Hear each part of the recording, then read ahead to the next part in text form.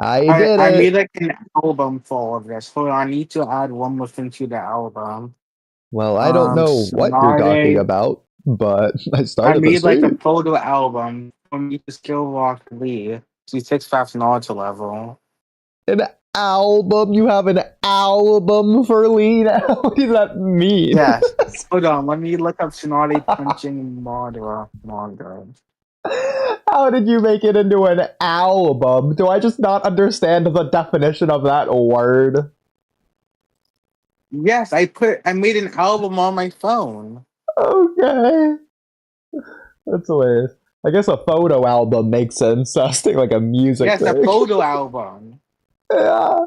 Okay. Like a collage or something. Again, I don't really know what an album is, I'll be honest. But speaking of photos, Boruto TBV Vortex Chapter 24 came out. Hey! And Kamui is going to be joining in Yes, we just a minute. know. And we'll talk about that tonight. And hello, stream. How are you doing tonight? Very good to see you. I'm Oodie, joined with Paradox, as well as Kamui's joining, and whatever other guests, because I mean, I've asked like 10 guests this week, and they've like all said yes, basically, and just none of them have joined. So it's like, I don't know if they wanted a schedule or what's up. Some of them, at least, anyways, have planned, but not really, but kind of, but basically, but technically. We'll figure it out. Anyways, Paradox, why don't you say hello? Hi. And speaking of people, hello, Space! Today is sure gonna be interesting. It sure is. So is Paradox just gonna trash Boruto while glazing Lee? Well, I'm not Paradox. gonna trash Boruto. I'm not a Boruto hater. That is a very common misconception about me. I do like certain aspects of Boruto. I just don't like other aspects. You're welcome to the club. uh, so Paradox, since you did the fan art of Kawaki flipping off Jura, what do you think about that narratively? Because that's something that me and Kambi talked about last night. I was hoping to Uh, get more what takes. narrative would it have other than being funny? And well, yeah, I hate you. well, okay. It is funny for the audience in some regard. In universe, Kawaki wasn't doing it to be buddy buddy. He was doing it to say, "Hey, Jura, screw you! I'm gonna kill you." You know, it's like that. Yeah. Felt a little bit out of place for a Naruto series. Naruto series doesn't really do that very often, and not even Kawaki has done that of all characters. Like it took him. What chapter was he introduced, Kawaki? Like let's just say chapter like I don't know. I'll just say 24. I think is that correct, Immortal? Do you know? 24 is when Kawaki came into Boruto. Chapter 24. Yeah. Okay, so and we're at chapter 24 of Two Blue Vortex, so that's 40. Well, okay, so that's 24 plus whatever 80 minus 24 is, that I'll just do in a calculator instead of my head, despite being simple math.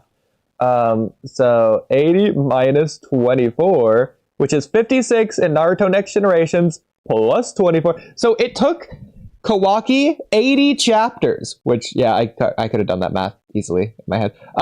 Took Kawaki 80 chapters to flip someone off.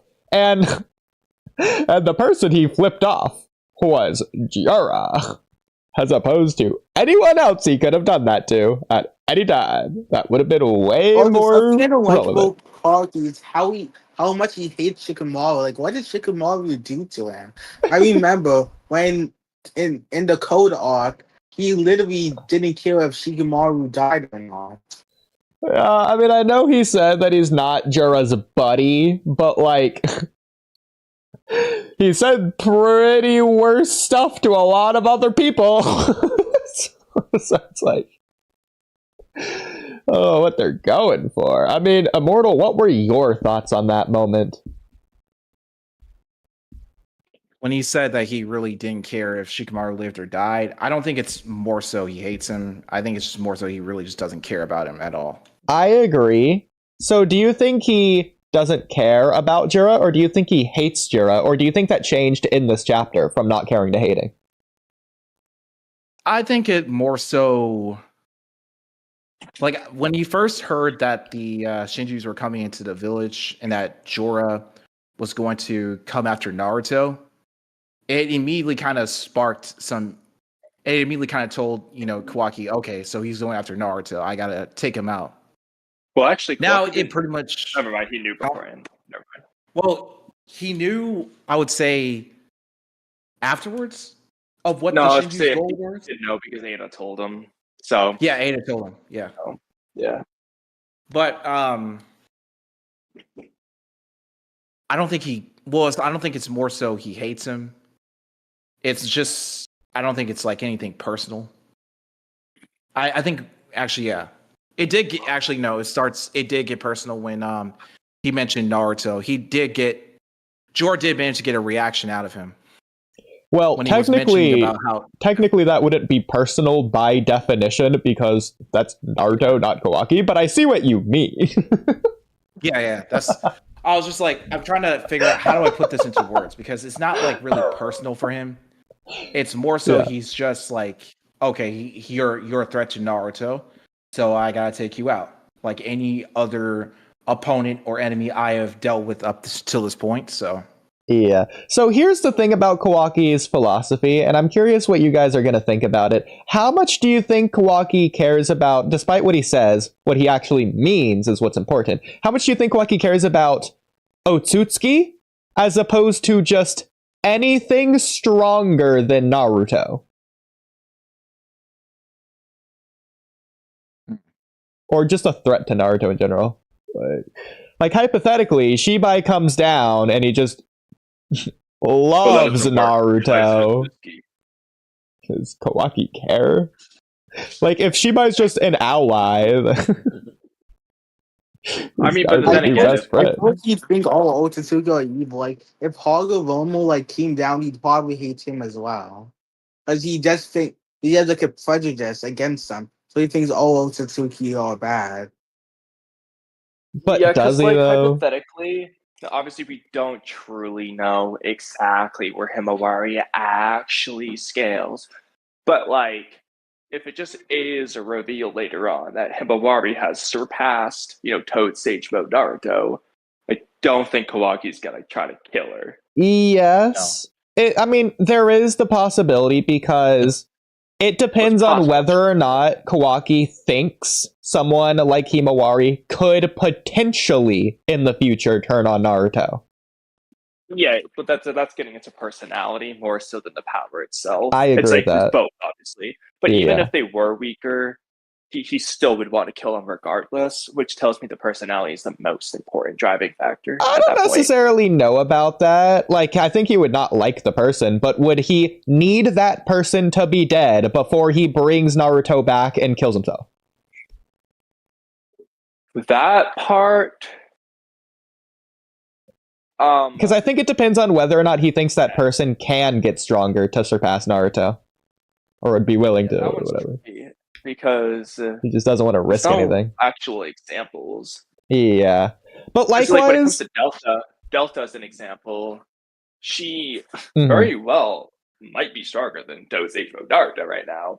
But the personality isn't a concern to Kawaki right now. So yeah, well, that's the thing though, because Kawaki's also, ever since after the Code Arc, he's been differentiating between the Karma Seal and Otsutsuki. He doesn't hate the Karma anymore. So, like, he doesn't consider Akabi or Delta or whatever an Otsutsuki if he implants the Karma Seal on that. In fact, he's willing for Boruto to implant the Karma Seal.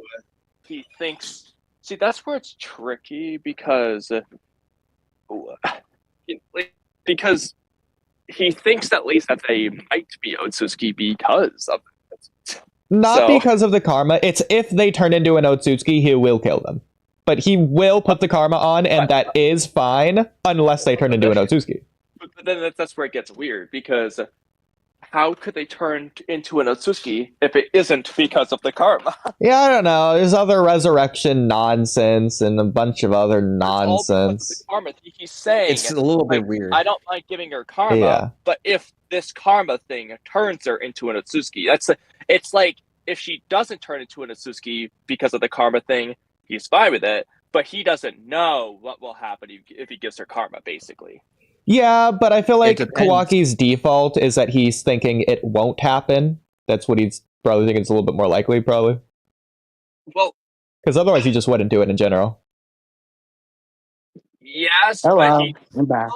Hello. But- like he refuses to do it until he knows he's stronger than whatever she might be, basically. That's why he's like, I'm not doing this until I've dealt with everything else and you upgrade my power and blah blah blah. Well, yeah, that's just being safe for it's the 1% chance if something goes wrong that has me worried, so I'm gonna be prepared for that. It's like that.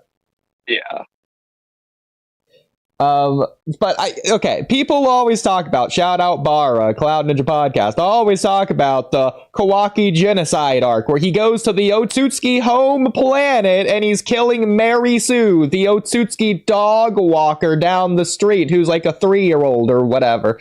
And I don't think Kawaki's gonna be doing that. I don't think he's going to necessarily care about killing all Otsutsuki, despite what he said, assuming there is an Otsutsuki homeworld out there. Maybe because I could see them if he thinks that, he sees an Otsutsuki and he's like, okay, that Otsutsuki might be able to, through their Otsutsuki-ness, get stronger in the future and blah, blah, blah, because they're Otsutsuki. Maybe, but, if he's, seeing, Himawari as an Otsutsuki, I don't think he's gonna kill her.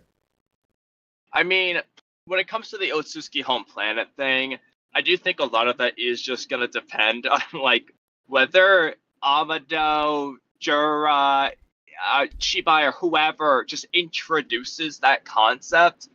Because as of right now, at least, it doesn't appear as though Kawaki's considered that idea whatsoever.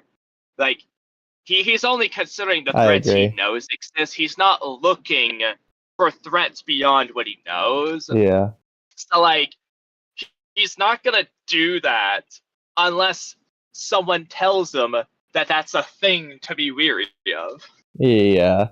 But let's just say hypothetically he somehow finds out knowledge that it exists and he goes there. What direction do we think the Boruto story is going to go in? Considering they're making the Shinju the most angelic, perfect, godlike, divine saints of all time, apparently.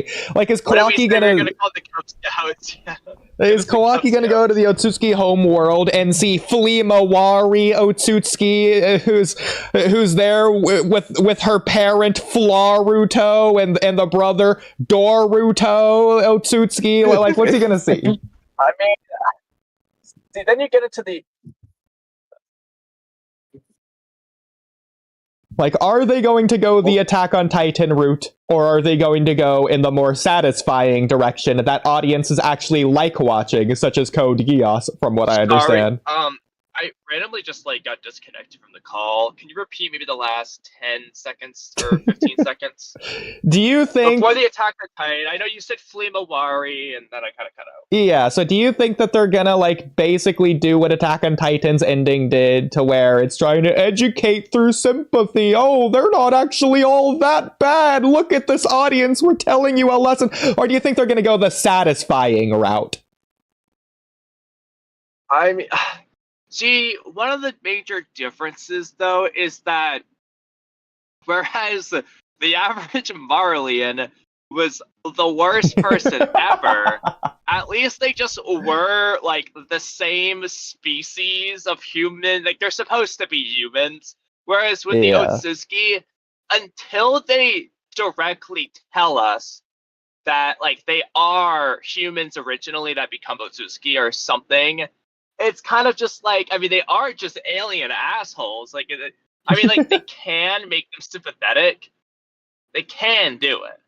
But they're going to have to put in the extra work. They can't just say, oh, they're innocent Cub Scouts and move on. Like, they have to put in the work if they're going to go that route. I don't think that's entirely fair, though, because they do just have, like, Kaguya, who has capacity to be good, clearly based on love for her children or whatever they're going for there. Even if she was an evil dictator who got power-obsessed, hungry, blah, blah, blah, it shows that the Otsutskis can be or have a humanity despite not being human, but that goes against like also what people say is like the theme of Naruto at the end there, which I always didn't necessarily like that in the first place, but I think it's fine either way.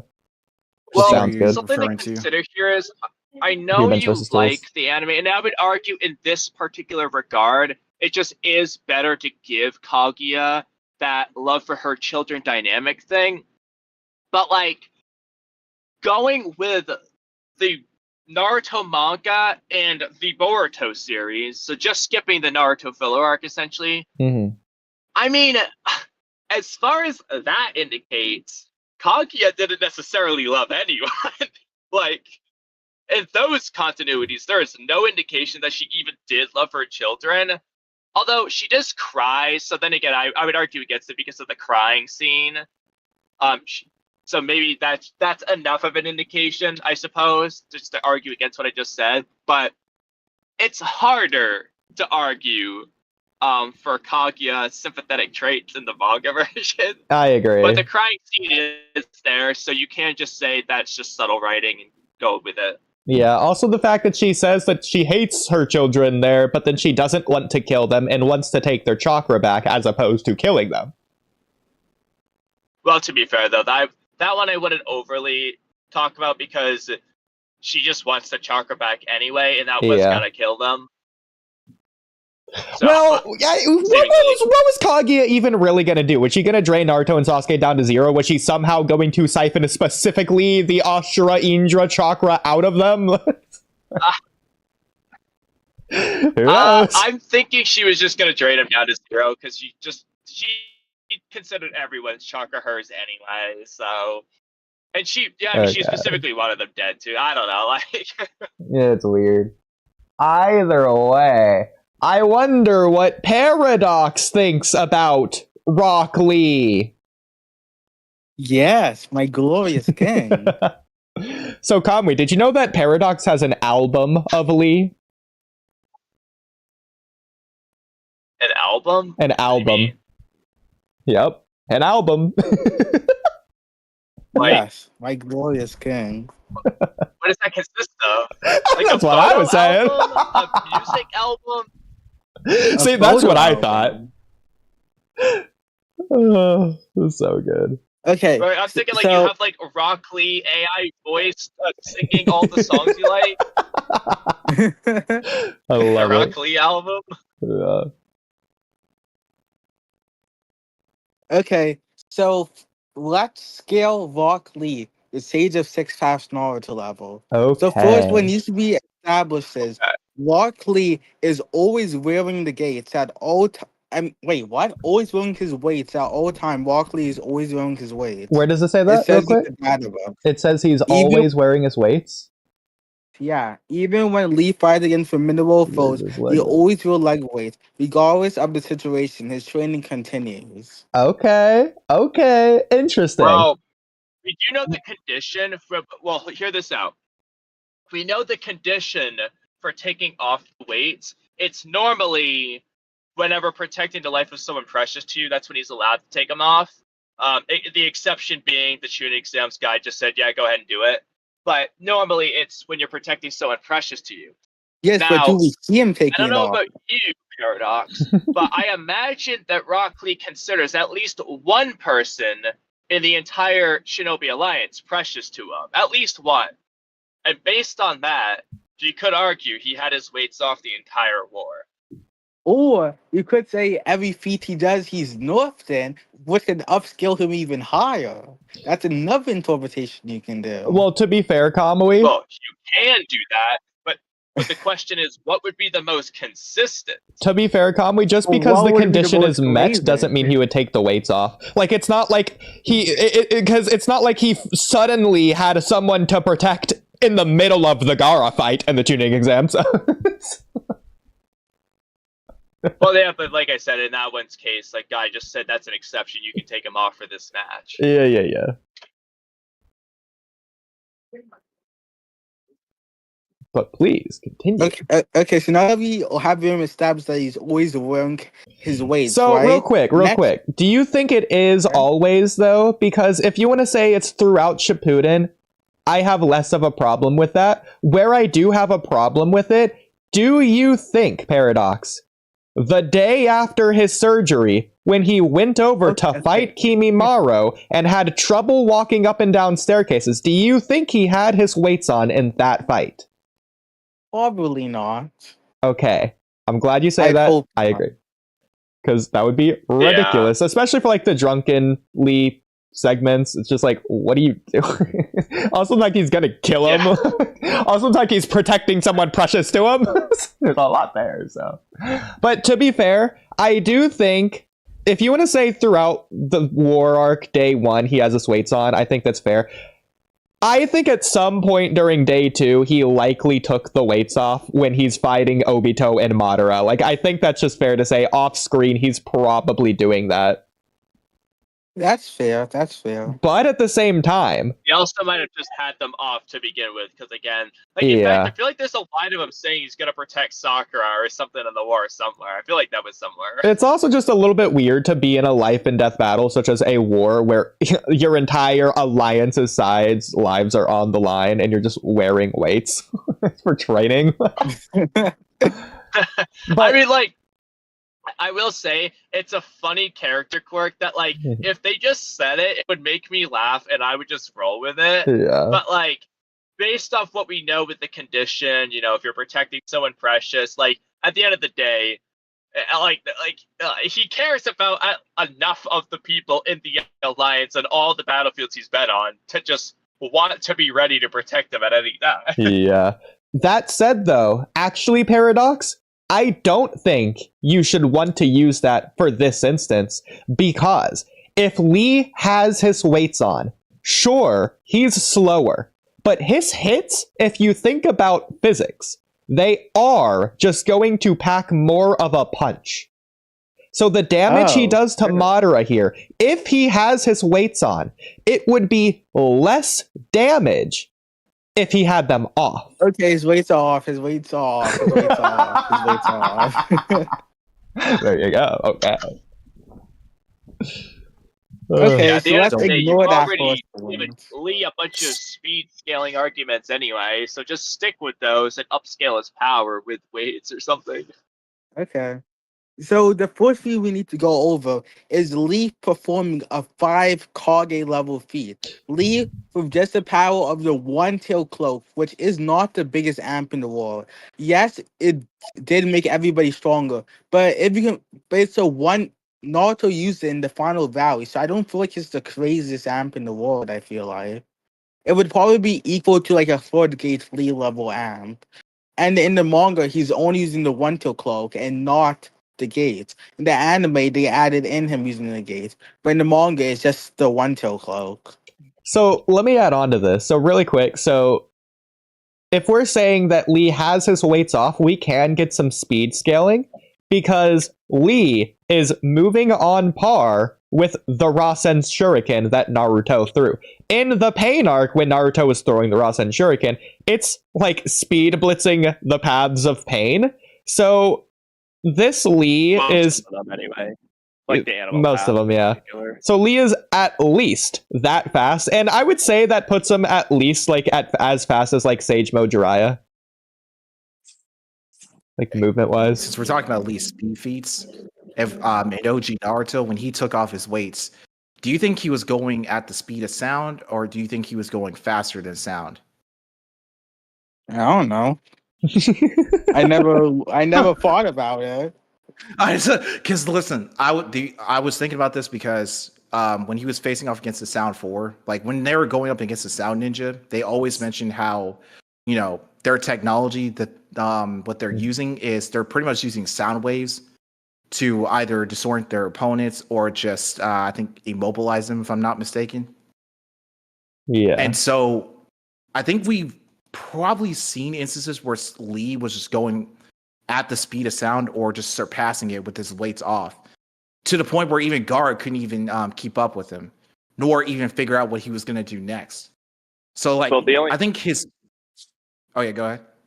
The only concern here is, one, it wasn't the sound forcing the speed of sound stuff, that was just the sound trio. And second, whereas Lee was faster than Gaara-san, Dosu also believed that his sound would be faster than Gaara-san. So we don't really, I mean, we never got to actually see the fight in that case. So we don't know, like, which is faster. I'll have to look it back up again. I was just remembering that because I was like, I wonder if part 1 Lee was actually at the speed of sound, since you were mentioning like speed feats and everything. He could have been. We just never got to see how Dosu's sound would have interacted with Gaara-san, since Dosu's movement speed wasn't necessarily sound speed, and even that he just didn't even try to dodge Gaara. I hate the way they did that fight. He just got scared and just let it hit him. Doesn't really. Technically, actually, if you go by the anime version, he just does scale to the Shugaku speed. He just did move at the same speed, so he's like low-key faster than Sasuke. It's ridiculous.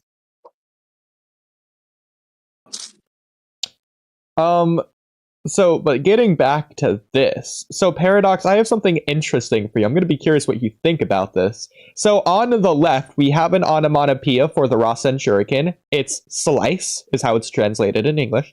On the right, we have an onomatopoeia for Lee kicking Madara. It's also slice. That's telling me it's an indication that they are conceptually similar types of damage, to where it's cutting power, which is just different from like brute force. Are you going to say Lee like blood power puts you on the cellular level?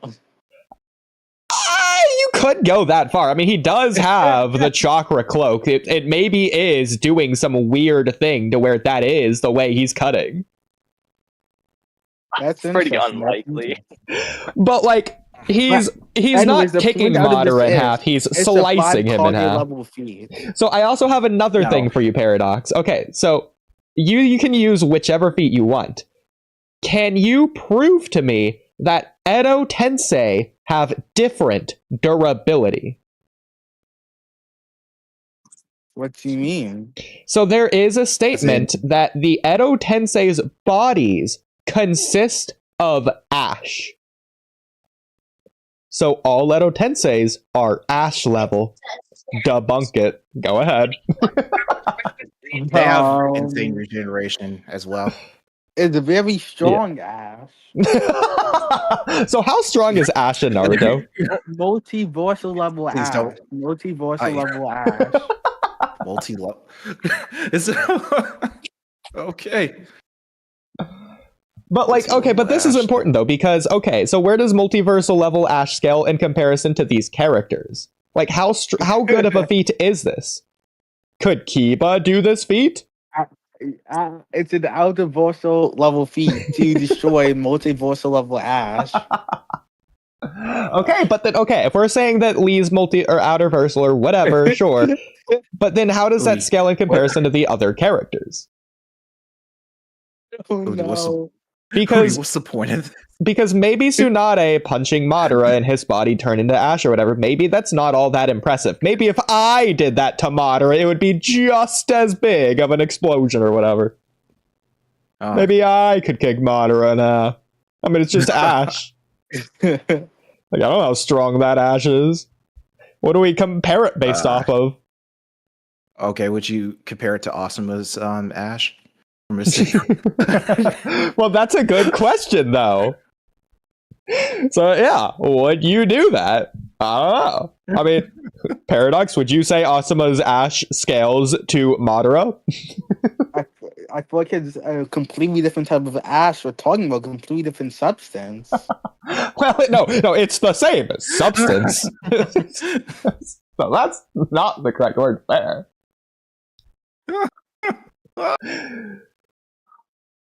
No smoking. Yeah, so are we going to say that all Edo Tensei have the same durability? I feel like the stronger the character is, the more durability the Edo Tensei would have. Is there anything in the series that you can use to back that up? I guess not. Okay, It's just Kamui, something that how would do make we sense. want to Definitely use is. something? Think about when Obito used the True Seeker orbs to pretty much just immediately decimate, not really decimate, but kind of, deal some really damn good damage on Hiruzen and Tobirama. Or when, I think that's the only example I can think of. Well, doesn't that to- only help my case? Because look at what he does to Tobirama and Hashirama. Hashirama's clearly blatantly stronger than Tobirama, but they have an equal amount of damage when Jubito blasts through him like that. The truth-seeking orb Yeah. is just as powerful. It's literally So- existence erasure. So it makes I sense don't- that both would equally get destroyed. And what about all the instances where I would say without the True Seeker orb, can they are their durability still the same? Actually, it is a bit of a plot convenience that the True Seeker orbs literally only ever hit an Edo Tensei and Yeah. never hit an actual version. Well, they do hit Sasuke Yeah. Susanoo if you want to count that, but yeah. Okay, but that's the Susanoo, not I Sasuke. know. It almost hit Naruto and Sasuke, remember? But It'd be Minato cool. saved them. Bro, I wish Raikage didn't Right. lose its arm against Sasuke, so he could have lost it against the Truth Seeker Orb. That would have been cool. Yeah. I think you're okay. Give it to So someone. what are we trying to figure out for like the durability of the Edo Tensei, as opposed to scaling Lee? That the stronger you are, the stronger your Edo Tensei durability is. So then we have to ask the Uh, question of does an ability negate the comparison entirely? Because there is a pretty easy person to use for this. Well, okay, But the Kamui, question you're not does allowed to his say it ability yet. ruin But But- so if we're gonna say that the Truth Seeker orbs are existence erasure, well, they touched Hashirama and Tobirama and didn't erase their existence. You can say it erased like erased half the of body them. temporarily. Okay, I think it's more so disintegration, not really but again, erasure in this sense. it disintegrated half of them equally. So why I just was realized it equal amounts of erasure? title is Boruto TBV Vortex Chapter 24. Makes no sense. That's basically like a Diagonal Knight type of title. That's basically a Diagonal Knight Wait. title. We kind of moved I'm away pretty from sure the. we've been doing it more than he has. Let's be honest. I think Yeah. it's more our thing. He got it from us. I think we kind of. Yeah, I'm not gonna lie. But Paradox, please Okay, continue. yeah. So Paradox is just gonna trash Boruto glazingly. Paradox really knows a lot of agenda. So Paradox, what other Lee scaling do you have? So Lee, he threw a kunai so fast or strong, however word you want to use, it intercepted 8th gate guy and Jubito's truth-seeking orbs before they touched. So this feat isn't impressive to me because first of all, throwing speed is a lot higher than your movement speed, and Guy was moving about as fast as those Truth Seeker orbs, and as we see elsewhere, Lee is able to not only just himself move out of the way of the Truth Seeker orbs, but move Guy out of the way of the Truth Seeker orbs as well. Oh yeah, which that's is just another feat I have in the album. yeah, well, that's just more impressive than this, which just basically negates this as a feat, as it doesn't really matter. So, Okay. So yeah, this Here, is Lee was able to save Guy before Minato was able to. Actually, for what was this instance? this True is after Seeker 8 Gates, guys. touched him? yeah. Okay. How fast were True Seeker orbs going? I forgot. Is this 'Cause all after I 8 Gates, remember- Guy? yeah. It is, right? Kamui just corrected me. What'd you This say, is- sorry? This is after 8 Gates, Guy, right? When Lee What saves is that? Guy. Seventh game. Oh yes, when he saves think- Guy, it's like the guy's already used the 8. No, actually never mind. No, he saves him when he used the 7th gate Yeah. before he used the 8th gate. Yeah, because it doesn't make sense after the 8th gate, because Madara tries to blow Guy up after the fight immediately after. Naruto comes in the way, saves him, then Naruto instantly fodderizes Madara, so there's no time for Lee to jump in and save him. Yeah, exactly. Okay. Honestly, Lee should have been in the Kaguya fight. That would have made it way better. But that's a topic for another day. We actually have, I think, we either wrote it down or directly discussed that as a rewrite thing, but I don't know how really? we talked about it. Oh, that is a brilliant idea. We at least discussed having the conversation. I don't know if we ever did it or not. Yeah. So, what do you think about this paradox? Clearly, Gaara was able to perceive Lee's movement speed here, which is important because, as Lee says to Sasuke in the tuning exams, it doesn't matter if you're able to see it if you're not able to keep up with it. But like Gaara was able to keep up with Lee in the tuning exams to a pretty good extent, and in fact, Lee was so fast that Gaara couldn't even see him at some point. So, what do you think about that? Then I guess Gaara's sound is just as fast. Or maybe Lee got slower over time. No. Everybody got stronger. Well, it doesn't make sense because let's say you get faster. Well, your eyes don't get faster. So how is he able to like see Lee better despite being stronger? More chakra, higher reaction speed, maybe. So do you think that Gaara is pouring chakra into his eyes? I mean, I have arguments against this, but I feel like I'm not supposed to say. So is it like a dojutsu? Like, does he have like a Sharingan secretly or something? I mean, this isn't Hunter x Hunter. They're not using Gyo. Yeah. Yeah, like as far as we're aware, Gaara does not have the Eye of Insight. So how does he do this? Let's also remember that they state in Naruto that you can like reinforce your outer layer of skin or whatever, but you cannot reinforce your internal organs. Do you know what the eye is considered as? An internal organ? It is indeed an organ. Therefore, you cannot use chakra to reinforce your eyes. Therefore, your eyes have base durability level and cannot get stronger. Which makes sense why you can just stab like a kunai in the eye and it like destroys the eye very easily. Yeah.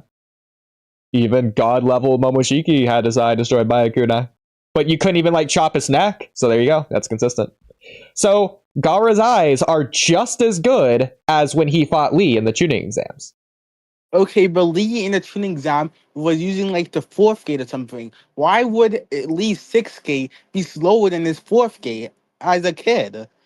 Maybe the surgery really knocked him down a peg. Tuning exams, Lee is... Paradox, I have an argument you're not expecting. Mitsuki's Sage Mode was speed blitzing Kara Inners and Orochimaru before the Academy, and now he is slower than Araya. Why would he get slower? So I also have another argument for you. What if it's because he took the weights off, whereas he didn't take the weights off here? So he's slower here. Does he still have the weights on?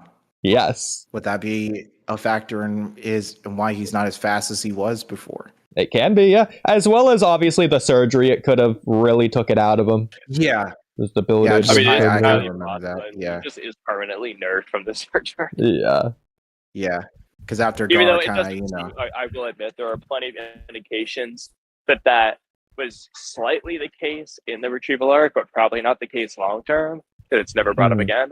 Yeah. But it's possible he just was permanently nerfed. There's also the possibility that Lee just has more weights on in general, so he's also just heavier than back then. As well as the fact that because Lee has grown, he's no longer a kid, he's now a teenager, his body itself has more mass and therefore is heavier, aka slower. Well, not... Kamui, Paradox, what is your response? I feel like that's a very dumb argument, because why would 6K Lee, as a teenager, are you trying to say that tuning exams Lee would be faster than Pain instead? Yes. I mean, was he injured? What is your counter argument? My counter I mean- argument is if Lee is slower now, that would infer that tuning exams Lee is faster than Pain. Well, let's remember that they wrote Tuning Exams Lee out of the Pain arc. What? Was Tuning Exams Lee They in the did. Pain arc? No. Okay, so they wrote him out. I mean, like, to be fair, Because it was a Paradox, tuning. we've only seen Lee be too fast. He doesn't have a ceiling to his scaling. There's no That's true. ceiling. Lee in the tuning exams could be the fastest character in the series. He could be. There's He no way to could. prove otherwise. So there you Well, go. sometimes you just need to use common sense. Sometimes you just need to use common sense. That doesn't work in a debate, though. I love that you said that, Kamui. It's true. Oh, okay, fine. Lee shows the Naruto and Boruto verse. Are you happy? Tuning exams Lee shows the Naruto and Boruto verse. I mean, yeah, I would be Yeah, happy with I- that. Everyone. That would make me His happy. bouncy around the room technique just might do the trick. Yeah, are you saying you wouldn't be I mean, happy with that? it's I thought you were No, all I it's saying don't. that. literally a It makes no Naruto Clash sense. of Ninja 2. Lee in the third gate, not the fifth gate, but the third gate, is just objectively bodying the sign. So if you take Naruto Clash of Ninja 2 as canon, Lee just is the strongest character up until that point, I think- at the very least. I did a video on this, and I think when I was doing a video on 8 Gates Guy versus Barry Armo Naruto, and I mentioned how in the form, Guy is like 100 times stronger than that of the 5 Kages. And so I was just wondering, are the 5 Kages stronger than the Sani, or are the Sani stronger than the 5 Kages? And if so, how Well, much It's would that fairly mean? relative. Well, They're they're relative? so if you have to pick, go with the Sani because they just Hiruzen was the strongest Kage in part 1. Orochimaru did a win overall. Like he won / tie. Like he's not losing that fight. You know, I mean, he didn't lose. He won, if anything. And all the Sani are supposed to be relative, for the most part. So they should have and then even then, like if you look at the 5 Kage versus Madara, you can argue who like carried the most. The implications are either going to be you're going to say Tsunade or Onoki, were one of the two who carried the most, which is putting Tsunade on that higher end of the Kage. Among other things, Sage Jiraiya is another implication because he goes from Sannin to Sage, implying that's beyond the Kage level Sannin that he already was. So there's plenty of indications to say, okay, the Sannin are stronger than the Kage. That said, so when it comes to guys strong 100 times stronger than the Kage thing, I can't remember if Kakashi said 100 times stronger, or because from what I recall, he just said that if you use the 8 gates, one can even surpass the power of the 5 Kage. Not that you get 100 times stronger than the 5 Kage. I think it was that He's you 100 get times stronger 100 than base times guy. Stronger, and the user can become stronger than the 5 Kage. Not that it's 100 times stronger than the 5 Kage. If there is a 100 times stronger yeah, statement, it's could become. It's not saying any specific person. yeah. I don't think it's than the Okay. 5 Kage. I think it's just 100 times stronger than base guy, if anything. Yeah, okay. and then that person can become stronger than the 5 Kage Yeah. with that amp, basically. Gotcha. But that is It was pretty crazy. yeah, I was And it's also probably I think 100 times yeah. stronger than base, not 100 times stronger than the 7th gate. Yeah. Okay, presumably. so it's so 8 Gates guy is just 100 times stronger than his base. That's it. And then If we're gonna put a number to it, personally, I don't think we should use that exact number as if It's they like- don't possibly mean it could be 99 or 101 No, times it's stronger. not. Like it's specifically, exactly, coincidentally, exactly 100 times stronger. I don't know about that, but coincidental. What do you? it's just such an even number. What are the odds? I mean, all right, fine. Eight Gates of Death guy is just stronger than his base. I mean, Not I that would there's agree to actually a that. not that there's actually a numerical value to how strong he actually is. I mean, a either power way, I think we're all like, on I the mean, same just page look at, there. Yeah. like the Kamui, you're cutting out? before and after, I Colin. guess. Like, Okay. But Paradox, you have some more? Yeah, I have one more. And now that we established how strong Lee I mean, we is, can at least look at it stronger than the Kage. He should be weaker than like Tsunade when he's in base. And then, wait, did you not Okay. hear me, or he's? Well, you're I very hear you much still so more. lagging. Okay, I think I might have a little bit of a contention with that. Ooh, okay. Since we're talking about, the 5 Kages not actually be stronger than the Sannin. If we're talking about Jubidara in this instance, who is a 10-tailed Shinchuriki, who could pretty much be way stronger than anything that the Sannin could ever imagine. We are talking about a 6-pass user here. Well, that guy foderaces the 5 Kage too. Like, what's the problem? I'm just saying, Guy should be pretty much stronger than the Sannin himself. Hashirama's relative if to we're going by Madara, who foderized the 5 Kage, Hashirama said Jubito's stronger than him. Like, what are we doing here? Just flat out. Oof. So, Wait, yeah. I agree. Okay. Jubito foderizes the Sannin. Yep. But Jubito is not Jubidara. He could potentially be stronger than him. No, I think Jubidara was stronger than Jubito. I think.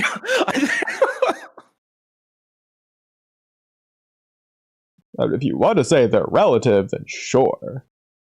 Yeah, I mean, I'll say this: Jubito definitely like used all of his bag more like creatively, Yeah. and they actually had him do stuff. And like Yeah. when he's shooting his divine tree Biju bombs all over the place and shit, like he was. You could argue that Jubito fought at a higher level than Madara, but that would just be because Madara didn't go all out. He just didn't use his bag. But Madara himself should be at least as strong, given that it's the same power plus a stronger base. I'm just saying, if you put 8 Gates Guy against Jubito, I think he wins. Especially if you add all the assistance that he had. Yeah, and we did see him break through the True Seeker orbs through, I would say, bending of space, or just, maybe pretty much just the power of the 8 Gates. The Seki's putting him steps. on par with. Yeah. I mean, Jubito does have win conditions, but the problem is you could just have Minato solve this scenario I'm about to explain the same way they technically already did in series. But if he sets up the red crimson barrier The and problem- shoots the divine tree Biju bombs across the whole barrier, covers himself in a truth seeker orb, like he could blow up Guy, but if No, Minato he just can't do teleports that. him out of it. He can't do that because, like you said, not only Minato, but I think Guy himself can get out of that because not only does it take time to charge up that blast, but it doesn't have a ceiling. And so he can just, kick, step, fly himself out of the top of the gate. Oh, yeah. Did it have no ceiling? It had no ceiling, if you remember, yeah. Which is So weird easy. because the Sound 4 had a ceiling to theirs. Yeah. So, that's weird. But either way. Wait, yeah. And at the very least, even without Minato, he could probably just, if he thinks about it, use Sasuke's tactic of reverse summoning through his summoning turtle. Yeah. Oh yeah, I guess you could. But that would assume that he would think about that, and I don't know if Guy would think about that. Yeah, considering how little he uses the summoning turtle. Yeah. Plus, Sasuke Definitely not had a Team Taka there to do it for him, whereas Guy would need to summon the turtle, tell him to summon himself, unsummon the turtle, and have the turtle summon him. That's how that would need to go. Yeah, it's a bit of a convoluted strategy. Yes.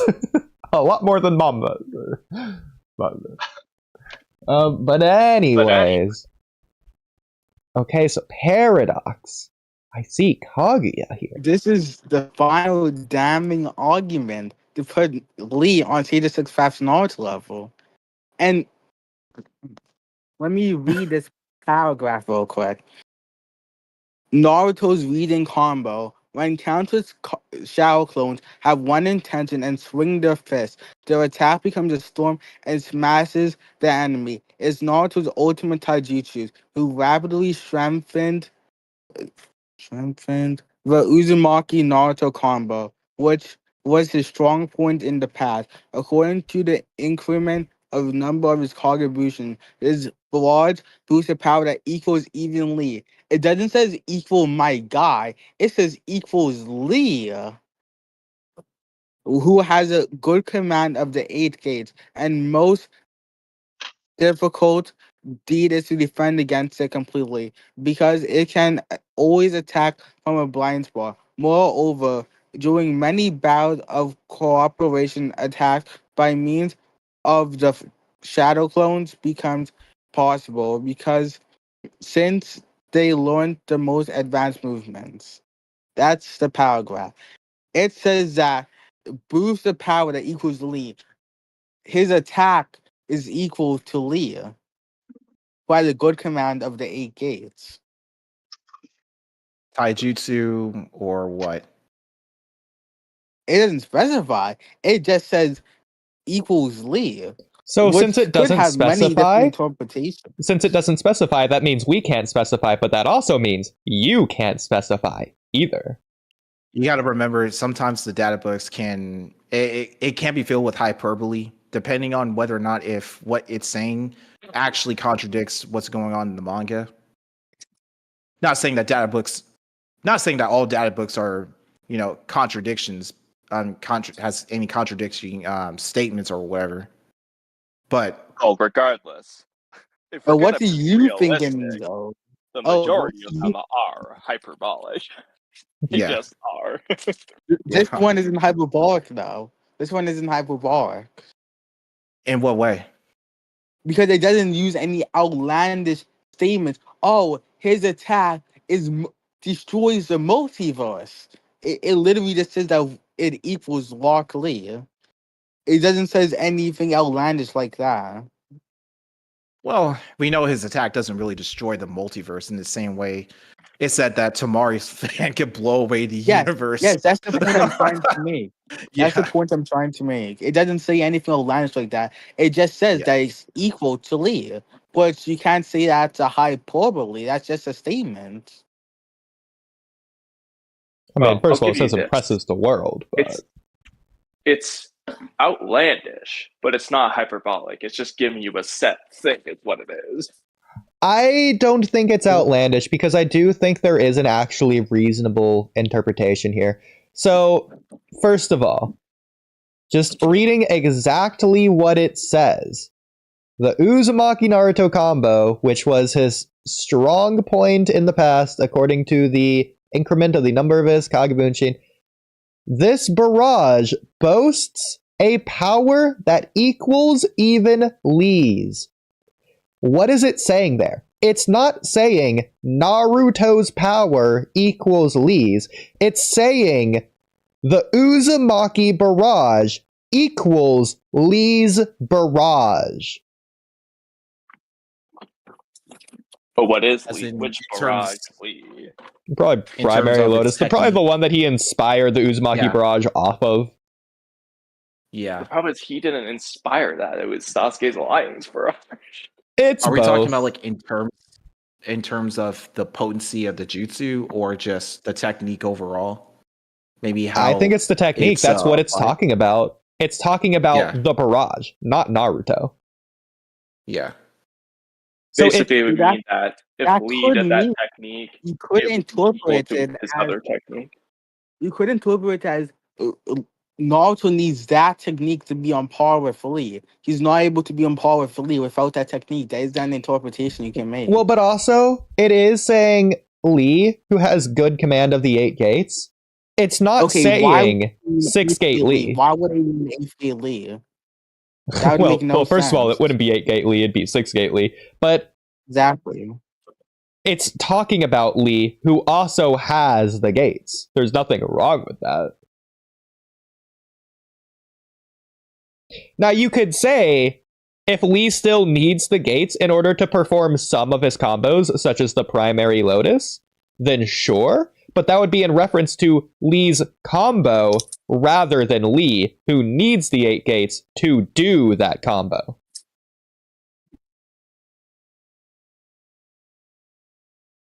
But also, let's remember, what is the databook saying about this technique, Naruto region combo? What gives the region combo its power to get up to Lee's combo's level? I guess the amount of clones that there are. Exactly. So it's not Naruto, it's not Six Paths power, it's not KCM, it's the sheer But number of Six Paths clones who are But just base- like swinging. Base in the Naruto with direction. that many clones wouldn't be that strong. It would make the combo as strong. If it's base Naruto, it wouldn't be. It's saying the technique is the same. It would just have more power if he's using like KCM 6 Paths H-Bow. Yeah. And he was in Six Paths mode, as you can see. He was in Six Paths mode when doing this combo. Yeah, so I So think his what it's power is referring to boosted. isn't the amount of damage that would be dealt to the enemy. It's in reference to the barrage itself. And so it doesn't matter if Naruto's attacks have like 1 Newton of force behind them or 1,000,000. The point here that it's making is the barrage of attacks themselves.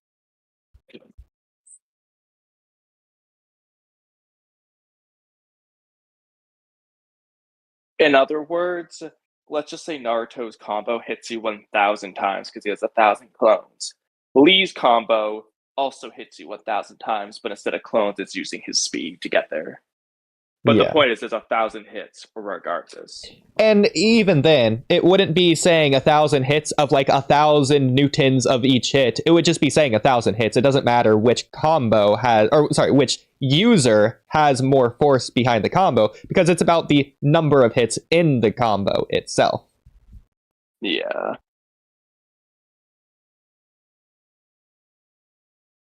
But what do you think about that?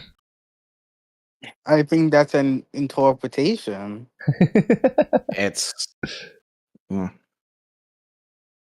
think that's definitely an interpretation. Okay.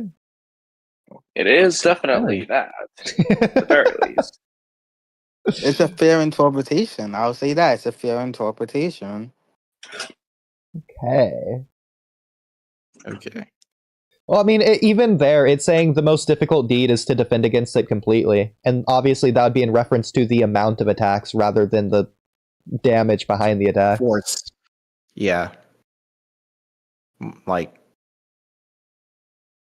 not in reference to the potency of the attack in a sense. Even more so because it's saying because always attacks from a blind spot, which means that it's not like, oh, you can like put your guard up and then block the oncoming, because the doesn't matter if your guard's up if it comes from a blind spot.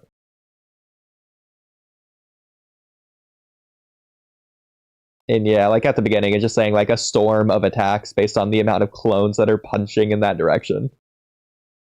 My personal interpretation is that it could mean one of two things. It could mean that that Naruto needs this attack to be on Lee's level, or it could just simply mean that Naruto in the Six Paths form is equal to Lee in the 6K form.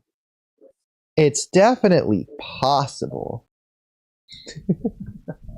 But Okay, so fair enough.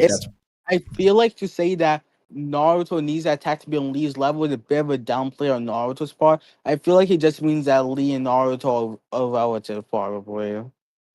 Well, this actually doesn't say anything about Naruto's power in reference to Lee using my interpretation, because it's just saying Naruto is attacking the enemy as many times as Lee. And if we go with... it says the barrage boosted power that equals Lee. The power of it equals even Lee. The power of it comes from the number of attacks. Not Naruto itself. It could be from how how much the attack hurts. It's in reference to the barrage itself, not the user of the barrage. Because again, it's the technique is the Naruto region combo, which can be performed by anyone, and Uzumaki Naruto is one of the users. So it's in reference to anyone who uses the technique. If Kiba used this technique, if he had the ability to make endless Kage Bunshins, then he should be able to perform the same feat. It wouldn't be as strong as Naruto's. Though, It wouldn't be as strong as Naruto because Kiba isn't as strong as Naruto, but the barrage would be as powerful in reference to the number of hits it does as Lee's. It would just be 1,000 hits in both instances. Why are you saying that Lee does 1,000 hits? Are you sure it's... How do you know it's not? I'm just making up a number. Yeah, I'm just using Kamui's number. For all you know, one hit from Lee could be as strong as 1,000 hits from Naruto. Yeah. For all you know. Yeah. So again, that can be your claim, and I haven't addressed that at all. So what I'm saying is my point for how you interpret this is to say that the number of attacks in the Naruto region combo is equal to the number of attacks in Lee's combos. Not that Naruto is stronger than Lee or Lee stronger than Naruto or their relative. I have not addressed the claim because Lee can be stronger than Naruto using your interpretation. In which case, if Lee used his combo or the Naruto region combo, either way, Lee would do more damage than Naruto using your interpretation. Still, I have not addressed that. So there you go. Can you address it? Which version of Naruto? Like base Naruto or six paths? It doesn't matter. It's just any Naruto that can use this technique, which should be any Naruto that can make endless clones. I was just a little curious about that. I could address it, but I don't think there's anything in this scan that would let me address it. I would just it's the scan using. I think the scan just uses like six paths Naruto. I think overwhelming Kaguya in this instance. But yeah, I don't know. But I think it's just talking about Naruto in general, not really any specific version or form of Naruto. I agree. Yeah. But Paradox, what do you think? I still feel like that Lee and Naruto might be relative, because why would they say that?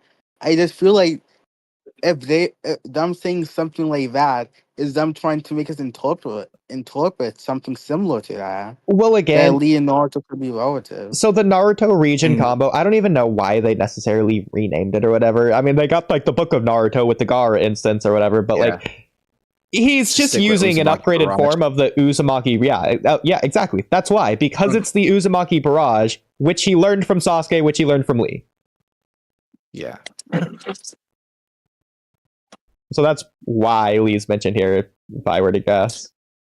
It just sounds so weird when saying Naruto region combo. Are we talking like an entire country or? Yeah. Yeah. It's just weird. If anything, it just should have been called the same technique that he did against Gaara. Exactly, the Naruto's Ninja Handbook. Yeah. And I think that's even thematically relevant to be a named jutsu against Kaguya. True, yeah, because the ninja history. Yeah. Perfect. Also, the fact that, again, it's history. Naruto's using his own history of seeing Lee and everyone else's struggles to come up with techniques to fight against Kaguya. Especially if we go with our interpretation of, like, the Konohamaru sexy jutsu thing that he learned.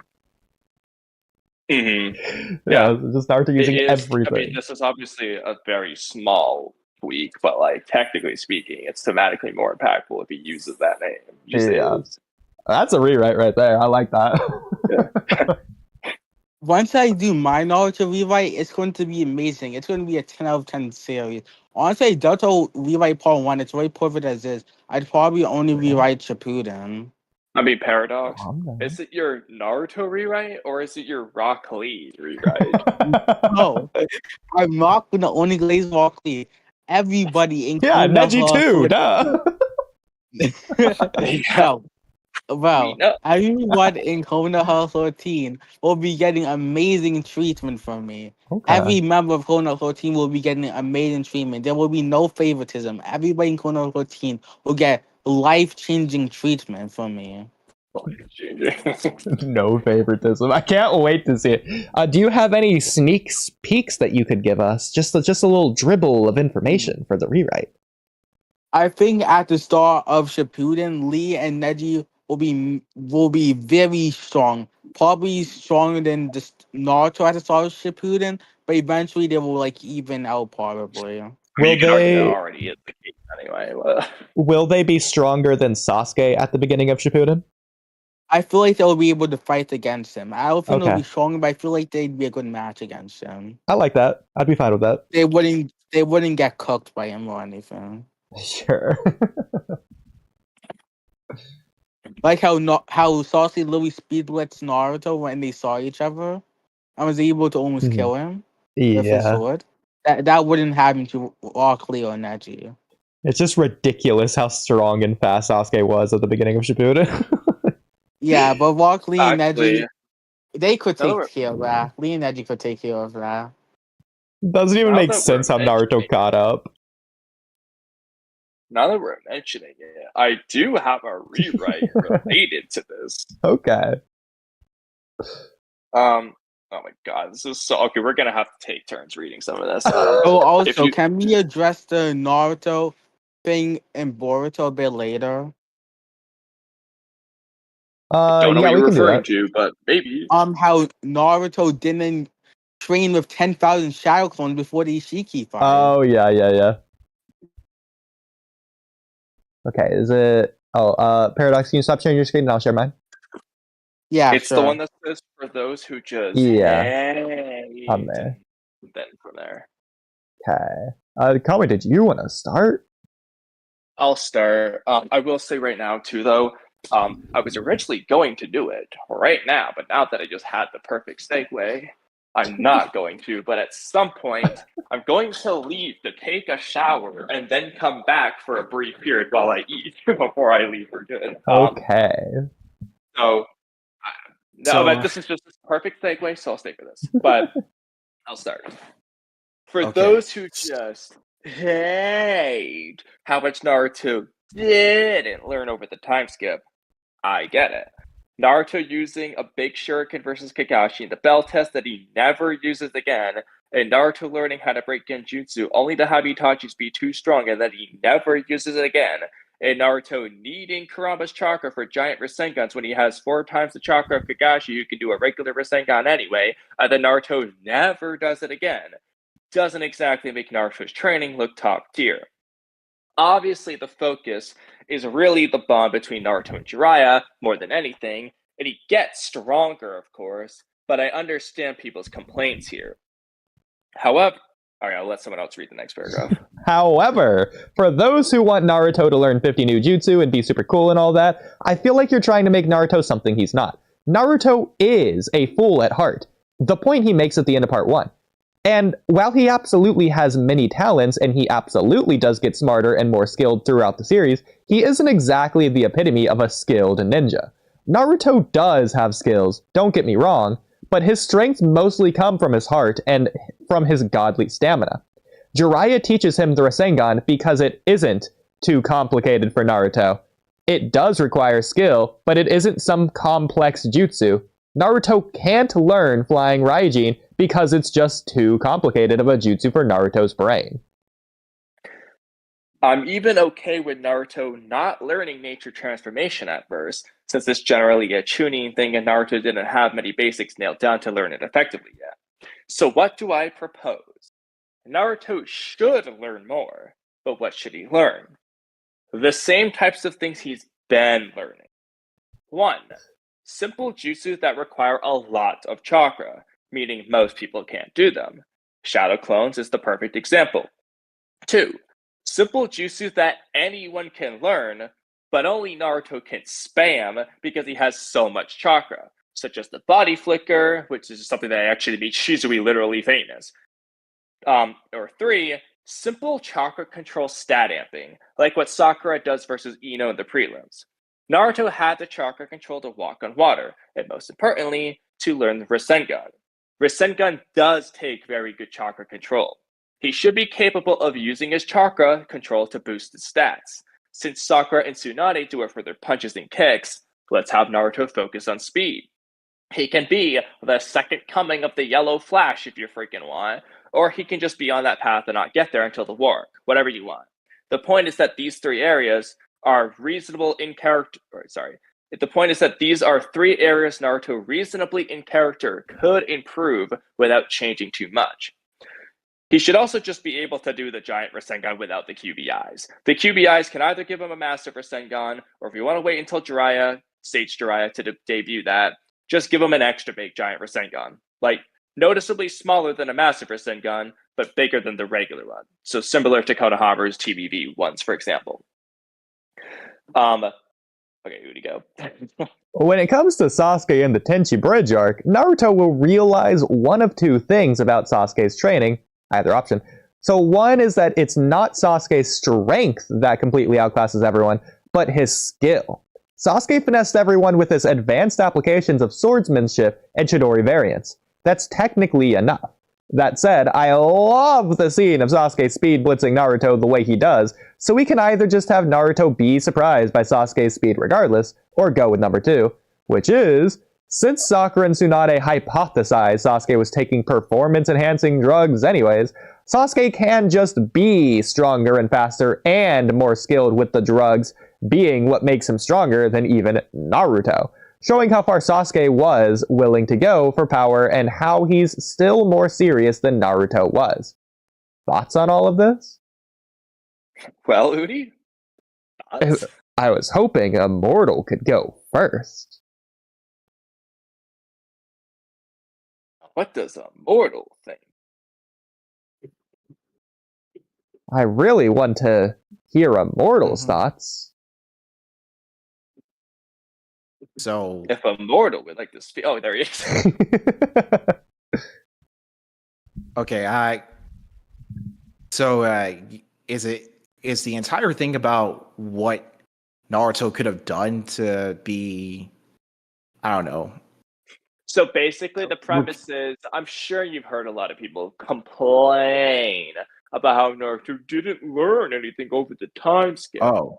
And I'm saying, Okay. I get it, but a lot of those people want Naruto to be whipping out Chidori, Purple Lightning, Flying Raijin, Wind Style. They want him to be like Boruto, Sasuke, Minato. They want him to be something Naruto's not. So I'm saying is, if you can give him more, I completely understand why. Here are some ideas that make sense for Naruto's character, and then we went over them. So what do you think about that? I mean, I don't. Were you listening? No, I kind of tuned out a little bit. At least he's honest. Well, Immortal, what are your general thoughts on this premise? I'm kind of neutral with this. Yeah, I do agree that Naruto should learn more jutsus over his course with training with Jiraiya. At the same time, I also agree that he doesn't really need to learn a whole lot of jutsus in order to kind of showcase his growth, because his character, I think you mentioned how his character pretty much like I would say he was like a fool at heart. So he pretty much I think this was depending on his circumstances with Kurama. So in him being hunted down by the Akatsuki, so he needed to learn how to master the Nine Tails' power. So learning chakra control, or I would say learning how to, get out of genjutsu, or just learning different Rasengans that aren't too overly complicated for Naruto to learn. That's something he could easily get down. I wholeheartedly agree with. The Flying Raijin, I don't know. I'm guessing that isn't too complicated in my eyes, because I think all you're doing is just trying to, I would say, translocate where you want to go to when you place the seat contract or seals onto the kunais or whatever. But I don't know. I think that could be complicated for Naruto. So Which is exactly what I said. I know. I just like I guess yeah, maybe he could learn a little bit. Okay. Well, what does everyone else think? Paradox? Thoughts? I agree with you, Ode. Well, I haven't given my take on this yet, but I'm glad you agree. I mean when he was saying that he will want not to be something that he's not. I agree on that. That Naruto shouldn't be learning a bunch of complicated things. He should be learning some stuff more, not a bunch of complicated stuff. Okay. So I have a couple of nitpicks on this, Kamui, so I know what you mean at a lot of these places. And you're going to be like, Oodie, stop being dumb. But like, I'm just going to say them anyways, just so you can debunk them. So, I mean, first of all, Naruto using a big shuriken versus Kakashi in the bell test. The point wasn't that he's pulling out a big shuriken, whereas he couldn't use a big shuriken in the past. It was more like just showing he's mastered fundamentals a little bit better. But like, you already know that. It's more so about the audience. I agree. Yeah. I agree with that. Yeah. But he never does it again. So it's like, yeah, I completely agree. And similarly, I do think learning Genjutsu resistance is important, even if he doesn't use it against Sasuke, just so that like we know Naruto has it in his arsenal when he inevitably does fight Sasuke at some point in the series. As we know later on, it is at the end of the series. But like for the first time watching, I think it's good, even if Naruto doesn't use it or doesn't succeed versus Itachi. I think it's fine, because the idea is to say Naruto will get the hand of it by the time he faces Sasuke, because that's the only way that fight can make sense when we get it in the future. And before we get to that point, getting up to that point, having that knowledge does make that worth it and good, in my opinion. well, two things. One, it's funny you mentioned that because technically he never gets it. It's just Kurama bails I him out, know, which you can say perfect is Jinchuriki nonsense. but regardless, no, I agree with all of that. The only point I'm making with that first part is all these things are fine, but when they're the only things and all of them never come back up ever again is the thing. Yeah, You're the just big trying to ball. keep it Essentially, it's three useless things Yeah, that he never does again. the big ball Rasengan. By the Hinata Kakuzu arc onward, you don't see Yeah. any of Naruto's training from Jiraiya ever again. I agree, the big ball Rasengan's pretty dumb. Do they state that he needs to use it with Kurama's chakra in canon, or can he... Yes, they state and show it. It was the point. I'm just gonna ignore that and say he can do it in canon anyways. I don't care what the manga says. So you can go to rewrite if you want. I'm just gonna say he can do it. The series is wrong. It's stupid. I mean, bro, they haven't used the QBIs for the Rasen Shuriken. I know, but where is it showing that? Obviously, we know Naruto can use it without the QBIs or whatever. So it's big bars. I will just say it's the same thing. That's how I remember it. That's how it can be fine. So I agree. It's stupid for him to have that. I think it'd be cooler if he had a bigger Rasengan. Everyone does. The problem is, the bigger you make it, the more it takes away from when Sage Jiraiya pulls out the Ultima Rasengan against Pain, and then also when Naruto does it against Kurama. My point there would be he could just not use Kurama's chakra at all. Give him the Minato-sized giant Rasengan. That's cool in the sense that, hey, over the time skip, Naruto learned to make a Minato-sized Rasengan. That's a big milestone for him on the path to catch up to the fourth Hokage. As we know, he does different things to either catch up or surpass him. This could be the first step. And then he just doesn't use the Nine Tails there. You just don't see it. So then when Jiraiya does it, that's the debut, which is why I mentioned the Jiraiya thing. You can just not have him do it if you don't want to. Real quick, just as a rewrite separate from that anyways, I think just in general, as you more so master the Rasengan, I feel like it's just base Rasengan size just should grow bigger. Like, I feel like Boruto's vanishing Rasengan should have been the size of Naruto's base Rasengan, like when he hit Kabuto or whatever. By the time he gets to Shippuden, it can be normal Rasengan size. By the time he gets to the war arc, maybe it's Minato size, just in base. Like, that's just in this case, it just isn't. There's just a big ball Rasengan doesn't exist. That's just the Rasengan. Well, I mean, especially considering like when Minato, again, like it's weird because with Minato's case, it's not the big ball Rasengan. It just is the Rasengan. Exactly. But it just so happens to be the same size as the big ball Rasengan for some reason. Exactly. So, hey, even if you want to say by Shippuden he has his Rasengan be the big ball size Rasengan, I'm fine with that. Yeah, exactly. That's really the point. It doesn't have to be called the big ball Rasengan. The point is, in base, he should just have the Rasengan be that big. He should be able to do it, and that's that. Yeah, I agree. It just should be his normal one. Make it Minato size. Without exactly. Promise Chakra. Actually, this gets into another thing. This might be Naruto topics. Jeez, I have a search. Well, I mean, I wasn't done with this, but if you wanted to segue to that, that's fine. You can keep going. I'm just gonna get it. Okay. So also the fact that the more Naruto does learn, the more it takes away from Naruto thinking he's weak in the first like half of Shippuden, basically, which is a really cool and emotional narrative in that part of the story. I completely agree. So, but that's also why the things I propose here are things that aren't fundamentally that strong. Like again, like the Rasen Shuriken, that is a big step forward, a big jutsu. It's a big skill and power boost, essentially. Like what he's doing is never been done before. That's a huge milestone. Sage mode, huge milestone. KSM, huge milestone.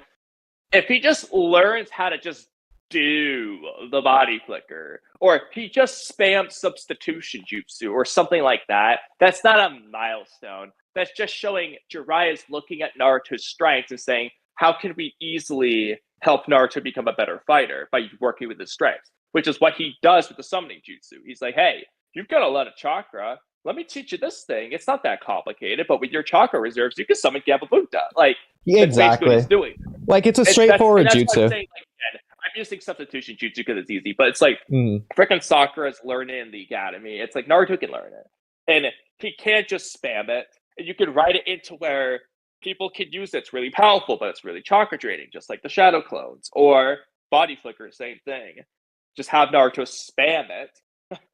Yeah, so that gets into like my later thing here about your idea about Naruto's Rasengan or whatever, or the fact that he was able to learn that. So it's simple in the sense that it's straightforward to where Jiraiya can just show him it and Naruto can just pick it up by seeing it. So it's not a precise jutsu or one that has multiple complicated steps, such as Itachi's shuriken target hitting thing that he does. Yeah, I know where you're going with this. It's difficult to do. It's simple, but difficult. Yeah, but, like he has to do the 3 different steps. But my point there is that it took Minato years to master, just by taking like an hour to like learn or whatever. Like it's the original lores. It takes them years to master it. So it's something, and obviously that's not because of chakra, but because of the difficulty of the jutsu, despite being A rank or whatever. So also him just coming up with what he was gonna do. Yeah. So, but then that's weird that you're saying so confidently, specifically, screw him learning flying Raijin. That's way too complicated. When, like, it's clear, especially in the war arc, that it's because it takes a lot of chakra, not because it's complicated. Like, it's not, I don't imagine Naruto applicably using it, spamming it in a combat scenario like Minato in the video games, or similar to Itachi's shuriken jutsu thing. But, like, it's a straightforward jutsu. If he just wants to, like, use it to get places or whatever, it's not something that should be difficult for Naruto to learn. Well, okay, so there's a couple things there. What about the Rasengan? Like I said earlier, Naruto has talent. Like I said, he's actually pretty good at chakra control once you get the 5-pronged seal out of the way. He's not, like, as good as Sakura, but he's actually pretty good. He's literally as good as Sasuke. He keeps up with him in the race with the tree climbing. Like, he just is as good as him. Yeah, I feel like Sasuke, that was just maybe one of his, like, weak points, if anything. Like, I feel like Sasuke and Naruto, I feel like they have average chakra control. Like, I feel like Kiba probably picked up on it just as fast. But yeah, we don't know. But either way, my point being, he's able to do the Rasengan steps, although he had to kind of cheat with shadow clones. But again, that's him working around things with his strengths. But these steps were simple, is my point. Now, when it comes to flying Raijin, the reason I'm making it seem complicated like that is because, one, I think there just was a statement or two in Naruto saying it's complicated, and two, in Boruto, Koji's making it clear, like, you're doing this, and like Boruto's taking all these steps to make his knockoff flying Raijin jutsu, and then It's so Koji's just like, weird. and by the way, this jutsu with all these things you're doing, all these complicated things you have to come up with over 6 years, with Boruto the smart genius had to do. He's like, by the way, yeah, this thing isn't even the real flying Raijin. You can't even you don't even know how to do that jutsu. That jutsu's beyond yours. Like, they're making it seem like the real flying Raijin's actually harder. I don't care if Genma can do it. Genma's the goat, I guess. But, like, they're making it seem like it's a harder jutsu than what Boruto's already doing. And I think there were statements in Naruto somewhere saying that it was a complicated jutsu. I'm pretty sure there was something. So that's why I'm saying that. Can I point to exactly where it is? No, I don't remember. I just think that happened. Okay, somewhere. That's fair. It's just a weird jutsu in general in that regard. Maybe it's complicated because it's space-time and those jutsu in general are more complicated, but then don't tell that to Sage based on the substitution jutsu. Yeah, I don't know, but then again, like, the summoning jutsu is not that complicated. I don't remember what it was, but there was something about it. It might have been a databook statement. It might have been Tobirama talk, and there was something that said it was a complex jutsu, and it was like one of those things that, like, it wasn't going to be up Naruto's alley. That's why I'm saying that there. And even if, I mean, honestly, it's a rewrite anyway. You could just write that into the story that it is a complex jutsu that's hard to do, like, for whatever reason, like, just directly write it if it's not already written. So yeah. So I do like the story the way it is, like you're saying, the focus between Naruto and Jiraiya, but more so focus on the fundamentals. Naruto's gonna hit the floor running as soon as he can out of the hospital so he can go train hardcore just to catch up to everyone else in regards to fundamentals. Not even like become the most skilled fundamental expert of all time, or he's just fodderizing Neji with his eyes closed because his technique is that excellent. The point is for him to catch up to others. It's not to make him the best. It's to catch up, and that's why, like, Jiraiya can't be teaching Naruto Wind style Rasen Shuriken if Naruto just hasn't learned how to break a Genjutsu yet. Like, there's just basic things he needs to know. So that's why, personally, I don't really have much of a problem with the whole training thing. Like I said at the start, this is for those who just hate it. Like, I understand some of their complaints. So, like, what's a middle ground? What I'm proposing. That's the idea, as I said, basically. I mean, personally, I think that Naruto should be like Aang from Avatar: The Last Airbender. He should just become like the jack of all trades? Yeah, like a rookie in like everything, to where he has Genjutsu, Ninjutsu, and Taijutsu, but he doesn't like excel at anything necessarily. Like, I think he just should have every type of technique in the Naruto series. Is that best for Naruto though? I mean, I think some characters, yes, should have that. I just think he should have it in general. Like, realistically, every ninja should, even if they specialize, with the exceptions of, like, someone like Rock Lee. I mean, I'm not gonna lie. But if there was one character, okay, maybe two characters, who should fit that role, I want you to guess who I'm gonna say. Okay, you're making me think it's gonna be someone random that randomly fits. Well... one, no. The other, you could argue, but when I say it, I feel like you're gonna get why. Like, okay, that makes sense. Okay. I could list more possibilities, but I want to give more meaningful characters. I mean, others, feel free to guess here. So, like, of all characters, who would be the best fits to be the jack of all trades? Like, they don't excel in any category, but they're decently skilled in every category. I mean, I guess Sasuke would fit that bill. Sasuke would be one, but I'm not picking him as much because I feel like he's supposed to be like a super genius who does excel and like actually excel in things. So So one of my picks you're gonna both agree with and disagree with, but okay, let me just try to think about people. I don't know who you're referencing. That's the problem. Okay, I'll give you I'll give you one of them because it's the one I think you'll both agree and disagree. Kakashi. Why would you Okay. agree? I just said Kakashi literally everything. So, of all people, Kakashi should have the most variety. He's the Yeah, Kami Ninja. I But why agree. you That would makes disagree sense. is he's also a prodigy, so so he should just excel at a lot. Yeah. It's so funny because I was literally just thinking about that. I was But- thinking, But there's Kakashi. another one who I do Oh, think okay. is a good fit. Orochimaru for the same reason. Orochimaru also works for the same reason. Hiruzen would also work for the same Yeah, reason. yeah. But I haven't picked who I think is good to be jack of all trades, but specifically isn't someone who would excel in any category for any reason. So he's not a prodigy like Orochimaru or Kakashi. Okay. Well, He's you're not gonna saying excel. he, so that But I narrows think it he's down. the best person to be the jack of all trades in Naruto. Oh, maybe Obito. Kid Obito, at least. Nope, that's not who I had in mind at least. Okay, but Kid Obito would be good for that. Narratively. I don't think you're gonna guess it, bro. Okay. It's like everyone has a specific I could give you a thing. hint, but I think it might just give it away. Well, it's not going to be a prodigy, so that takes out half of the cast. I don't know, Zabuza. Exactly. No, okay. This might give it away. I feel like this character, at least for a while, was meant to be the embodiment of what a tuning level fighter should be. I feel like he's supposed to be the Aruka? embodiment of a tuning. Aruka. Yep, Aruka. Okay, I completely agree. Yeah, that makes Yeah, sense. I mean, he is the character of all characters who should just be 100%. pretty good at everything, but not be a special thing via anything. In fact, they can make that a big deal. That's the point. If we're Exactly. doing the rewrite to where Aruka is the one that faces off against Pain instead of Hinata.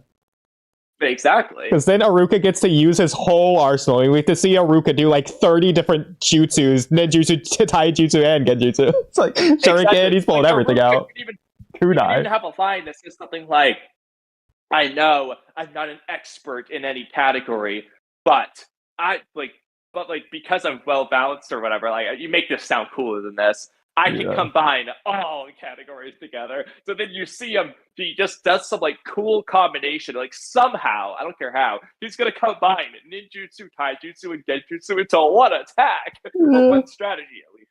Like maybe he does like a Sasuke versus Danzo style genjutsu combined with ninjutsu where he comes in for taijutsu. I don't care what he does. Like, the point is, he's gonna like put together like 5 different things. He's gonna use ceiling jutsu. But no, it's not gonna work on me. But like the point is, he's gonna throw like a lot of very techniques. I love it. Real quick, I feel like there's a lot of things we could do for the Aruka Pain fight rewrite. Just talking about that really quick. First of all, I feel like there could be like a funny line of when like Aruka first shows up to where like maybe he's like quaking his boots because he almost died against Pain already. Or maybe he's like hyping himself up like, ha ha ha. It's like, no one's ever faced me in a battle twice. Count yourself lucky. Oh, okay, that reminds me kind of like, I feel like it's not exactly what Konohamaru said, but there's like a line somewhere, it might have been the Outwork, there was somewhere where Konohamaru had a line like that, where it's just like, I think it's after he pulled off his like ceiling vest, where he's like, ha ha, I always come prepared. Like, Yeah. Or like maybe he could have like but I a think it'd be sad really funny. line. Remember when Aruka could be getting a Shippuden, it's like, oh, it's gonna take a lot more than training with Jiraiya to beat me. He could call back to it and be like, Naruto, like, you've become strong, but you haven't beaten me yet. I think it's fine. Yes. Okay, in fact, I feel like that's what he should say when he first comes to the battlefield. And you're a Genin. Yeah, like that's what he should say when he first comes to the battlefield. Like, Pain's like, what are you doing here? And he's like, not even Naruto has beaten me yet, so I'll be the one to take you up. Or he's like, Naruto, I'll show you what fundamentals are really. I'll show you the fundamentals. Yeah, you might have trained him for 3 years, but I've trained him all my life. Exactly. By the way, Might Die would also kind of fit this, but maybe not. What'd you say, sorry? Might Die on the surface level might also fit this, but obviously the truth would be that he was focusing a special category. Yeah, through also, taijutsu. Might Die's not even like alive at this time, so we can't use them here. But Yeah, I was just talking about in also, general. But yeah. Yeah, true. But in the case of like, so when it comes to Hinata versus Pain, like obviously, like I like it for Hinata's character, but like in terms of the battle, well, first of all, in the manga, she just gets one shot. But ignoring that, Like just fight wise, it's like you're basically taking someone who's slower than Pain, so he can just dodge. And with taijutsu, like Shinra Tensei is such an easy counter because he doesn't even he can just Shinra Tensei you, blow you back, and because it's Yeah. taijutsu, it's gonna take you 5 seconds to get back in range. Whereas if Aruka's throwing 5 different jutsu at staggered intervals, okay, Pain uses Shinra Tensei, but now he has the 5-second cooldown. Iruka's gonna better be able to like he's gonna fail, but he can try to exploit the 5-second cooldown. Whereas Hinata, it's like, how can she really? You know, like Yeah. just due to the fighting style. Maybe even Aruka learned some things from Naruto. So maybe he like does a Uzumaki barrage or like a substitute, like he turns into Akamaru to trick Pain or something. Oh, that'd be so cool. I like the idea of Aruka like spamming the substitution jutsu and stuff like that. Yeah, he does like what Naruto did against Neji by like doing the uppercut thing. Oh my god, yeah, he comes up, and of course that one Pain would just Shinra Tensei, but like it'd be cool if he tried it. Yes, it'd be so cool. Oh, as a matter of fact, that could be where Naruto learns to do the rubble substitution at the end of the arc. He could have learned it from I was Aruka gonna here. say you could do a thing. I was thinking about how you could call back to the Mizuki fight. Like Aruka doing 1,000 shadow clones. Be like, you taught me this one a long time ago, Naruto. Like, it doesn't make sense for Naruto to do this, but like, it would be cool. Or if he does, like, let's just say he has 1 or 2 clones do the rubble trick, and then Naruto's gonna do like 1,000. Exactly, yeah. It would sort of, in a way, take away from the rubble, but it would also add something new, so it might be just as good. Yeah, like it takes away the sense that, okay, well, Pain's already seen this, but it adds something new in that it's specifically Iruka who gave him that idea. Yeah, I feel like you could do some also serious and sad lines. Like maybe Aruka just like looks up to the sky and starts frowning and is like, Kakashi-sensei, you bailed me out last time. I hope I can make you proud. Or something. Like, you're not here to bail me out this time, so I guess I'll have to give it my all. Honestly, I was just thinking about this like a week ago, and I don't know specifically how to approach it, but I like the idea of calling back to that Iruka versus Kakashi conversation at the beginning of the tuning exams, where Kakashi's like, they're not your students anymore, Kakashi, they're mine.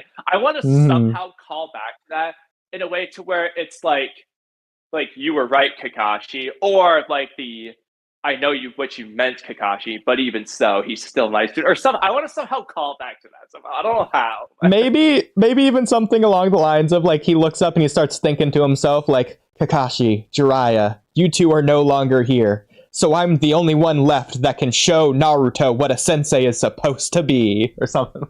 He'd be like, yeah, like, Kakashi, he may be your student, or like Jiraiya, like Kakashi, Jiraiya, he may be your student, but I'm still his sensei. Kakashi might be your teacher, but Naruto, you called me your brother. That's why I'm here. I do like an idea though, like if instead of the like because I love you and Naruto's like, why would you do this? If Iruka calls back to chapter 1, be like, because you're an exceptional student or whatever he said specifically. Okay, we shouldn't do this, but now you're making me want to do that stupid Neji rewrite thing we were talking about for like the Obito Naruto thing. It's like, it's like Naruto, why are you here, Aruka? And Aruka's like, because Naruto, you called me a genius.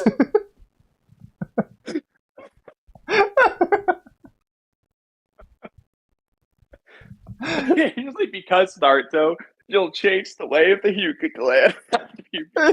Yeah. Or, okay, the stupidest one. Like, Aruka, why are you doing this? Aruka looks over at Naruto. At least I'm doing something!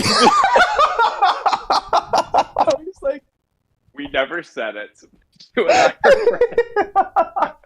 I like at least I'm doing something. He's saying like so mocking and belittling. Naruto.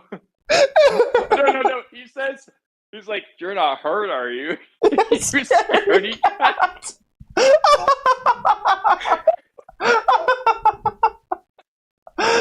Oh my god. It's like after Naruto versus Light versus Pain, you scaredy cat. No, it's so good. It would be really funny if somewhere like in part 2 later on they could have used that line again, but okay, this is so stupid, but I feel like a place they could actually actually use it while being funny and serious at the same time is if Obito says it to Naruto after Naruto's panic attack. Like, instead of saying, hey, I want to have a chat, Uzumaki Naruto, he just comes in and is like, Naruto, I saw you were a scaredy cat out there or something. I was thinking, like, in the war arc, like, when Sasuke shows up, if Naruto was, like, hurt or looking scared of an explosion, and then Sasuke's like, hey, you're not hurt, are you? You scaredy cat, or something like that. No, I know the perfect place. I know the perfect place to do it. Unironically, the perfect place. Jubito's making everyone despair. Naruto falls down onto the ground. Then Sasuke comes in with his Susanoo, cuts the tree. Says, like, you're not going to give up, are you? Because I haven't. Instead, yeah, because I'm going ahead. Yeah, unironically, that's the best place to do it. And then that also gives reason for Naruto to look into his memories for Ino to share to the Alliance anyways. Yeah, I'm with you. That's a stupid small rewrite, but that's pretty cool. Unironically, the best place you could have done that. Yeah. And then, okay, are we gonna have Naruto return that one again? Yes, okay, where's he gonna do it if he does it? Is he gonna do it in Kaguya fight, the final fight? Like he's looking over at Sasuke after he's lost his arms, like, scaredy cat. That could be like the final line of the series. Honestly, like against Ishiki or something, when Naruto uses Barad mode and he looks at Sasuke, you're not hurt, are you? Scaredy cat. Sasuke thinks in his head, Naruto, how long have you been waiting to use that again? No history there. He could say it to Ishiki there. I love that. That's or so actually, okay, this is so stupid. Kawaki saying it to Ishiki when he stomps on him, like when the karma doesn't work. Okay. If Naruto's saying it in the Ishiki fight to Sasuke, then I want Sasuke to say it to Naruto when Naruto gets captured by Momoshiki and Sasuke comes to rescue him. Yeah. like the five Kage distract Momoshiki and Kinshiki, and Sasuke's just standing or I guess onto the tree next to Naruto as Naruto's like cut up or not cut up, but still trapped to the tree. And Naruto's like, just cut me down already, you idiot. Sasuke's just laughing. Oh, that's so stupid but hilarious. Oh, it's so good. I love it. But anyway. So back to this. If we wanted to go back to this. Do you have more to say? Yes. So, okay. So instead of making Naruto's Rasengans bigger or whatever, you can still do that anyways, make it the big ball Rasengan size in general. In a way, that could also be similar to how, not Gamamaru, who is it? Not Gamabuta's kid, Gamakichi, how Gamakichi gets bigger over time. That's Naruto's summon. Have Naruto's Rasengan get bigger over time. There you go. But what I would do, instead of teaching him specifically things like the Big Ball Rasengan or Genjutsu Resistance, you can still teach him all that or whatever, and teach him the fundamentals as well so he can catch up to everyone else. But I still want him to be weak at the beginning of Shippuden. What's the narrative that they're doing that ties into Naruto's hatred of himself being weak? It's his reliance on the Nine Tails. And I think this would be the thing for Naruto to learn over the time skip. You would just give him techniques such as the one that Gaara used in the final episode of Naruto Part 1, that filler, where he's using the Shukaku lance or whatever. So Naruto's going to have a lot of unique... The Shukaku spear. Yeah, exactly. So Naruto's going to have a lot of unique, new Nine Tails abilities, not just the Four Tails form, but since Jiraiya's teaching him, like the whole idea, is it going to be a curse or a blessing, this Nine Tails? And then Jiraiya's over the time skip teaching Naruto a lot about the Nine Tails. You got to control the Nine Tails' power. Well, how's that going to play out? It's going to play out in this regard where he can just use the Nine Tails' abilities in this. So in this case, we can give the Nine Tails specific abilities, since that's weird anyway, since it's the only one that doesn't have it, unlike the other 7 or 8 or whatever. Yeah, for example, he could just have the QBI's form mastered and control. Like when he fights Orochimaru, he's just fine. Like he could just do that on a whim, basically. So but just as an example, 1 tails, 2 tails, that's where he starts to lose control, kind of thing. Yeah, just as an example, just give him the Gilel movie Rasengan. I mean, I don't know what that is, but sure. I've shown this before. I think I'm still showing my screen. It's the red Rasengan, the orange Rasengan, the clearly Nine Tails Rasengan thing. Yeah, just give him this, but make it canon. Might as well. There you Just go. like a 1 to 28 palm should be canon. There you go. I'm down. Not for Naruto, but for Neji. Yeah. Nothing But, against it, so. Exactly. But I think this would work Oh, because by he would the just way, use this against it Data might and be Orochimaru. like- But yeah. Oh, yeah. Guys, and let me be right. At the start of Shippuden, Neji definitely is going to have 1 to 28 palms. Bare minimum, 100%. Yeah. I Like, that's agree. just a given. But also, the more specific of Nine-Tails abilities that you give to Naruto, the more things that Sasuke can just dismantle, showing how superior he is in Naruto and Sasuke's first meeting in Shippuden. True. So there you go. That's definitely more reason to do that as well. In reference to what you were saying down here, I think that Sasuke's skill should be the point, but I feel like to an extent he should also just be strong and not because of the drugs. First of all, I feel like the drugs, assuming that was... I wish they just never said the drugs. I mean, they're saying that it's so strong, it's like he's taking drugs, not maybe he is, maybe he isn't. No, I think they just hypothesized that he was. It's It just possible, never but went anywhere. I feel It like was just like a Sasuke... plot point. Sasuke doesn't even want to kill people. I don't think Sasuke would want to take drugs. Like, if he thinks that he can grow strong enough to beat Itachi on his own, as long as he thinks that, he's going to refuse the drugs. Like, he has such a strong conviction. That's why he left to go to Orochimaru's in the first place. Not for the drugs, but for the training, for the mindset. He left so he can keep the mindset. So instead of focusing on Team 7 as a family and so where he's comfortable, he's going to be uncomfortable because he wants to be that way so he can grow stronger, so he himself can face off against Itachi. Not Team Taka, but he himself. He's going to gather Team Taka so he himself can fight Itachi. So why? So he can avenge his clan. It's not going to be very avengeful if it's not the Sasuke that does it, but the drugs. And so Sasuke is the one that's going to want to do it, fair and he had square. no qualms about heavily relying on the curse mark. He was like really excited by its power. He's using literally absorbed Orochimaru. He's abusing Orochimaru's powers in that fight too. So I mean, he doesn't really care. I get that, but he sees it as his own power, which is something that he can take into himself, which just sounds like a drug. But like, as opposed to like an external thing, it's more like of an internal thing, if that makes sense. Like, it's something that he can make his own, rather than just being gifted power. It's something that he himself has to either master or train with or grow from or whatever.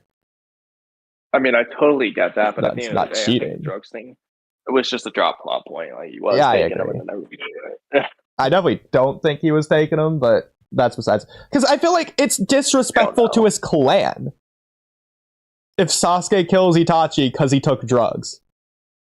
Goes against this entire point of avenging the clan to bring back the clan's honor. What, Sasuke, the dope doer? He's brought back the honor of the Uchiha, really? It's like, no.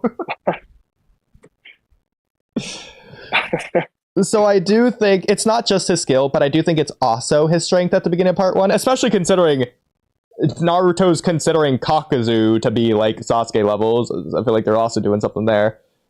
So I think Sasuke just is that strong, as well as skilled as well, but I feel like he shouldn't be like, hypothetically, she shouldn't be being speed blitzed by freaking Yamato and having to rely on his Chidori variants to get himself out of that tricky situation or something. Well, I completely agree. But to be fair, if he is, I mean, he didn't use his curse mark, so like, should base Sasuke be that much stronger? I mean, how strong do we think Not Yamato skilled. really is? Like, Yamato's strong because he has wood style. That's really why. Yeah, he's but the even witch that- style merchant. But even then, just look at Naruto. Like, he's in base, he's just a tier over Naruto, and has curse mark too. Yeah, I mean, technically Naruto and Sasuke were nerfed at that point of the story, but I'm not going to count that. Yes, he's over Naruto and Sasuke. He's over all of Konoha 11. I think it's fair for him to be that strong, considering, again, 3 years of this conviction to where the only thing he's doing is training to become stronger, specifically with Itachi as his goalpost. No, I agree, but either way. If I like anything, either way, but what I so I would would say... Oh, yeah, go ahead. make him still be stronger. Yeah. I was saying, even if Naruto does have like body flicker and substitution jutsu or whatever, you can still just have the scene be the way it was. Like Naruto just wasn't expecting Sasuke to be that fast. In that case, it's also just Sasuke is that fast, as opposed to Naruto who's using jutsu to be that fast, essentially. So it'd still be Sasuke being stronger. So obviously I'm okay with Naruto not learning nature transformation. I agree, that's a little bit too complicated for him. I mean, even though we learned it like 3 days with Kakashi, but that's whatever.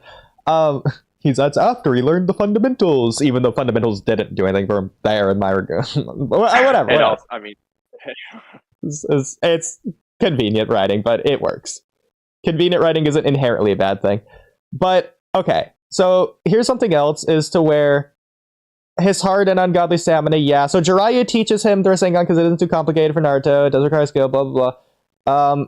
Where's the part where you say the thing about Jiraiya, Naruto's bond or whatever? Because, like, I feel like since you're saying that, shouldn't they, like, reinforce their bond by showing how much stronger Naruto got? Because I feel like Naruto would get stronger with Jiraiya based on the bond level they have. Yeah, right here. Obviously, the focus is really the bond between Naruto and Jiraiya more than anything. And he gets stronger, of course, but I understand people's complaints here. Yeah, so again, the stronger the bond between Naruto and Jiraiya, the stronger Jiraiya should be able to teach Naruto to be. Well, whereas I agree with what you're saying there, you could also just argue their bond was so strong that they didn't even get hung out. That's so stupid, I love it. As opposed to the whole point of the training in the first place, but... I mean, this is just blatantly ignoring the fact that the Pain arc makes it clear that Naruto's bond with Jiraiya wasn't actively strong, but Naruto misses it as soon as Jiraiya's gone, is more so what's happening, considering Naruto didn't care and wasn't listening to what Jiraiya was saying during those 3 years. Yeah. Which is very funny. So yeah, I think Naruto just sucked over that time skip. Yeah. But I do think, aside from fundamentals and genjutsu training and big shuriken against Gacha, or whatever you want to say, I do think, even though he doesn't master the 9 tails power, he does now have the 4 tails. I think that's like the biggest thing Naruto quote unquote technically gained over the time skip, even whether it was intentional or whatever. It's like the biggest thing that Naruto has that he didn't have before. So I would definitely point to that, where I don't think other people do or have thought of that. At the very least, it's the biggest thing for the story for Naruto's time skip training in terms of like abilities that he gains. Quote unquote, in terms of fighting. I don't know. You get the idea. Yeah, I agree with you. Okay. I mean, considering, does base Naruto fight anyone in the early Shippuden? Anyone at all? Does base Naruto have a fight? A real fight? Technically, you can't count Kakuzu because Naruto's QB eyes. Datara, he has QB the whole time. He fights Kakashi in the bell test. I'm not gonna count that as a real fight. That's just training, sparring, whatever. It's not even sparring. It's just bell test. He doesn't really fight anyone in Itachi Pursuit arc. Like, I'm not gonna count the Toby fight. Like, exactly. Yeah. He does fight part of the fight against Pain and Base, a very small portion of it. I'm not gonna count that either. He does one Rasengan Chidori clash with Sasuke in the 5 Summit and Base. The problem is, if we're saying that, we're gonna have to count that as a fight in a Naruto. I think by default, that's probably worse than the Naruto versus Oboro fight, just objectively speaking. So, is that the worst fight in Naruto? Naruto versus Sasuke? I mean, if you look at it from that perspective, maybe. Yeah, stupid. Oh my god. But I wonder... I can't wait till we rank the worst fights in Naruto. I know. Gosu versus Gaara is going high up on that list. Yeah. Paradox, that's a good question. Do you have an answer for worst fight in Naruto? Or like top 5 worst fights or something? Like, I wonder what you think about all that. And while you do that, I'm gonna go to the bathroom. Okay. Worst fights in Naruto. Does Boruto count? No.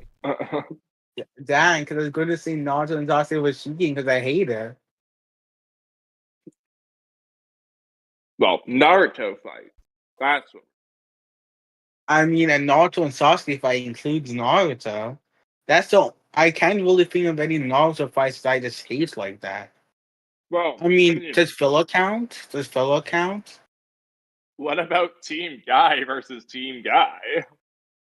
Okay, that probably sucked. Does filler count? Because it's just one filler episode. What it means, Walk League and negative by pain. Which made absolutely zero sense. But literally, if Lee was in the village, he would have been smoking pain. So I don't even know what that was about. A It was filler in of the Rock Lee versus Pain? Is this like Infinite Tsukuyomi or something? yeah, Sonati's dream. Okay. Yeah, that alternative reality. Okay, I Well, don't know what the fight looks and it like off wasn't the even top a of my head fight. anymore, but like I'm sure it wasn't bad. Yes, it was. Literally, Lee runs towards him, and he gets almighty pushed right over. I mean, that is what would happen. No, it is not. Yes, it is. No, it is not. If you want to assume, also that was base Lee, by the way, base Lee. Keep that in mind. But if you want to assume That's all that, the more reason why that's what would happen. no, it's not. If you want to assume that Lee in the pain arc is relative to Rock Lee, that is not what would happen at all. Lee Rock is Lee is negative most in pain. likely not relative to his war itself, given that It's a nobody few else is months relative to later. the war itself. It's a few months later. What type of training could he had in the matter of a few I mean, months? What training was he getting?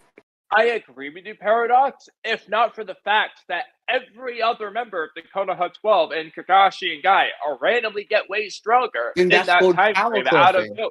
Then that's So, power cliffing. Then that's power cliffing. okay, then it just applies to Lee. Because realistically, what type of training could Lee go in a few months from being farther to Sage of Six Paths Naruto level? Like that doesn't make any sense to me.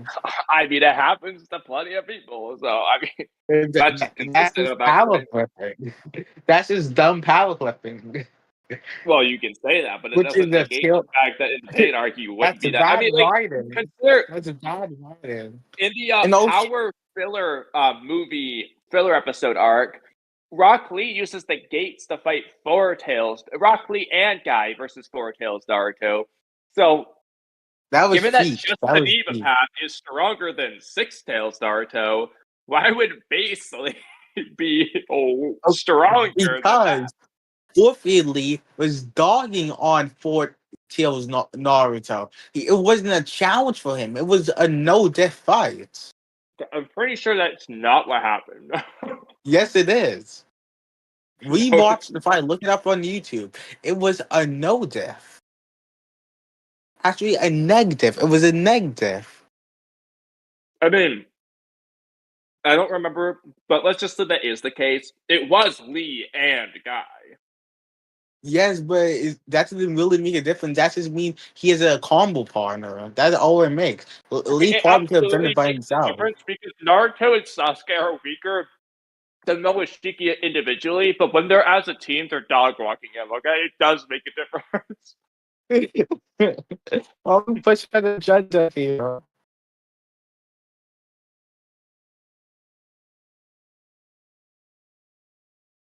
But anyway.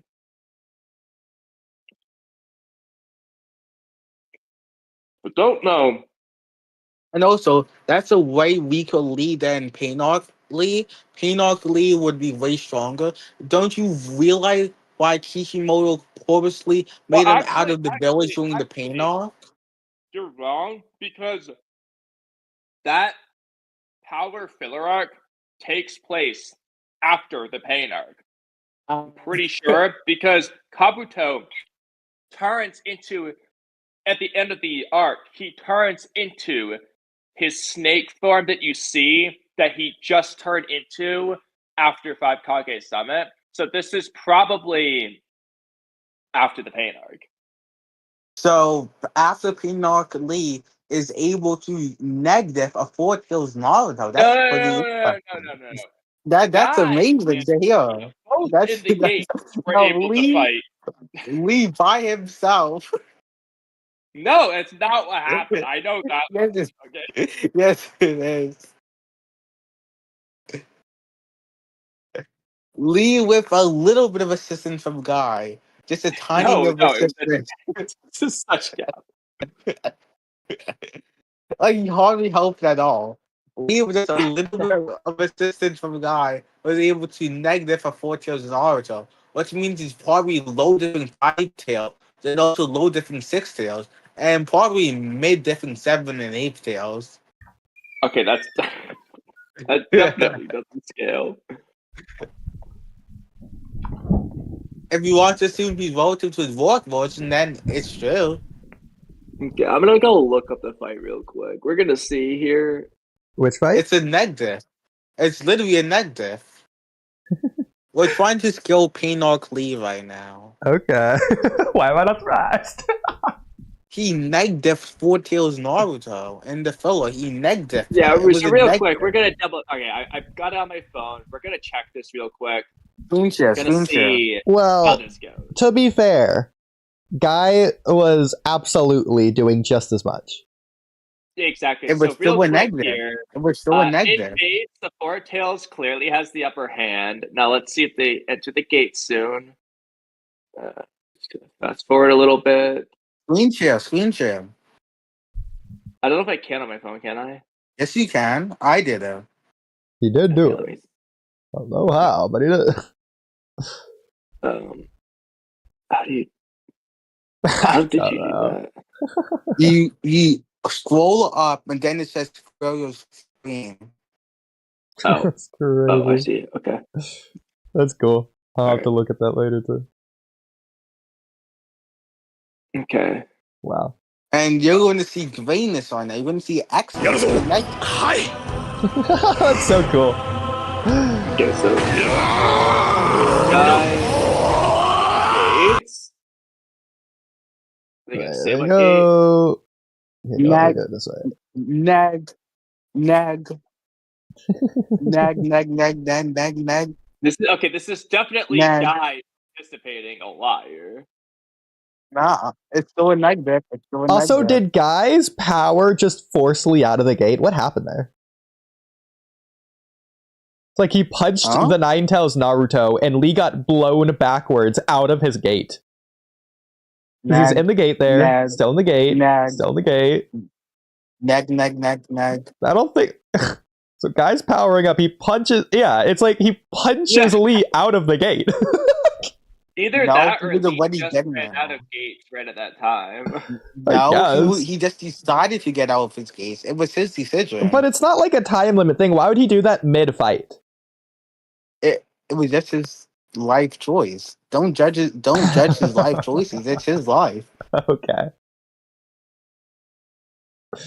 Well, anyway. Anyways, that was a negative you saw right there. So It's definitely kind of combo. He's probably to negative a 5 tail, low diff a 6 tail, and probably low to mid diff a 7th tail, and probably mid diff an 8th.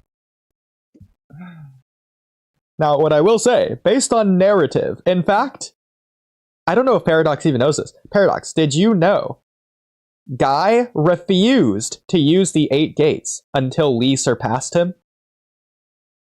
Huh? It's stated. Stated that guy refused to use the 8Ks until Lisa passed him. It is stated. Kamui, you can't say it's not. It's stated. So Lisa passed Guy in the war? What? I feel like you, of all people, shouldn't be surprised to hear that. Oh yeah, because he is stated 6 knowledge level, so it does make sense. So, surpassed him then. So, considering this is like right before the war arc, basically, depending on what you think of that in terms of, but they're probably pretty relative at this point in time. I like to hear that. I love to hear that. That's excellent. Ugh. I mean, I do think you could make that claim. I think that's completely fair. In which That's case, Lee is severely around Kakashi's level. Like Lawless King, of course he is. Now, I don't think that Lee, with his lesser experience, could contend with Kakashi. But outside of that, Until we see the 6 fast knowledge level, then he can. then he fodderizes Kakashi.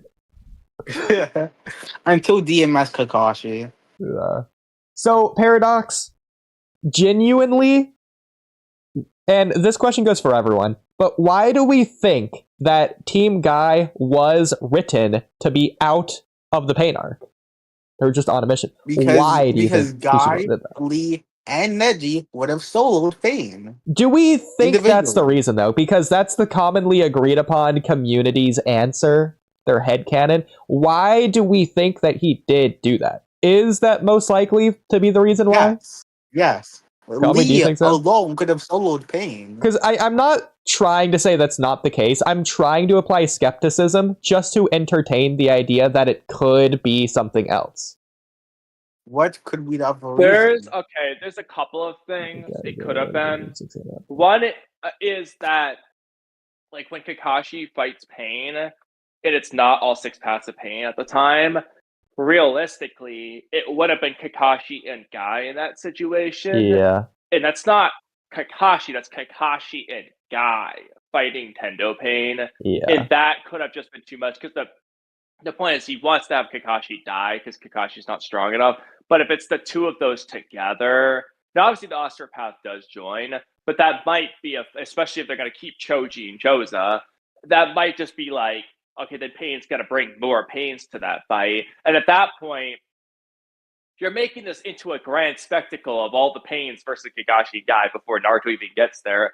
And then, realistically, Guy, this is the big reason, Guy might have just used the 8th gate out of necessity, and narrative, Kishimoto didn't want to use that. I mean, he could have used it at any time he wants to. Like, he could have used it against Pain, but if he's going to do the 8th gates thing, is he going to write it to where Pain still wins so that he could then have the Naruto fight? Because then you're just downplaying the 8th gate. Now, he could have done that. He's writing Pain to be a quote-unquote god anyway. The signing were some of the strongest. We haven't seen Madara and Hashirama be OP as hell yet. So at the time, you could have gone the route to where Guy does lose in the 8th gate. Pain's just that strong. And maybe that's why Naruto has a chance against Pain because he's tired or something. You could have done that. But assuming he had war plans at all, he might have wanted to save the 8th gate for that. And so he's going to write it to where it's strong, so he doesn't want a guy to use the 8th gate against Pain and win, blah, blah, blah. The 8th gate, I think, is probably the reason. Okay, interesting.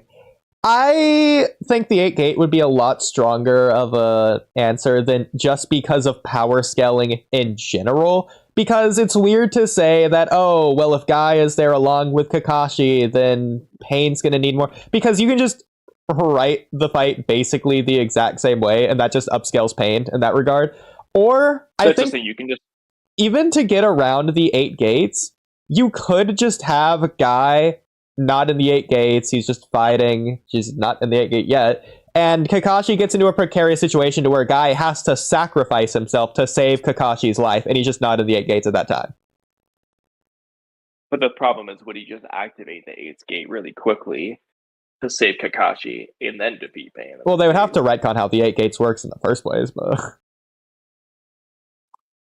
It doesn't really take that long to activate it anyway. It depends on the situation, but I don't see Guy really quickly just jamming his thumb in his heart and speed blitzing Kakashi out of the way of a chainsaw or something from the Asura. yeah, that's the issue. If it's a really quick attack, kind of like Haku versus Naruto type thing, where he has to instantly in that decision make the decision, he could just do that. I agree, Yeah, that would work. because I do think that's more along the lines of what they would do. Through some weird Rinnegan shenanigans, Pain is going to get the upper hand, and Guy's going to have to push Kakashi out of, like, an almighty pool or something and just get stabbed. And then Kakashi can later die the same way he already does. Yeah, My Hero Academia does something very similar in one of its later arcs, so that's how I imagine the fight would go anyways.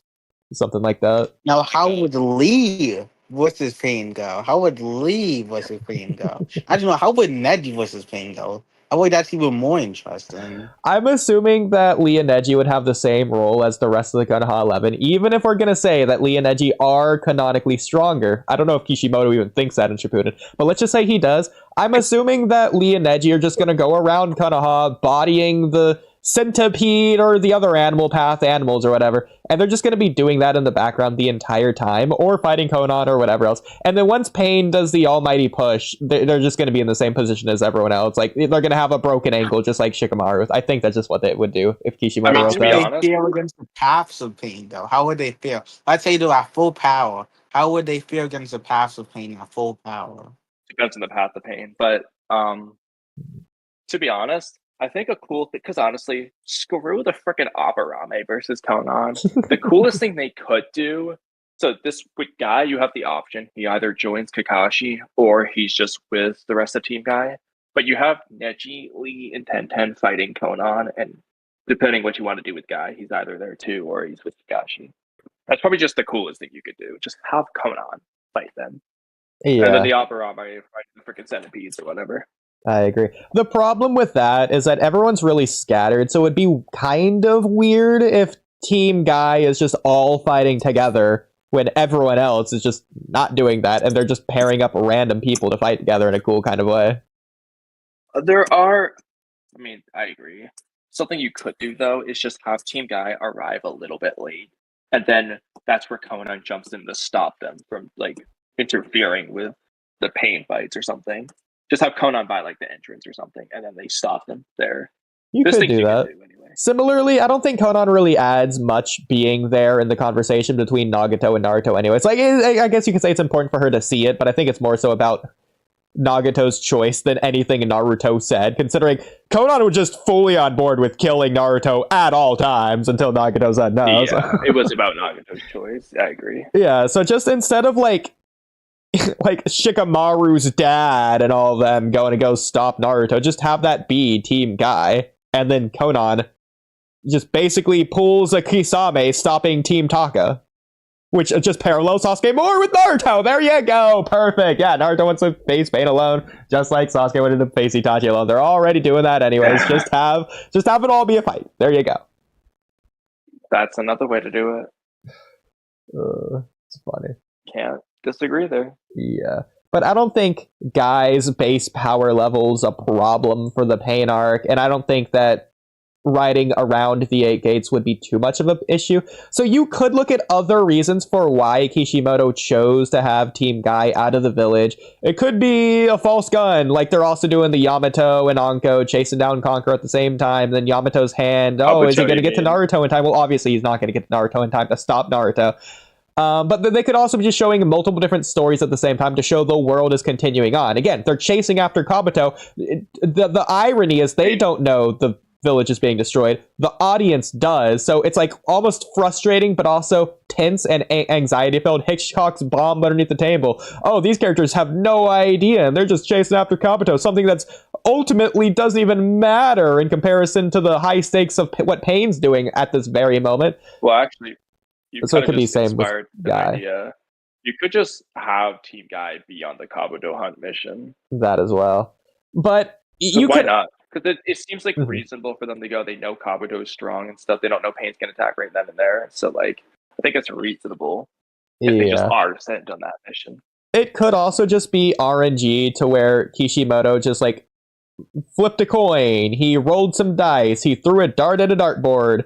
And Team Guy's dart just so happened to land on, they're on a mission at the time. And maybe he did that with everyone. Maybe he randomly is like, all right, let's see who pairs up to fight with Kakashi. Oh, the dart landed on Choji. All right, guess Choji's going to help Kakashi here. They could just be doing random things like that to make it a little bit more natural or seamless with the universe. He could, at the same time, he could be doing something similar to the Sasuke retrieval arc, to where Konoha, for world building's sake, wants to present itself as strong, so they're sending ninja out on missions. Or it could also be, he could also, this is kind of cool, I doubt he's doing this or thinking about this, but he could be going along the lines of thematically something closer to like Pain's cycle of hatred speech of, look, Naruto, even right now, Konoha has ninja out there on missions. Like, they're inciting war or whatever, blah, blah, blah. But obviously, Team Guy, we don't see a lot about that to, like, make that a direct parallel. But, like, that could be one of the points that Pain has, is, like, even if it's even technically left unsaid, the fact that Konoha is out there right now on missions, it's almost in a way, is something that Pain's saying. What I'm about to say, you can argue, is just plot convenience anyway, that they're not there. But I'm still going to say this. It's also possible that Kishimoto, as for why Team Guy, he just picked them. But it's possible that he just wanted it to be realistic that at any given time, ninjas are on missions. Exactly. And they're not always going to all be at home during the invasion. And he just wanted to be realistic. It's entirely possible. Exactly. It's just like, realistically, this would be the case. And if they were there, it would have been convenient that they were all home on that one day. Yeah, so it would have been just as likely for it to have been Team Guy as it could have been Ino Shikacho. And then you say, well, why does he choose Team Guy then? Because this is where it gets into you could argue it's plot convenient, but they're a team that could matter, as opposed to, like, if Kiba's gone, it's not changing the outcome. Whereas if Guy's gone, okay, he is, and that's just an irony. It's just like, that is just the luck of the draw. Yeah, that's fair. And you could say teammate, but for again, the same reason. But not only are they less important, like Kiba doesn't really matter. She fights Konan, but it doesn't matter. Hinata needs to be there, though, so you can't do that specifically. Yeah. I mean, you could have her show up late, I guess, which in a way could be cooler, maybe not, I don't know, but... You could have had it to be where only Kiba and Shino were on a mission. There's a lot of things you could do. Yeah, exactly, yeah. And again, like, people pair up for different missions all the time. Look at the Naruto Part 1 filler arc. You're having freaking Ino teaming up with Naruto in the sea mission. So it's like... Yeah. There's just a lot of different pairings you can do. But I do think Hinata being out on the mission at the time could be cool. Because if they're doing something similar to Part 1, to where it's like, Hinata's missing this thing that Naruto's doing right now. Oh my god, is she going to find out? What's her reaction going to be? Is she going to see it? And then finally, we do get that payoff. She does get to do something. If she comes late. But yeah. Yeah, I would be fine with it. Okay. Well, I'm glad we got all that out of the way. So, paradox about Naruto training in Boruto. Oh, yeah. So, as we all know, when Naruto was training to learn the Shinsuke, him with Kakashi, they use a bunch of clones to speed up training. Naruto used clones to speed up training. Why didn't he use that in Boruto before Ishiki came? Why didn't he train? It could have been like a whole hyperbolic timetable from Dragon Ball. He can make 10,000 clones now or something like that. He could have gotten like maybe like a decade worth of training in for all we know. So the question becomes, so we know that, like, you get, like, the memories of the experience and all that, but, like, do you get, like, so Naruto gets the literal knowledge of what his clones did and what they learned, but does he get, like, so, like, when you work out, you break down your muscle tissue and then it grows back stronger. Does Naruto get that? No, Shadow clones? Like, I know he gets the fatigue accumulation thing, but, like, does he get, like, the body muscle building process stuff? Because if the answer is no, then that wouldn't improve his stats, and meaning he can only use it. For example, if he wants to learn flying Raijin faster, he can do that. But, like, that would it depends on how that works. Really. But at the same time, it has to, though, because it always hasn't made sense. Naruto doesn't really get stronger in Shippuden until he learns the Rasen Shuriken. He was going from being speed blitzed from Sasuke to learning the Rasen Shuriken. He's now Kakuzu level, which is Sasuke's level. How did he get speed blitz tiers faster from learning the Rasen Shuriken? He didn't do anything else to get stronger outside of that, up till that point.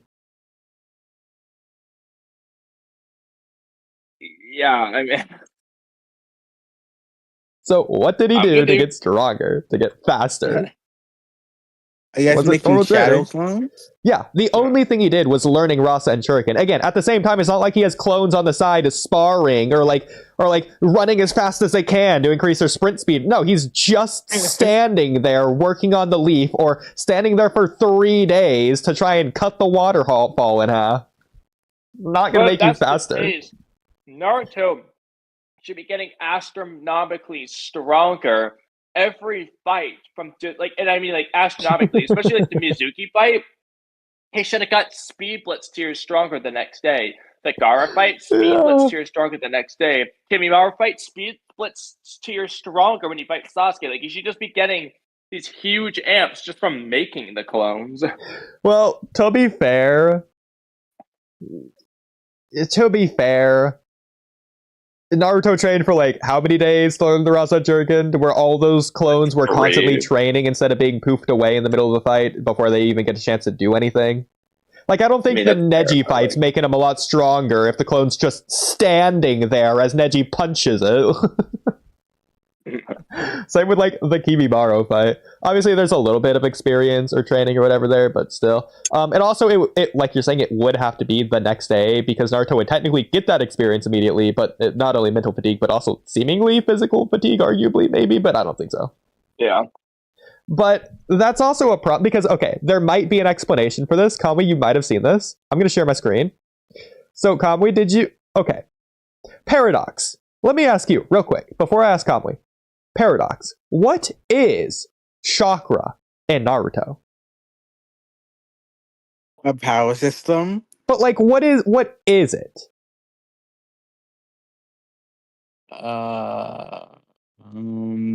What... How do you get the blue energy? Like, what do people do to make the energy? They manipulate chakra to make ninjutsu. Okay, let's... No. Okay, Immortal, if you're here, how do you make chakra in Naruto? What is chakra? Okay, Immortal might not be here. Kamui, you've been dying to give this answer. Go ahead and say it. You mix your spiritual or mental and physical energies together, and it makes chakra. Yes. So chakra is an energy that is the combination, or the energy you get when you combine your physical and your spiritual energy. So I don't think chakra itself is physical or spiritual energy. I think it's closer to how Baryon mode works, to where it's Naruto and Kurama are fueling their chakra towards this third type of Baryon energy, in a way. I think that's, again, like mental, physical energy. It's combining together to create chakra. Not that it is chakra. Like, I don't think it's a blended mental, physical energy thing. It's blended. It's not exactly the same as Baryon mode. So, to make the difference, it's Sasuke's ice style versus Haku's ice style. Like, Baryon mode's fusing, Kenkai Genkai, Haku's ice style, that'd be like fusing. Whereas Chakra's just mixing, which is like Sasuke's fake ice style. It's just the mixing. Okay. So, Kamui, what if I told you everything you've known about Naruto is wrong, and physical energy makes no sense? I mean, I wouldn't be surprised to hear you say that. So, I'm sharing my screen. So, Kamui, do you remember the Shikamaru versus Taiyuya fight? I remember seeing this. So, if you remember, Taiyuya has a flute to where she controls her Doki minions, those 3 monster things. In fact, I have a screenshot of one of them right here. Yeah. So, she has these weird, like, phantom ghost things with mouths as well. And they can bite Shikamaru, and when they do that, this is it, this white thing here. When they do that, it has this blue chakra hand that comes off of a Shikamaru, and like it's just like devoured. It's just like Samehada devours chakra. It's like the exact same thing as what it looks like. And Shikamaru says it bit off my physical energy. So, Kamui, I mean, maybe you had a different interpretation of what physical energy is in Naruto, but I thought it was like the body, the literal physical body, not like the energy the body What? produces. Do you know what chapter this was to make this easier for me to find? I have no idea. I got this from Daigo's video. Tayuya makes no sense or whatever. He didn't is it the comment on Doki this, thing? I never but like, watched that yet. it's It's just on probably his that channel. Doki makes no sense video. Yeah. I was going to watch that actually. Yeah. If I can just find. But like, it's funny Here's the because Doki like, that do it. it's not harming Shikamaru. He doesn't have a physical damage applied to his body, but the blue energy leaves his body as if it's chakra, and then he looks exhausted afterwards as he's like panting and he's like holding his eye or whatever. He's like, oh man. It's like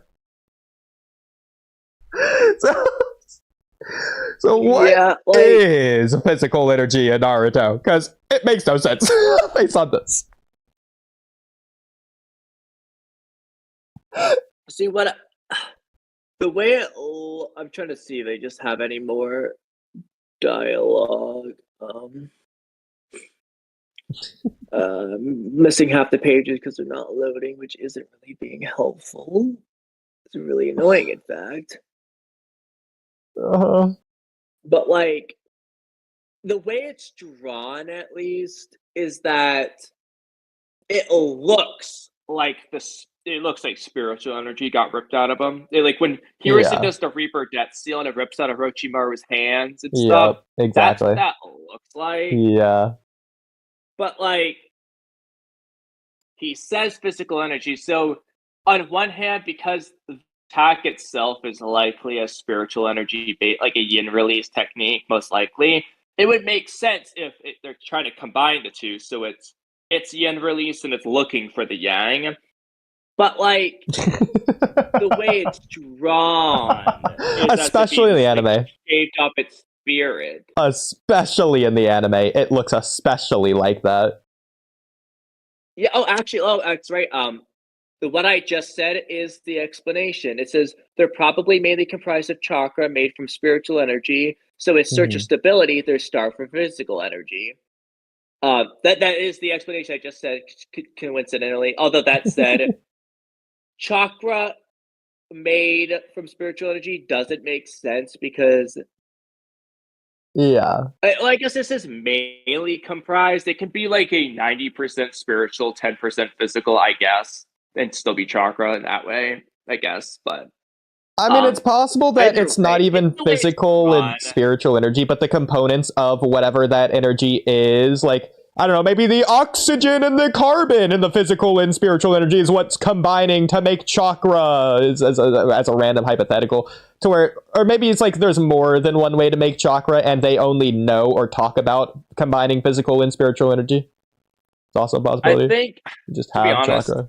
I think the main thing is that if, like, with Yoroi's ability, if he absorbed your physical energy and it was just drawn the way it's drawn, that would seem reasonable. But in this case, it's seeing the ghost hand float off his body, and it's just not the way it should have been drawn for that specific description of attack. Yeah. It's like I get why he drew it that way, but technically, that's not how it should have been drawn. Exactly. It's so weird. Like, as an example, if one of these ghost things, like, let's just say it could bite Kakashi's water dragon, I don't think it can take physical energy out of that. Like, it doesn't have physical energy, it has chakra.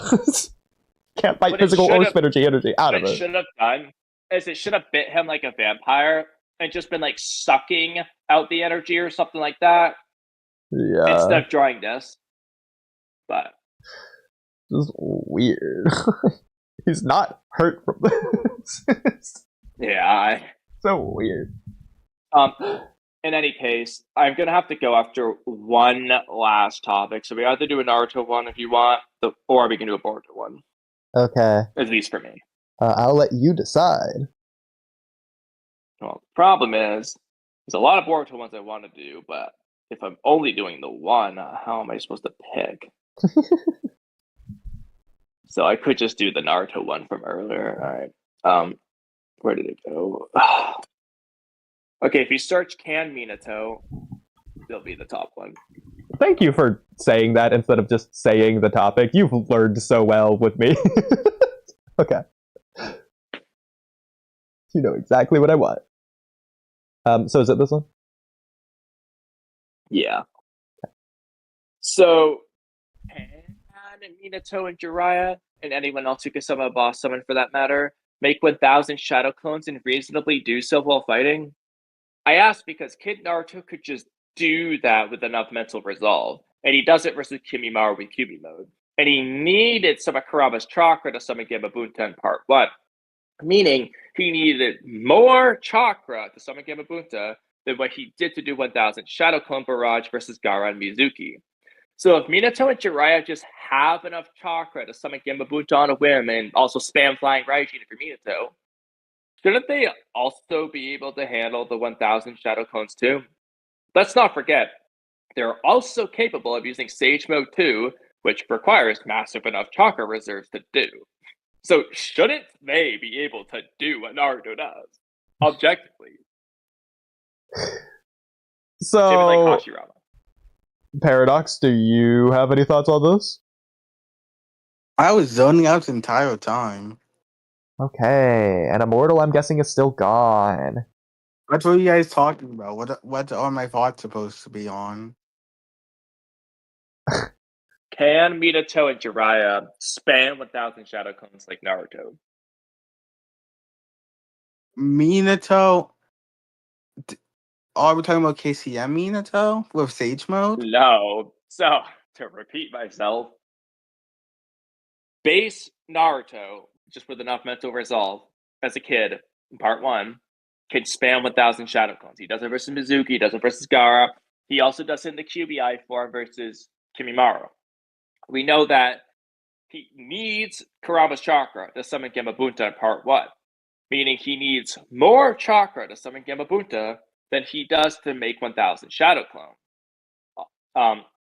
So if Minato and Jiraiya just have enough chakra to summon Gamabunta on a whim and spam other jutsu, like Jiraiya's Fire Style or Minato's Flying Raijin, shouldn't they also be able to handle the 1,000 Shadow Clones too? Let's not forget, they're also They don't know capable the of multi-shadow Sage clone Mode 2, jutsu, which though. requires massive enough chakra reserves to do. They don't know the multi-shadow clone jutsu, though. They never learned to. I mean, that's That is objectively true. not true because we see them use the shadow. Like Minato literally makes like 5 shadow clones. Like, there's no difference to the jutsu. Like, it's the same hand sign. Then I You guess just they make could. more. Then I guess they could. Okay, Oodie. I mean, Shadow Clones aren't banned, right? No, I think they. Well, I don't know if the Shadow Clone Jutsu is forbidden or not. I don't know if that is, but the regular might be. Wouldn't it make I mean, at the end of the sense day, they were both in the scroll. if the idea is because it takes too much chakra? Why would it be in there, but not the lightning Shadow Clone or whatever, like Kakashi makes? You know, the one that uses half of his chakra. Yeah. Oh, whatever. So, my nitpick with this, before I address it at all, is Sure. I agree with you, but I don't know if I would confidently say Naruto needed the 9 Tails' chakra in part 1, and his chakra reserves in part 1 just weren't enough at their total max potential in order to summon Gamabunta. Like, it's possible if instead of summoning the 2,000 clones against Gaara, if he did Gamabunta in that moment, he probably could have been able to do it. It's possible. But Okay. the only statements and visual indications imply he needs it. But even then, Sure. let's just say he could have done it then. Okay, so it's an equal requirement. Good thing Minato can also do that and spam Flying, right? Yeah, that's the thing. So he could just make 1,000 Flying Raijin spamming Minatos. It's weird. I think that's just better than Gamabunta. Because, like, Kakashi says in Shippuden that Naruto is 4 times as much chakra as him. That might be in reference to base. That might be in reference to with the 9 Tails. I don't know if Naruto grew in that regard over time. Maybe in part 1 it was he like... specifies the 9 Tails was 25 times. True, or yeah. 100 times or whatever it was. Yeah, that's true. So then, like, in part 1, are we gonna say that Kakashi thought it was 25 times, or is it that Naruto gained more mastery of the Nine Tails, or was it always counting the full Nine Tails, or, like, is he accounting for Naruto's growth over time as well? How much did that change things from part 1 to part 2 for Naruto? There's a lot of weirdness there. Yeah, that's why I'm not using the 4 times numbers for the part 1, because we just don't know what the comparison would be. But yeah. I mean, you can say Naruto's good at chakra control or whatever, he can walk on water, but even at the end of part 1, he was just struggling to stand up on the water at some points. yeah, I'm not saying he has peak chakra control or anything. Well, yeah, but that's to say that I don't think it's a very high threshold to be able to stand on water in the first place. So I think that you can scale your chakra control up way, way higher from there. Like, let's just say you need like 5% perfect chakra control in order to stand on water. Well, Naruto mastered that. But then, like, comparison, like, Sakura at the beginning of part 1, who had maybe like 80% chakra control, or like Minato, who maybe has like 90 to 95% perfect chakra control, Tsunade 100%, let's just say, just making up random numbers here, obviously, but like that's to say that they could be like 10 times better with chakra control than Naruto, despite Naruto still being able to like stand on water or whatever, and that could be the difference here. Totally, but that would only amplify the possibility of Minato being able to stand the 1,000 challenge. Yeah, it's weird though, because do we consider it like okay, for both clones and summoning jutsu, because the summoning jutsu obviously takes chakra, but then like there's the blood requirement and the contract seal, and maybe that could be something to do with something there in a weird way to make it to where it's less chakra somehow. I don't know. Just like for Kirin, like, oh, if you put stuff in the sky, it makes it less chakra. Maybe Gamabute can do something with this mental resolve to make it less chakra. I don't know. I'm just making stuff up here. It's not said anywhere, but like you get my idea. Similarly for clones, does it just divide the chakra per clone, or does it not do that at all, and you can just do that if you want, but outside of that, it just takes a chakra amount to make each individual clone? I think it's based off what we get. I think it takes a chakra amount to do the clones in the first place, and it is going to divide your chakra up in some capacity, but you can choose to make it even or not even. Yeah. I agree. But, like, do you think chakra control changes that to where you can, like, use less chakra? Because I think based on, like, Ebisu's explanation, it should be able to, even though he's using, like, the visual is the Shadow Clone Jutsu, just because that's how Naruto understands it, but I don't think that applies to Shadow Clone necessarily, but it might. It's not, well, it's the Clone Jutsu was the example, Sure, but regardless, it's not that it's making it less chakra, it's just that Naruto's wasting more chakra. It's like Minato will just use the Jutsu's requirement. Naruto's using that plus extra, what it is. But again, if Naruto's able to get away with that, a Kamabuta is seemingly a similar, if not more, chakra cost. And Minato has better chakra control, can summon Kamabuta, and spam a high chakra draining flying Raijin. You should be able to make 1,000 flying Raijin Minato. I mean, the flying Raijin being more chakra than Genma can do on its own even once just doesn't make sense. Oh, I completely agree. It's absolutely ridiculous that Minato can do like 500 flying Raijin jutsu uses, and Genma needs all 3 of them at once to do it once. It's just so ridiculous. Like, Minato's not 100 times stronger than a Jonin.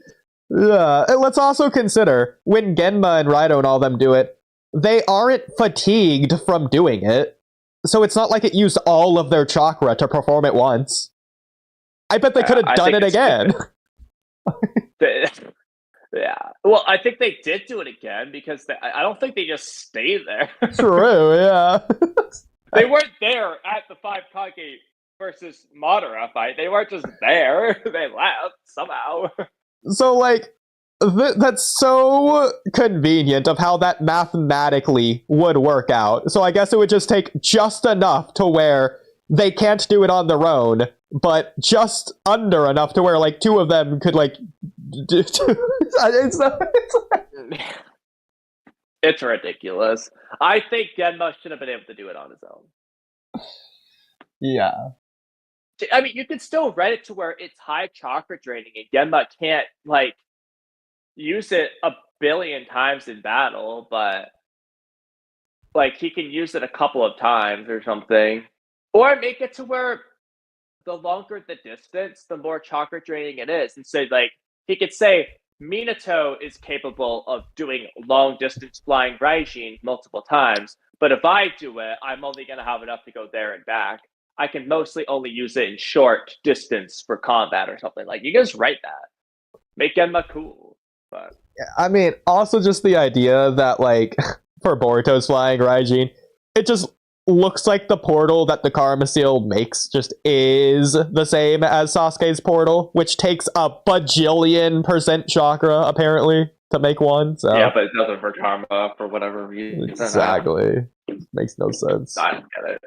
Freaking Like, why weird. does Sasuke take so the same freaking jutsu? But anyway, I've overstayed my welcome, and I need to go so I can get less than 6 hours of sleep at this rate. Oh, well, I got 3 hours last night, and then I got a little bit more later, but you get the idea. But the problem is I need to shower. Hey, Unless I can, I'll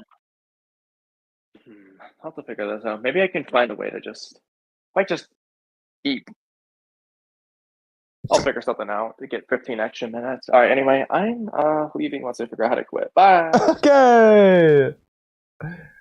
So, Paradox. Yes. So back to the Naruto Chakra Train Hyperbolic Time Chamber Ishiki conversation. So let's remember, maybe you want to like say this doesn't count or it's headcanon or whatever, just dismiss it from the fact that it happened in the series, but like in Naruto the Last, when Toneri drained all of Naruto's chakra, it took Naruto 3 days of being unconscious to gain enough chakra to where he could just wake back up. And that's with Sakura constantly pouring all of her chakra into Naruto as well. So clearly it takes Naruto a long time for his reserves to fill back up because he's just that large of reserves. So he can't just like spam all of his chakra to get infinitely stronger preparing for Ishiki. If Ishiki's just going to show up like the next day. How many days were there between Naruto getting unsealed and Ishiki coming to Konoha? How many days were there? If it's not the same day, then 1 day later, seemingly. Dang, really? Yeah. Dang, he get no time. Yeah, exactly. That's what I'm saying. Well, if you remember, it was more so about Sakura was healing them, not about restoring their chakra. Because if you remember, Sasuke still had enough chakra to teleport away. That was like the point. And then Naruto, he was able to continue fighting to the point to where Jigen said it would take too long to kill him. So Naruto also still had plenty of chakra left. That wasn't the issue with the fight. The issue was just, he was just like incapacitated from the rods. I have another question. Disrupt chakra. So remember how in part 1, how Sasuke was able to copy Rock Lee movements and then he was able to be as fast as Lee? Why didn't he do that with Ishiki? I mean Jigen. He can copy the movements, but that doesn't matter if his body can't perform the movements. So Sasuke himself had to become strong and fast enough. He could have trained for a day, and that could have made him a little bit faster. Yeah, well, a little bit faster. Well, again, Ishiki isn't using techniques that really matter. Ishiki's just stronger than Sasuke. So if Sasuke copies Ishiki's techniques, that's not going to make Sasuke stronger, considering Sasuke is more skilled than Ishiki anyways. Like, what's he gonna copy? Ishiki's punching technique? Sasuke's punching technique's probably more refined. What could be cool is if he copied, like, the ability to make the rods or something, but I don't think that's something he can do. Power levels. Yeah. It's pretty much power levels over skill now. It would definitely be cool. But yeah, he just needs his body to be as strong as Ishiki's, which a day of training's not going to get him to that level. Yeah, in my Boruto Rewrite series, Sasuke will copy Jin's movements to become as fast and as strong as him. Okay. So is that something like he can just What would turn they off? do in a Like, how does he even what would have they that do? happen? Huh? So, like, let's just say that Ishiki's leg kicks at like 1,000 miles an hour, and Sasuke can only kick at like 500. So when Ishiki's running, he's kicking off the ground at like 1,000 miles an hour. So when Sasuke copies that movement, how does he do it? Like, does he just tell his leg to perform the movement? Could he hypothetically stop the movement halfway through? Like how does he do that? He just does. Okay. It's troubling. I don't have enough brain capacity to think of a valid reason. Fair enough. So, It's yeah, cool. That's all that matters. in my Boruto rewrite, that's never going to happen. Lee will also be in the Shiki fight. Yeah.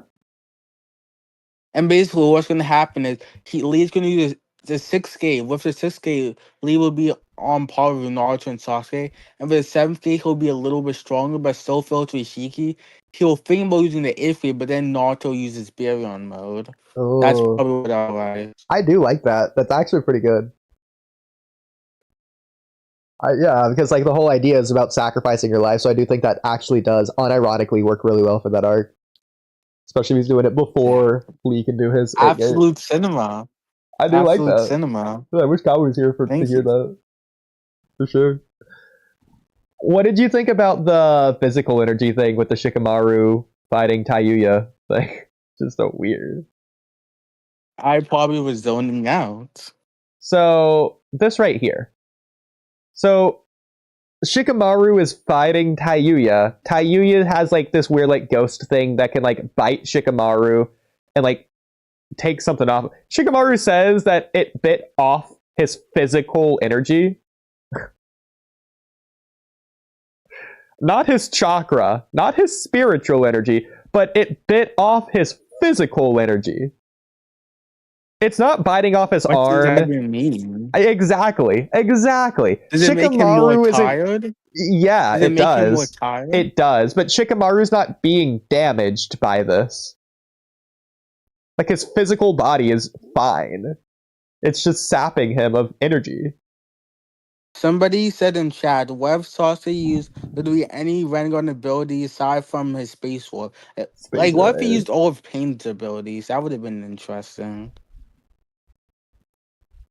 That I agree with. It'd be fun to see. I feel like Pain uses pretty much all of Pain's abilities anyways. Not exactly all of them. But like he at least talks about using all of them, or at least all of them are talked about at some point in time. So it doesn't need to be like Pain to where Pain overly relies on the abilities.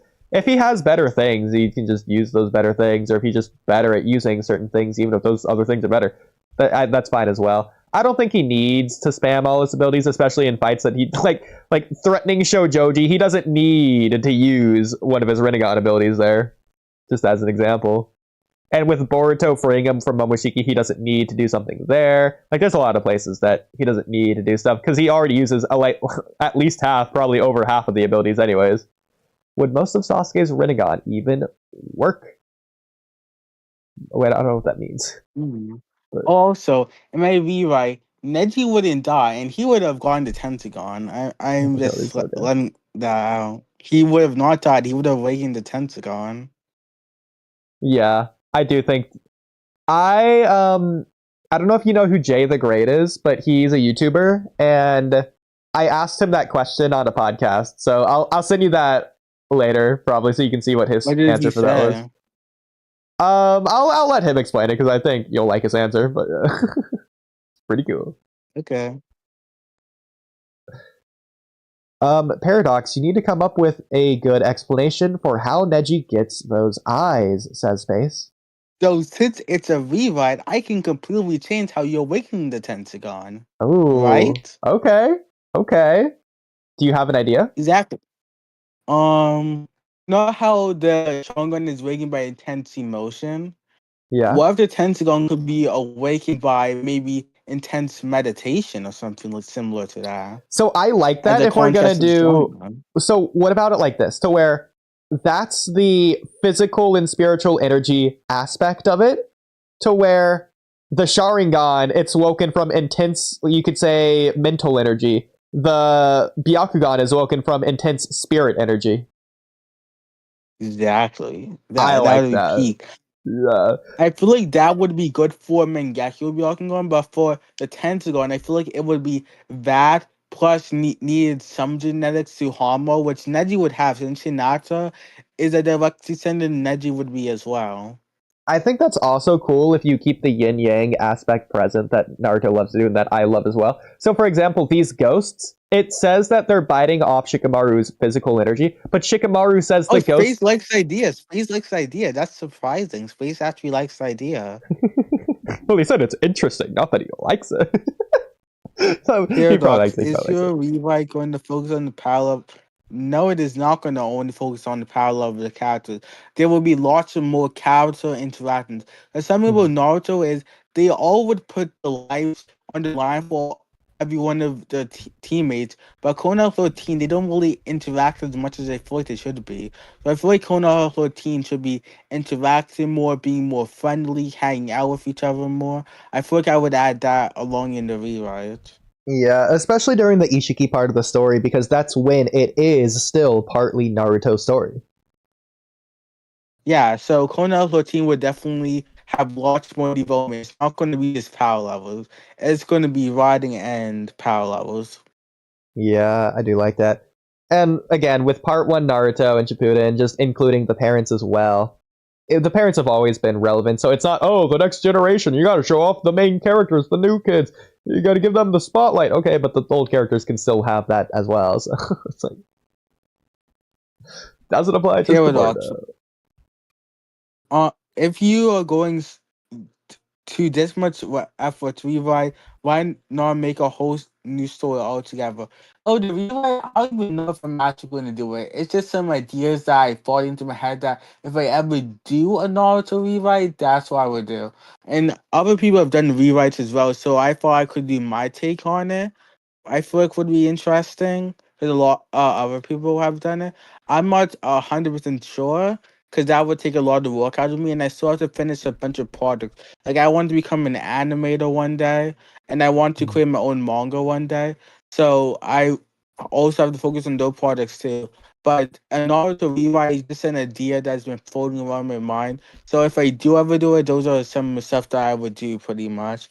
And Space and Paradox really make some fillers or movies completely canon. I feel like I might take inspiration from filler movies and turn them into a new story. I might, for example, with Dragon Ball, Z Broly wasn't canon, but then it was remade to be canon with Super Broly. So I feel like it could be something like that I might do.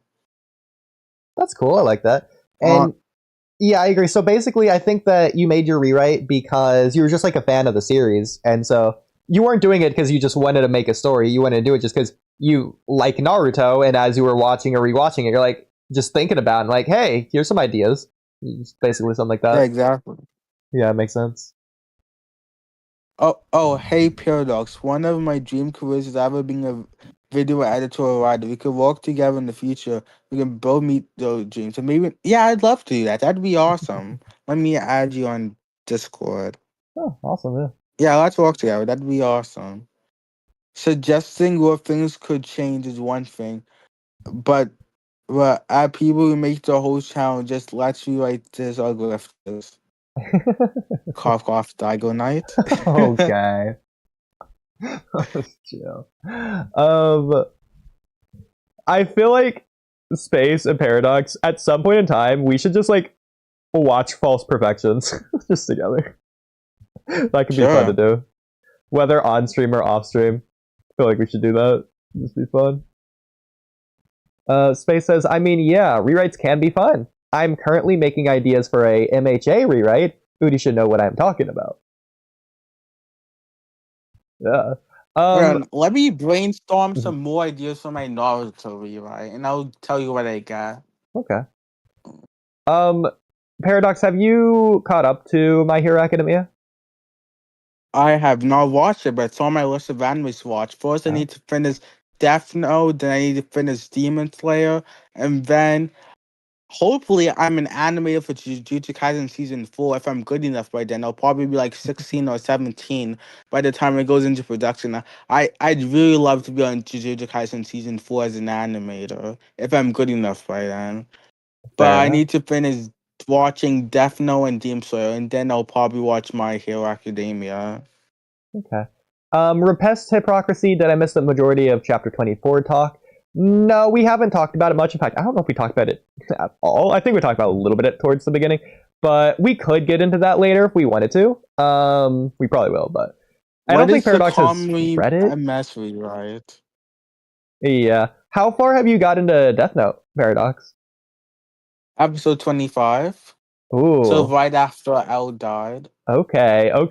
That's like a good like halfway point of the series. Obviously, it's a little bit later than halfway if you consider like the episode count, but it's like the second half of the series is like very disconnected from L for obvious reasons. It's focusing on different characters a lot. So the L's death is like a place in the series to where it's like almost like an ending for Death Note. So you've basically, in a way, seen like one series of Death Note. What did you think about that up to that point? I was zoning out. Please say that again. What did you think about Death Note up till the point to where L's dead? I think it was really good. I liked it a lot. I think it might be on pace for being my 4th favorite anime. Do you have like a top 5? Yeah, number 1, Naruto. Number 2, Dragon Ball. Number 3, Jujutsu Kaisen. And number 4 will probably be Death Note or Demon Slayer. I'm not sure which one will win that spot. Interesting. I feel Okay. like Demon Slayer might win it because I'm obsessed with action shows. So even though Death Note is really good, it's a bit out of ordinary what I usually watch. So Demon Slayer might win that spot, but Death Note is still really good though. I feel like Demon Slayer will probably connect to the new generation a little bit more, whereas I feel like as time goes on, Death Note becomes a little bit more dated, but at the same time, it's still a timeless classic, so it will always still have a fan base. Yeah, the quality looks really HD. Yeah. It was made back in the early 2000s, but it still looks really high quality. I wonder what a remake would look like. I don't even think it needs a remake. I agree. Like, Yeah. what could they even improve on in the remake? They could make the art style a little bit more accurate to the manga. Other than that, there's nothing I can really think of. Because the visuals are already really good. I don't know how much they could enhance it, other than making it worse by accident. Yeah. It's a really good story for sure. And I think like the pacing of the anime is also really good. Like there's a couple things that Kamui has mentioned that they've like cut out of the anime because he like read the manga at the exact same time as rewatching the anime. So he was like looking for all those differences. But maybe the anime could do like a sequel series or like maybe cover like the chapter 0 thing or whatever, since that's technically like a different pilot following a different character. Like they could do that. I know they're making another Death Note live action, I'm pretty sure. So I'd be excited to see what they do there. Interesting. Space. I believe rewrites can be fine as long as they aren't trying to fix the series. I feel like if they're trying to fix it from a personal perspective, like what I would do if I was the writer, like how what's like what I would change, then I think it's fine. But if they're trying to say it's objectively bad, the rewrite is bad, and they think they're better offer than the original, then I feel like that's where it's wrong. That's fair. I feel like it's less about the series itself and more of people hating a series when they hate the author and they think they're just being pretentious with the rewrite. They're like being smug or stuck up. It's like I think it was Space that posted the meme earlier of like Homelander of like that moment when someone has the exact same take as you, but they're really cocky and arrogant about it, so you don't want to agree or whatever. For example, I think a tweet for boys with that could have been made things better is instead Ishiki always being around, he went to a different dimension where time moved faster and he came back and it's right after the war, so he's still building up. Right? Hello? Interesting. I'm not sure if I really understand. Is that immortal? I hear? Yeah. I had to do some Hello, dishes. everyone. Welcome back. What's up? I watched most of the Naruto movies, but there's still one that I kind of watching right now. Okay, yeah, me and Kamui are gonna go through all the movies. It has Rock Lee in it, so that's why I want to watch it. And Rock Lee is the main character in it. Oh yes. And Sakura's in it too. And Naruto and Kakashi. I think a tweak for Boruto that could have made things better is instead of Ishiki always being her. Oh yeah, Yuri. A wild So- fanfic writing and I think a suggested treat for changes. Boruto that could have been better is if they used a tree-headed covered sage mode into a Susanoo. Yes. I think. Oh, absolutely, space. one Yeah, thing go that for could- it. But what's up, Mark? I have a lot of things that I could add in that could make Boruto better.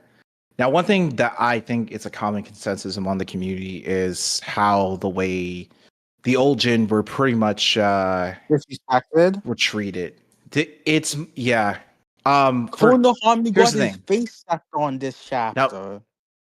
Now, it's more than just the old Jin, but I think it's like how the way the story goes about when it comes to certain things. Like, for example, how the way power is depicted. Not really power, but just, power statements from characters and, us not really getting what we were probably expecting from that set character.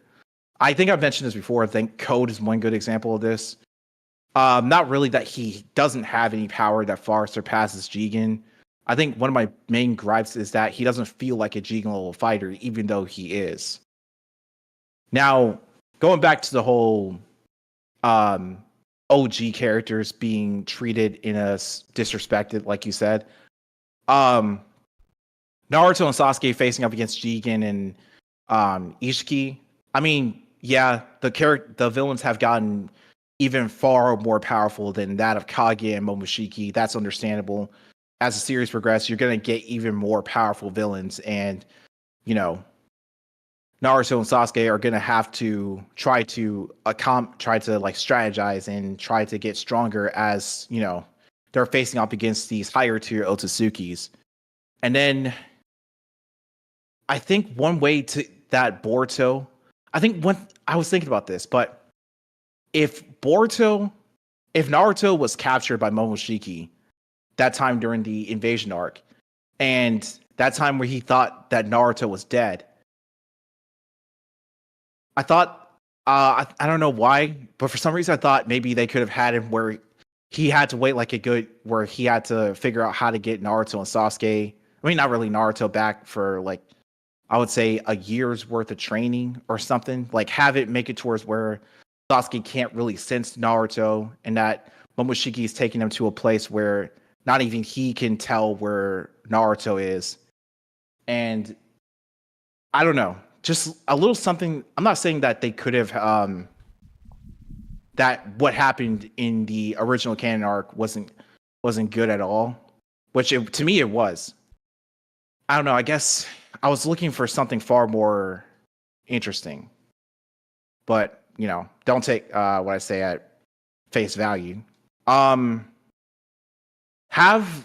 feel like have Sakura, Lee, Kiba, Tenten, or someone involved in the like heavily involved during the Momoshiki invasion arc, and even during Ishiki's invasion, because I feel like the anime does take liberties when it comes to involving them, but they're not really as as involved as I thought they were going to be. Because here's the thing. Momoshiki absorbs jutsu, right? He absorbs jutsu in one Rinnegan palm and then throws it out. And taijutsu is one of the effective ways to deal with Momoshiki. And then once he fuses with, I think adding Rock Lee, like I said, I think what Paradox mentioned, adding Rock Lee into that would also make it really damn good. My glorious king. Yeah. Because if you take away the fact that he can absorb jutsu, and Momoshiki isn't really like I would say a hand-to-hand combatant in the sense that like Kinshiki is when it comes to Kinjutsu and stuff like that. Because let's face it, Momoshiki is the type of Otsutsuki that will spam jutsus like crazy, but he pretty much would have no strategy behind what he does. And I think that's mainly because, well, I think he has this godlike complex, which most Otsutsukis have, even Ishiki.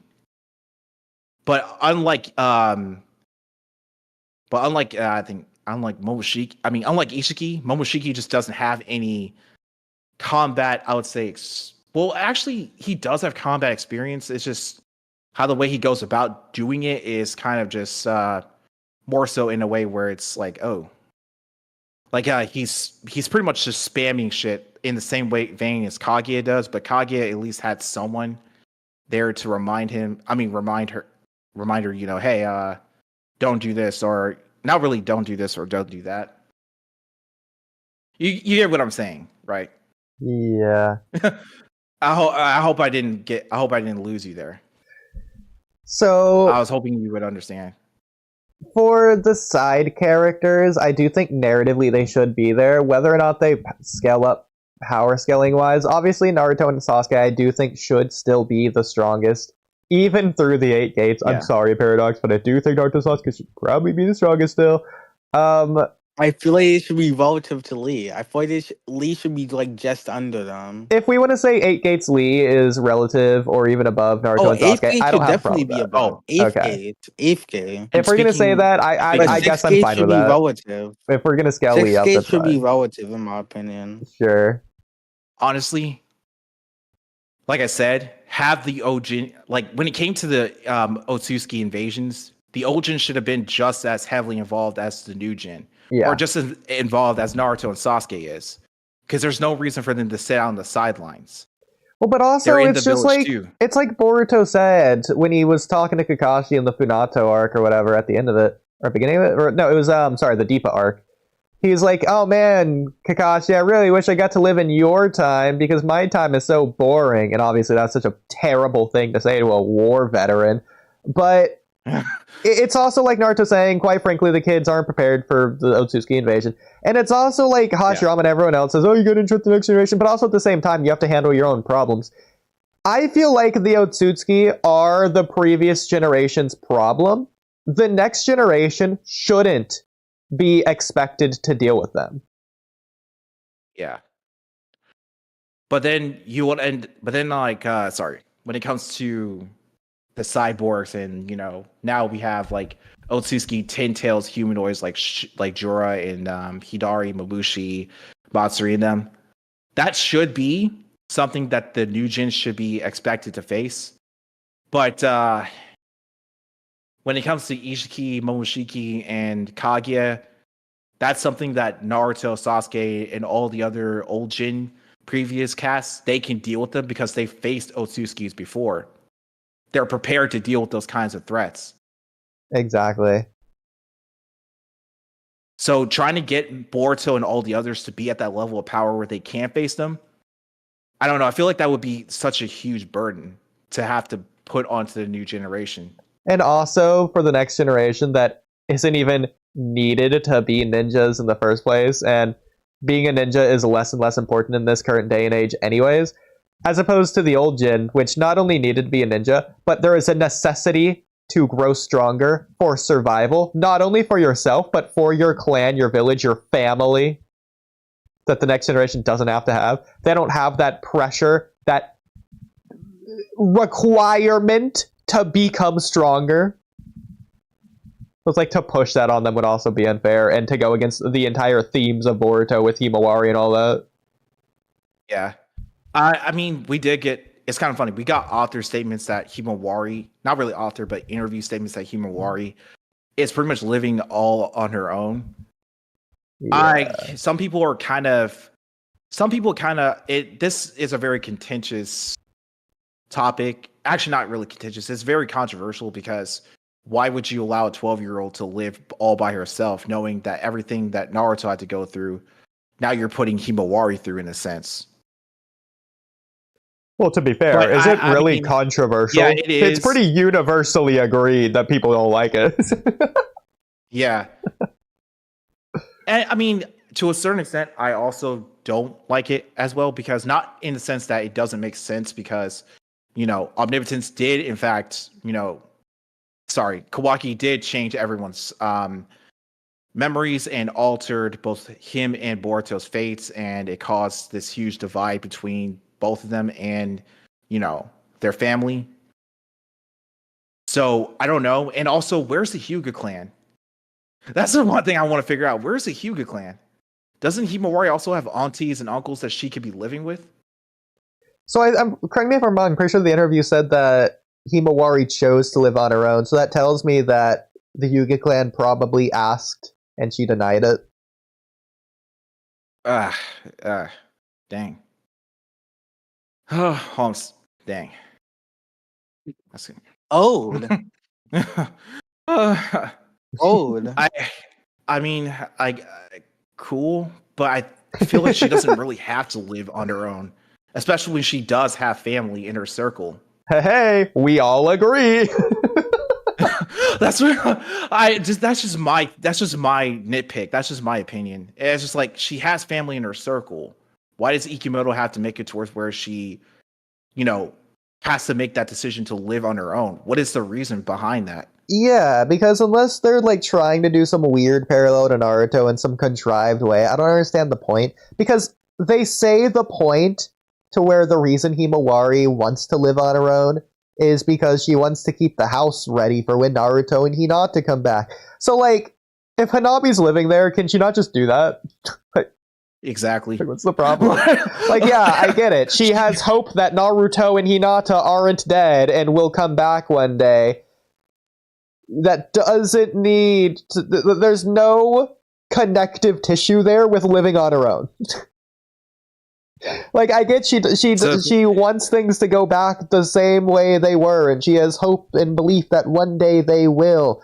As of right now, it's not that way. Why not just change the household to be the good version until they get back? It's not like Hanabi's gonna keep living there once Naruto and Hinata and Big Bro gets back. I understand. I mean, it would make sense if she wanted to keep the place tidied up, but to live there all by herself when she knows she doesn't have to is kind of crazy to me. When she does have family, like when she is as part of the Hyuga family, the Hyuga clan, so she can literally live there with her grandfather and her auntie. And also, I mean, it's nice that she does have training sequences with Chocho and Shikadai and Inojin, but she also could train with her family at the same time to learn more Hyuga style techniques, or whether or not she already learned them. Well, that would be more meaningful. Ambiguous. In fact, I think a lot more people would. They would support the decision for Himawari to live on her own, considering that's Himawari's choice to do so, if Himawari was interacting with her family at all, whether it's training, whether it's visiting them, whether it's whatever. The fact she's not even going there, she's just hanging out with frickin' Chocho? Really? Why? Exactly.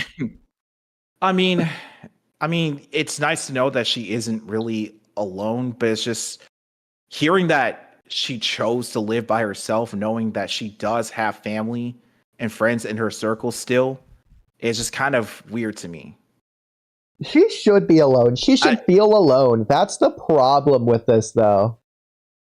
Because it's not even a thing of like, oh, Himawari wants to do it all herself. She doesn't want Hanabi to come over and vacuum the carpet or do the dishes, because Himawari wants to make sure Himawari keeps the household up to date. And if the Hyuga are living there, that's going to take away from Himawari doing it. That doesn't take away from any of this other aspect.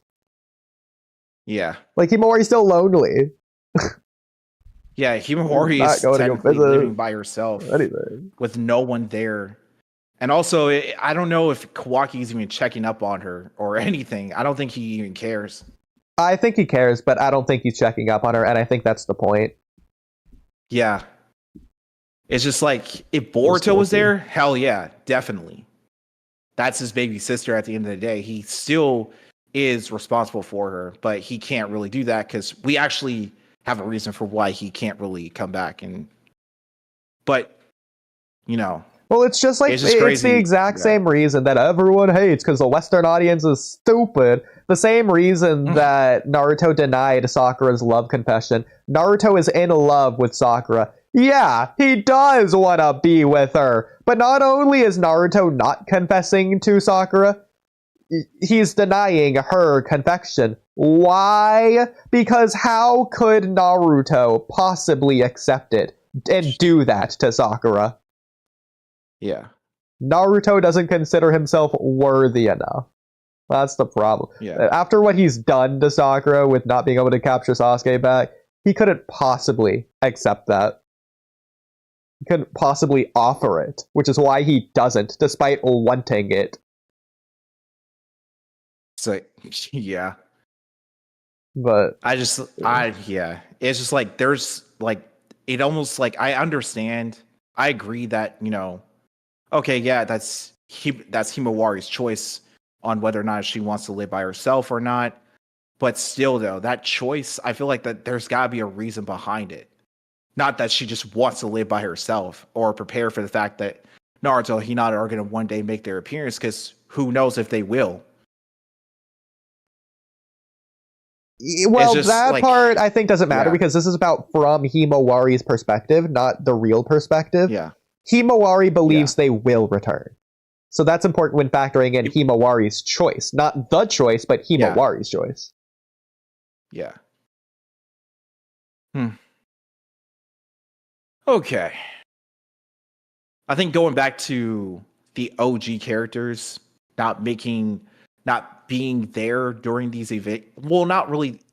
Yeah, they're not really there during these evasions when it comes to the manga. In the anime, they do take the liberties of making sure that they're present, but they barely could do anything to Momoshiki or Ishiki.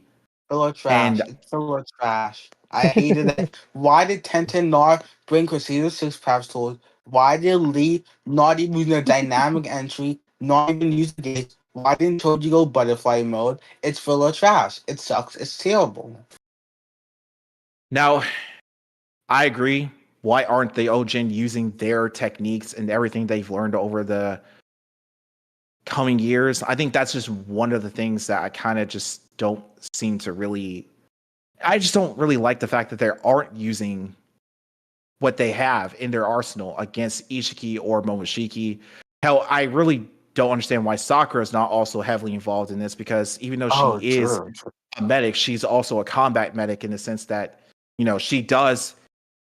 she's also in the field fighting as well as healing. We've seen this by the happen way, multiple.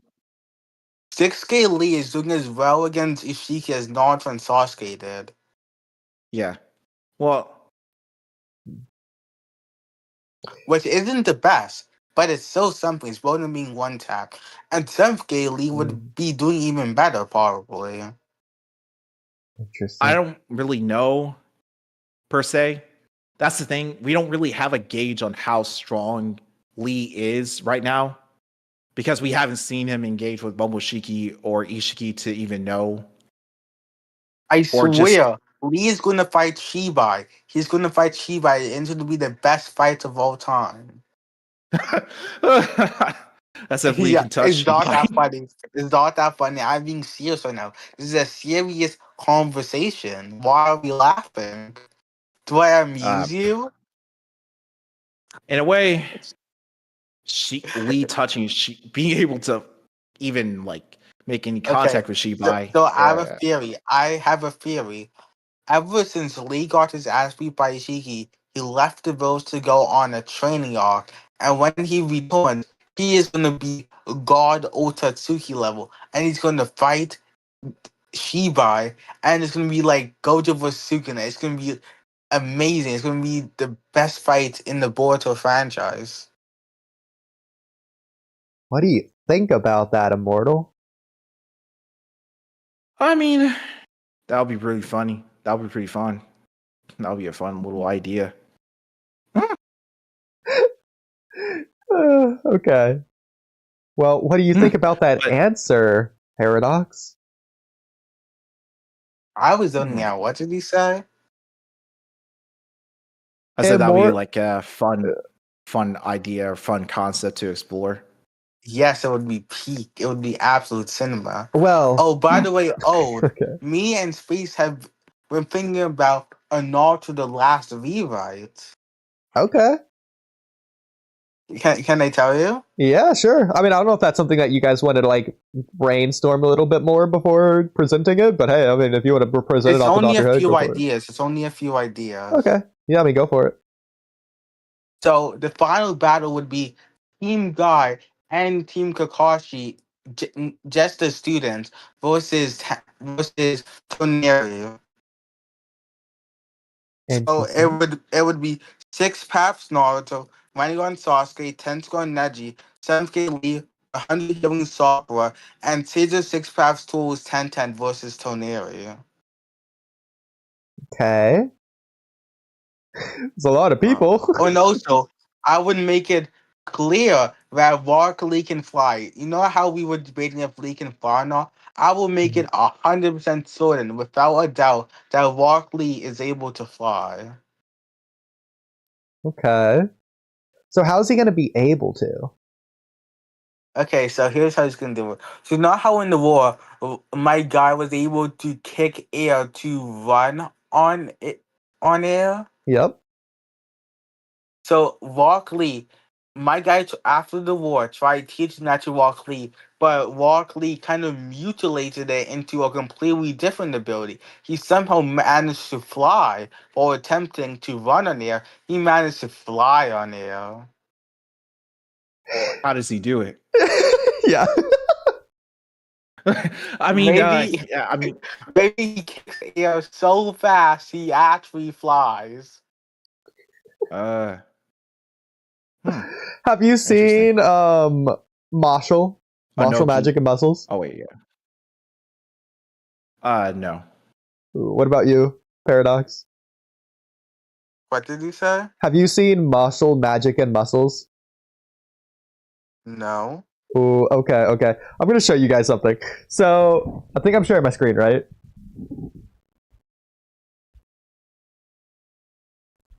I should be. If you guys want to double check, confirm.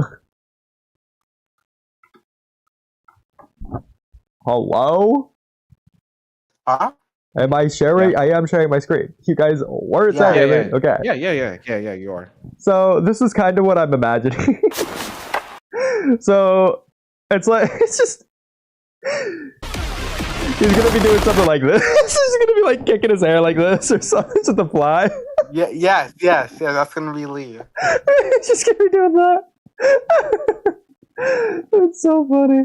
That's gonna be my glorious, beautiful, handsome, life-changing, motivational, strong, and brave, legendary, fearless, ferocious king. Oh, I love Marshall. It's so fun. If for anyone out there who hasn't seen Marshall, you need to watch it. It's so funny, so good. What's the scene you're trying to show? Marshall Magic and Muscles, Mosh versus Sports. What particular? Him flying. Oh, okay. I mean, I was sharing my screen. I'll put it in the general chat. If I'm more. Yes, John. And speaking of people speaking. Here we are. Yeah. You know me so well. So what would you like to say? What would I like to say? Look, in general, Grace wanted me to show this on stream. Okay, right here. No, in chat. On Discord. Hey, in general chat. Okay. Did you want to read this off, or did you want me to, or? You can. Okay, so you said, imagine this as Naruto, Sasuke, and Lee for real. I'm guessing. Oh, hold on. Let me send the image so you get contact. Okay. This Naruto Sasuke. Oh, so like this picture? Yes. So Okay. Mahito would be Lee. Todo would be Naruto probably, and Yuji would probably be Sasuke. Okay. That's what I'm Okay. imagining. That's kind of cool. I like that.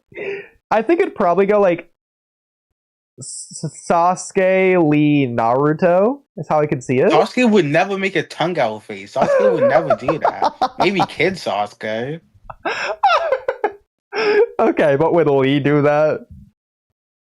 Yeah, maybe if he's drunk. If anything, Naruto would most likely do that. Of the three. Oh yeah, I can see Naruto doing that. I could see Naruto being any of these. Sasuke could also technically be any of these. I don't think Lee Except could be the this tongue one, one. though. Sasuke would not do the tongue.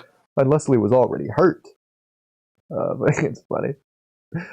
Did the order of the images with the character paradox says Mahito Naruto, Todo Sasuke, Yuji Lee. Okay, with that context in mind,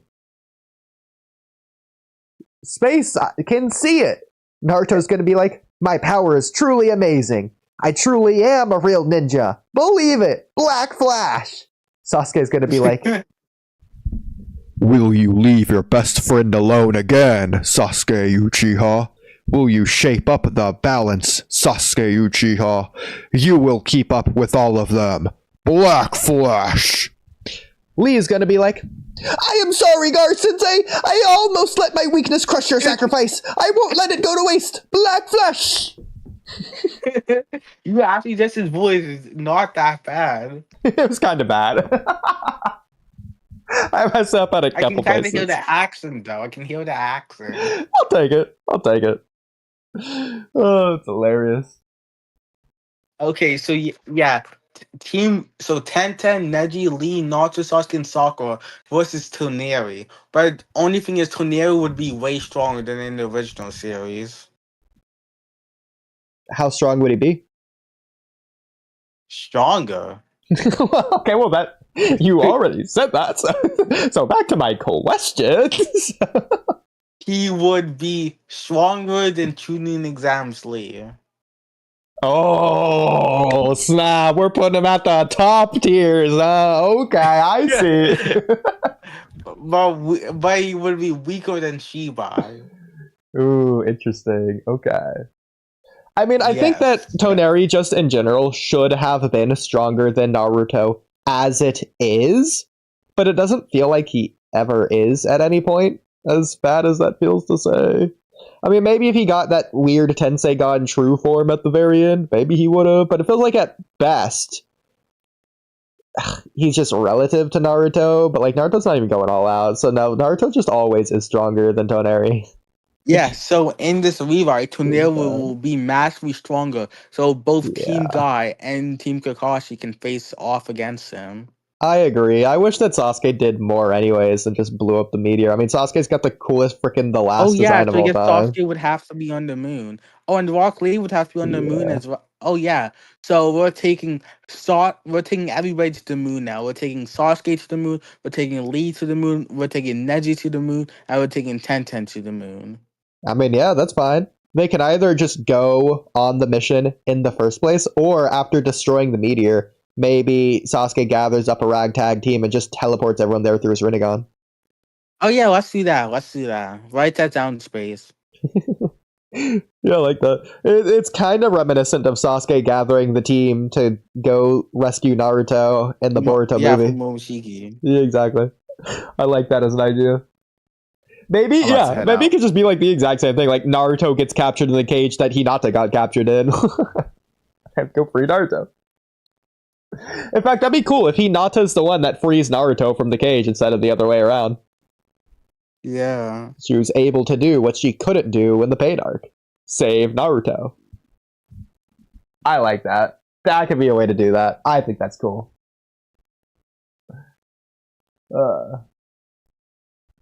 Oh, Immortal left. I was going to ask him about more code questions, but oh. Also, by the way, so in the hierarchy of strength, who will be the strongest and who will be the weakest? Unfortunately, Tenten will be the weakest. All they have is His 6 Pastels, which is good, but like That's not going to get the highest in the strength hierarchy. So, like, last place would probably be 10-10. And then after that, I think it would be Neji. Then, oh, wait, but Sakura's here too. So I think after that will be so it would be 10-10, Sakura, Neji, Walky, Sasuke, then Naruto, I think. Well, Sakura is supposed to be one of the big three, and she caught up to Naruto and Sasuke. Like, would your rewrite include that and have it be true? Like, what would you do? Yes, I would have it be more so true. I would definitely make it more true. So, I understand that at one point in time, anyways, Neji and Lee are Naruto and Sasuke rivalry dynamic thing going on there. But I feel like Sakura is supposed to be up there with Naruto and Sasuke. So it feels like a lot of people is just gonna be relative then, and then who would win, who would lose would just depend on the day, I guess. I mean, I think that's fair if they're all supposed to be rivals for one another, anyways. But I do think Naruto and Sasuke probably should stand above those. Yeah, there isn't really a way to put one in first place, one in second place. They're all just relative to each other. I agree.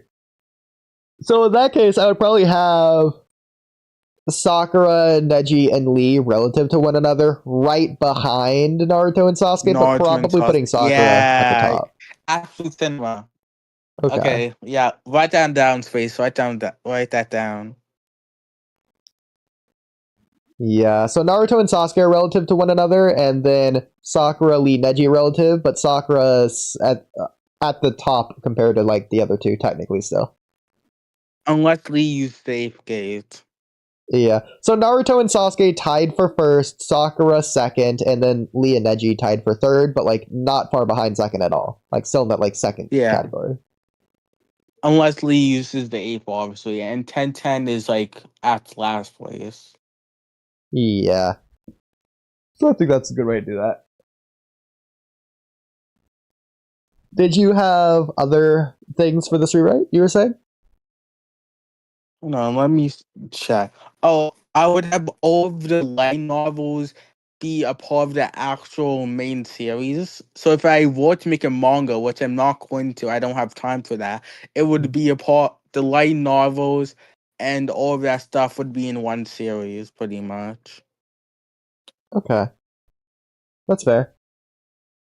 I mean, I'm glad the light novels exist for those who enjoy reading. I don't like reading, so I've read a little bit of the novels, but I don't like reading, so I don't really want to... Yeah, it would have been better if it was in the manga than turned into the anime. I agree. I would have preferred it in the anime, but not in the light novel. Because I think the anime is my favorite format of all the Naruto things I've seen. Even above the manga, which is technically better in some regards, but nah. I'm going the anime. The art style is probably a little bit better at times in the manga. Yeah, I feel like the manga is just telling the anime what to do, and the anime is the real product. The manga isn't even real. It's not even meant to be consumed. And the manga, in a way, is just storyboards for the anime. True. Yeah, so I think that's the best way to look at it. Yeah, you can look at it if you want, but why not just watch the complete product unless you're that much of a fan that you want to see how it was made? I think that's the best way of looking at it. It's like video games. Whenever you like a video game so much, then you'll like want to like look at how it's like coded or the out of bounds secrets or whatever. The Easter eggs. Somebody said in chat, Sakura Soul is Neji. This is Hensugo Neji. This is fanfic Neji. So push your agendas aside for a second. But yeah, Sakura would be above Neji a little bit. We are doing a rewrite here, so we're not going with what's canon. We're going with what could be the case. Yeah. So yeah. So there you go. So we would definitely be seeing Walky and Neji versus Jubito in the war arc. But also, hold on. The same person says, read Boruto. How is... What in Boruto do you want me to read that's going to at all imply Sakura over Neji? In the Boruto manga. Where is it implied? Yeah, yeah. What's the software even doing in the Boruto manga? She heals Enogene. Duh. Like, the closest thing you have to Neji is maybe someone says Neji's name at some point, or maybe he's in a picture in a background in Naruto's house. Yeah, most. Like, Neji's just not in the manga. So, power scaling Neji in comparison to Sakura. I will never read Boruto. I Just don't like fucking read Boruto. Aikimoto's art style. Okay, Like that's fair. I tried reading the Jigen fight and it was so boring. At Alright, least when Naruto and Sasuke got their ass beat, it at least looked good in the anime. In the manga, they got their ass beat and it was boring. That's a double L. it's just a storyboard for the anime. No, but I think it was like cool in the manga, but not because of the fight was cool. It was cool because of the concepts. Because Naruto and Sasuke lost so badly. They shouldn't have though. If they used a three-headed covered Indra Susanoo. As Lander Don't says, forget you're about the kidding. Sage mode. You're glazing Naruto. The three-headed covered Indra Susanoo would have done way better. So here's the problem, Paradox, is that as you But have you won't seen, give Boruto a chance. I watched all of Boruto, including the fillers. Do not try me. I was there for all of those Boruto Sunday in the Funata arc or something with the pirates. I was there for every Boruto Sunday. yeah, for reference, Alexander, both Paradox and I, which is both of us here, we're both caught up on Two Blue Vortex, so we're caught up on the story. I mean, I need to fully read Two Blue Vortex. I've been there for at least. I haven't sit down and fully read, but I know what's going on in Two Blue Vortex. That's fair, but you have looked at the most recent manga chapter. It just wasn't translated when you looked at it. Yeah. Solander's freaking out. Oh, that's funny. But to be fair, Paradox, so I don't know what you would do with Jigen and Ishiki's power level in comparison to Naruto and Sasuke in your rewrite, but even if Neji or Lee, especially Lee, even in the 8 gates, even if Lee's stronger than Naruto and Sasuke, here's the problem. Naruto and Sasuke were going all out against Jigen, who wasn't. Jigen was not going all out, and Jigen still beat Naruto and Sasuke really badly. And then Ishiki is way stronger than Jigen. So, obviously, Ishiki's not trying. So, how are we going to get it to where Ishiki has to try against Lee? Because otherwise, you're not going to be able to tell a difference. So, 7th gate Lee. But 7th gate Lee has to be so much astronomically stronger than Naruto and Sasuke, it's not even funny. Maybe it just holds off Ishiki for a little while. That's all I can really think of. Because Lee, in my rewrite, during the time skip for Two Blue Vortex, he wore his training arc. But before that, he's going to be Naruto and Sasuke level. So if they do they're going to do Turbulence Ishiki just like in canon. So Lee will also do bad as well. Until the 7th gate, which will do slightly better, but that's about it. So when you say that's why he's going to consider using the 8th. When you say hold Ishiki off, what do you mean? Because do you mean that Ishiki is going to have to try against Lee? Or is it going to be like how Sasuke is holding Ishiki off by his damned Renegon's really annoying? Yeah, I guess stalling for time. But that's not going to make Lee feel stronger or even relative to Naruto and Sasuke. He's just going to be buzzing around Ishiki like a fly, annoying Ishiki. That would actually be funny, though. Well, it would be funny. Just writing about Ishiki over and over again. It would be funny. I will give you that. Yeah. But let's just say what we were saying earlier, to where maybe 6th gate Lee. Doing that. He's not laying a finger on Ishiki. It's called a rewrite. Yeah. We are rewriting the series and their power levels, to be fair, as later. I feel like you're not getting that point. But so earlier you were saying, and maybe you're gonna like retract this and say something else, but earlier you were saying maybe like 6th Gate Lee, for example, could be like relative to Naruto and Sasuke, and then 7th Gate Lee would be stronger, and then 8th Gate Lee would be even stronger than that.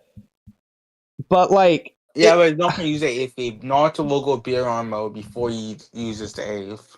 but if Jigen isn't even trying against Naruto and Sasuke, so then he's not going to be trying against 6th Gate Lee. Would Jigen need to be trying against 7th Gate Lee? A little bit, maybe. Okay. So then, but then we get to Ishiki, and Ishiki no longer has to try against 7th Gate Lee. So are we going to have Ishiki trying against 8th Gate Lee if we had that be a thing? Wait, you were talking about Jigen? No, Lee would not be in the Jigen fight. It would still be only Naruto and Sasuke. No. What I'm saying is earlier you were saying that 6th Gate Lee would be relative to Naruto and Sasuke in this rewrite. Yeah. Well, Naruto and Sasuke were way weaker than Jigen. Jigen didn't even have to try. Well, if 6th Gate Lee is relative to Naruto and Sasuke, then if 6th Gate Lee fought Jigen, Jigen would not need to try. Oh, I see. So against Ishiki, even 7th Gate Lee wouldn't need to. He wouldn't need to try at all. Exactly. So I guess all that Lee could do is stall for time. That's the best he could probably do. Either that, or Lee just has to use the 8th Gate against Ishiki, but would that make him try? Probably, I guess. We're gonna say that for the rewrite. I guess he stole some time with his 7th Gate, but when he realized it doesn't work, he can still use his 8th, but then Naruto goes into Baryon mode. Okay. I still really want that plot point that he considers using the 8th, but then Naruto goes into Baryon mode before he gets a chance to. Would Because I still you, want to keep that. for this rewrite, would you have Lee live after using the 8th Gate or die if he uses it? If he were to, I guess he would have to die. Because how would he be saved? I mean, Naruto's Jesus powers, maybe. Who knows? He's not Ninja Jesus anymore. He stopped being Ninja Jesus after the war. He still has 6 paths powers, though, so he might be able to use it. Actually, in the rewrite, Naruto would still have all the 6 paths abilities from the war. Okay. There you go. So he could Yeah. save Lee, hypothetically. Yeah, hypothetically. I would definitely do that because, and also the form would look similar to how it did back in the walk as well. So no stupid yellow skin. That the outfits would be similar. It wouldn't be exactly the same, but it would be more reminiscent, kind of like that one Storm 4 mod I showed you. Okay. But it would be a little bit more like his Hokage outfit. That could work. That's cool. Yeah, and the So, rewrite, Naruto would still have the lore Aqua Ninja Jesus. so just getting the power scaling down.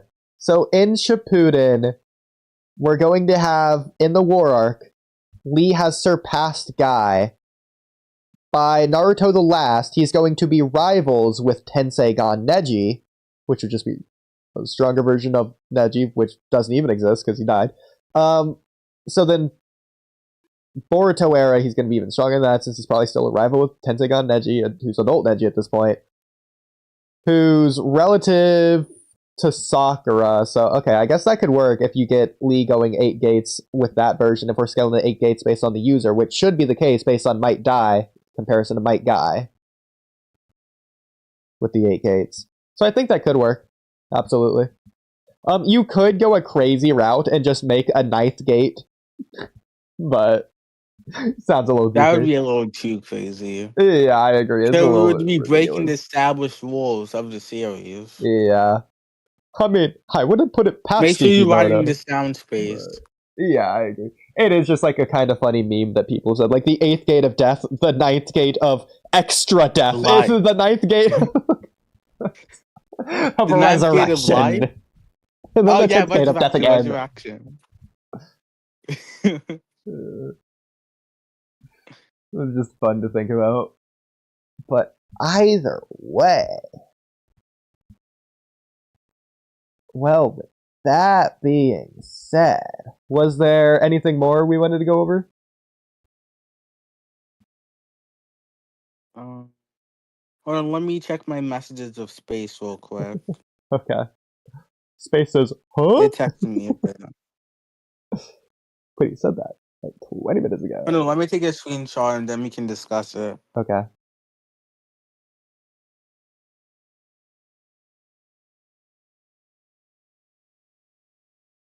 Oh, first let me read this. Neji's gonna be like, you let your false destiny control your path. I learned that no destiny decided our path. I see past myself in you. Which is why I will show you how fate can be changed with my eyes. Tenseigan, awaken! Absolute cinema. Oh my goodness, this is a lot. Well, if you wanted to read some of this, feel free.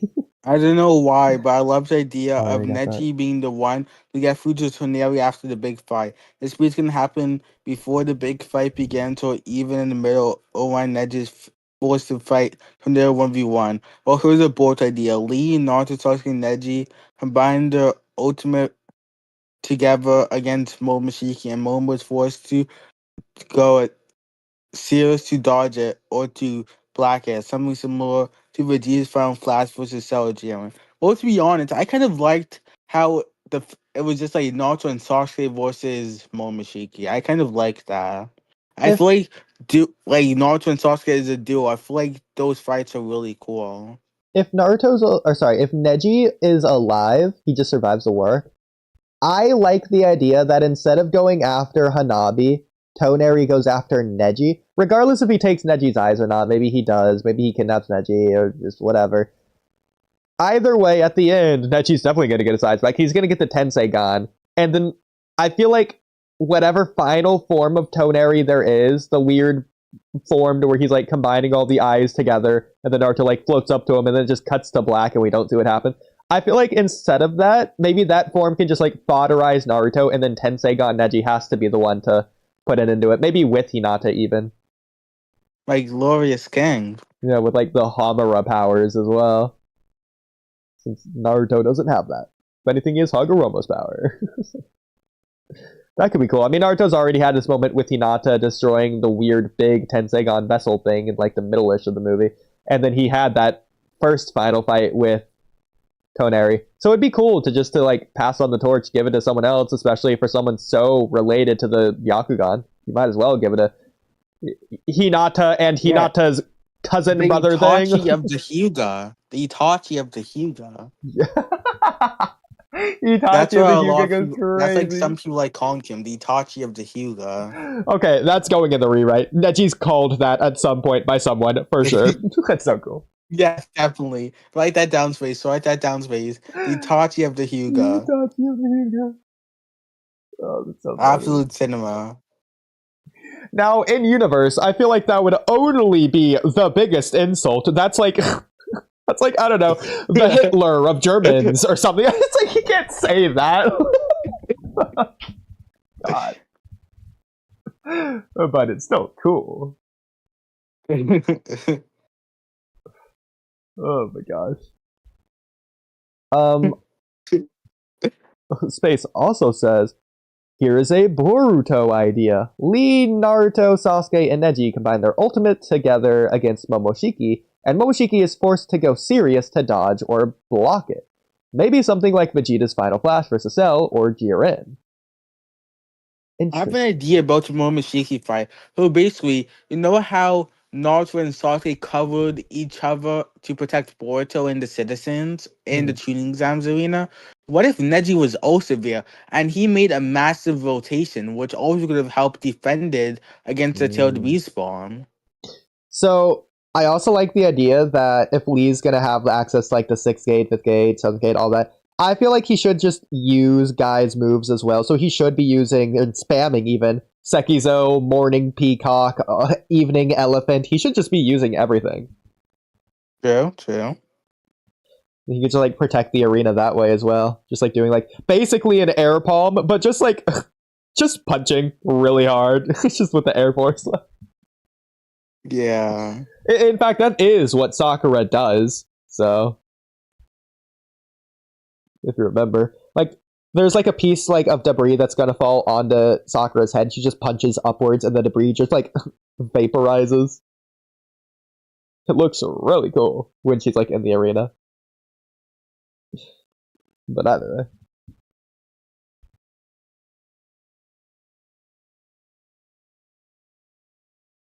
I'm just thinking of an idea for 8-Gate Lee. Well, let's hear it, Space!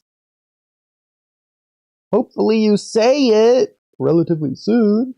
You're typing in chat. Yeah, because as Lender did not like anything recently. He's not been Be commenting. realistic, at least. I am being very realistic. Some people may be right is that I love is that Sage of Six Pack Lee being Sage of Six Pack's knowledge level is debatable. Then we right, I can just make it not debatable. Yeah, exactly. That easy. Oh, that's funny. Well, wow, Space. Oh, here we go. Okay. 8-Gate Lee is similar to Gear Shift Deku, where he is so fast and strong that his enemy can't even react. Oodie should at least understand what I mean. Oh, I definitely do, even if Paradox doesn't. I mean, that is basically what the gates are doing, to where you can activate it for a short burst, because it, like, does a lot of wear and tear on your body. That's basically very similar to Gear Shift, where it's like, there's like, you're basically on a time limit once you activate it, and then once the time limit is up, you have a lot of strain on your body. It's also similar to Kaioken, since you've seen Dragon Ball. Yes. Yeah, so basically like That that. would be awesome.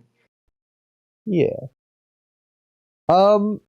Do you like the idea that maybe Lee becomes so strong that he can just withstand the effects of the 8 gates?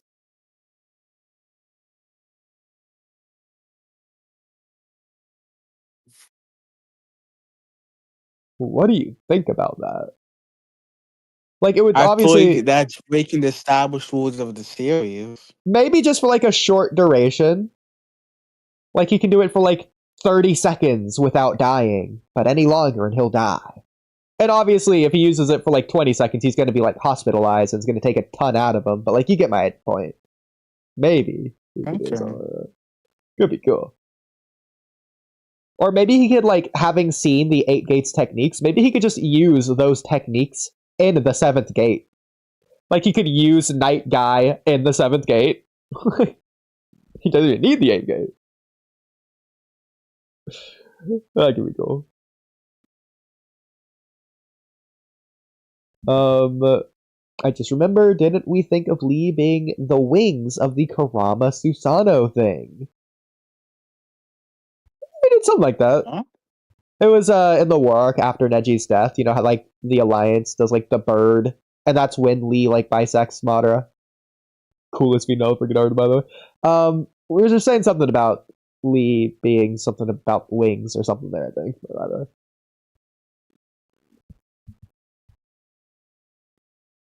But we could catch up on chat. Ishiki always being around and never doing anything to try and get the Chakra Fruit back or pass on his karma to people who probably could have been wrestled. I don't know what kind of it is. Sakura not being in the manga, especially in Two Blue Vortex, where her husband is on the run and is now apparently slaughtering people, but she never makes a comment about it. It's so bad. Like, even Ito is commenting on her son's almost death. Like, what's Sakura doing? Like, Ito's the one that had to comfort Sakura into not doing that, and Ito's the one doing it! Not even Sakura! So it's like, well, what are we doing? I guess Sakura really took it to heart, and Ito didn't even mean it like that. Is that what we're doing, Ikimoto? If Naruto and Sasuke vs. Jigen had been far more close, and not just a ridiculous curb stomp, it could have sat better. That as well, you could have done that. I don't see any reason why not to do that, considering Ishiki's not even trying anyways, so Ishiki's just stronger than Jigen. Just have the Jigen fight be closer to where it looks like Jigen's having to do more effort than he is. It does kind of take away from the fight, because, I mean, it just is a cool fight that Jigen's just stomping them the whole way through, I feel like. But I feel like the audience, a lot of them also hate it for that same reason. Like, oh, why did you nerf Naruto and Sasuke? I mean, you could just have Naruto and Sasuke use more of their moves, but I mean, they don't need to if they just skip straight to their maximum ultimate power form. Like, hypothetically, if Lee goes the He 8th had to gate... call my industries now? Yeah, so what I'm thinking, like, imagine, like, Lee goes the 8th gate against an opponent, but, oh, he didn't use the 5th gate primary Lotus. Why did they nerf Lee? What do you mean? He went the 8th gate. Clearly, the 5th gate primary Lotus isn't gonna work if the 8th gate doesn't work. Naruto and Sasuke were using their strongest form. The majestic attire. Like, what do you want them to do? It's not gonna work. Whatever you think. He had to call my industries now. That's what I want them to do. I mean, yes. That would be cool.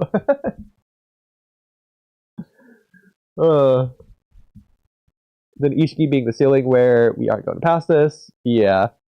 I sure hope Kakashi appears soon in Boruto. Yeah, we'll see. A Naruto fan smoking all the coke they could. When Jogan finally comes on board. In Two Blue Vortex, Code is attacking with claw grabs on the village, and you have to ask yourself, where are the older characters like Lee, Choji, etc. when they are needed? Oh, don't worry, I'm sure they'll be in the anime where they'll run at the claw grabs, and then the claw grabs are going to drop a pillar, and then they'll all just be bodied. That'll probably happen again. I would crash out. I would drop the series. Oh, I really wish I knew you when that happened the first time, just to see your reaction in the moment the first time you saw it. Oh my god! Oh my god! I think I'm still watching Shippuden when that happened, probably. Oh, I wish I could have just been a fly on the wall. You would have been a... Like, what do you mean? Why didn't we go into the gates? Well, also, to be fair, I wasn't the biggest League laser back then. That's fair. Like, nowadays. I only became a League laser the past couple of months. So probably didn't believe that to me too much. So let's just say they build up to the most hype fight of all time, the generational Gojo versus Sukuna fight and Boruto to where it is, Lee versus Shibai. And then Yeah. And then they just ruin it. What are you gonna do? If Ikimoto just makes the worst fight ever?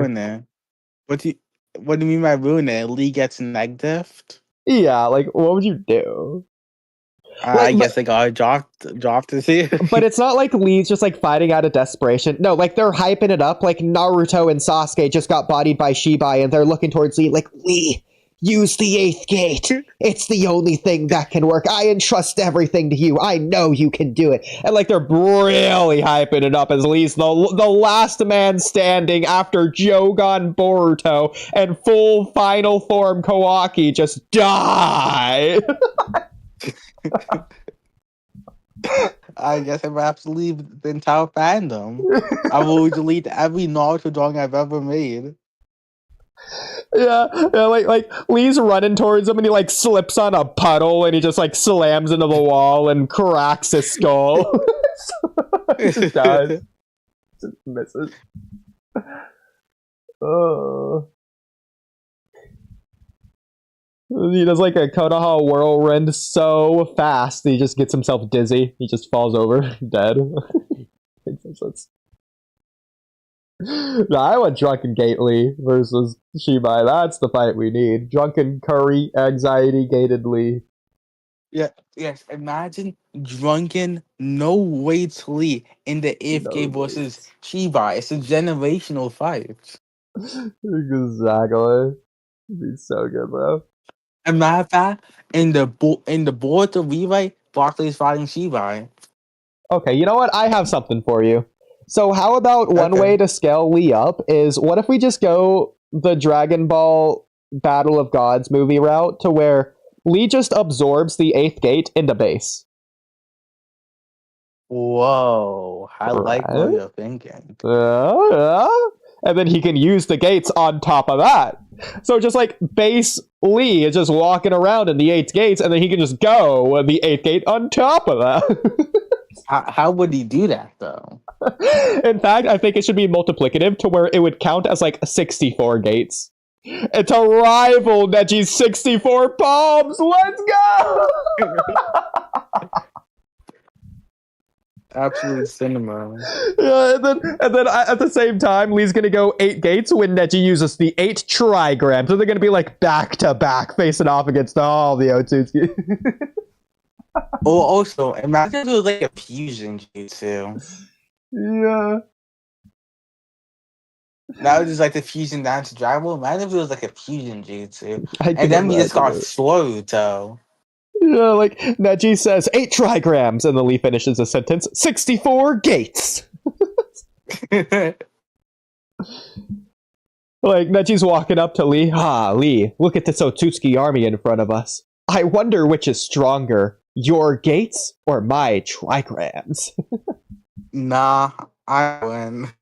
It's gonna be like Konoha Crush, to where it's like Kakashi and Guy's rivalry. I wonder which one of us can take out more of them. Oh, also, I would also definitely have like a Boruto Shibuya incident. Okay. Do you have any Like, thoughts? and also like that would be interesting. Yeah. I think you could do something like that. I would have to see how it plays out, because I feel like it would just feel totally so different. But then again, if Kawaki's flipping people off, maybe it wouldn't be so different anymore. Yeah. I don't know, it'd be weird. We'd have to see though. Oh my gosh, mama.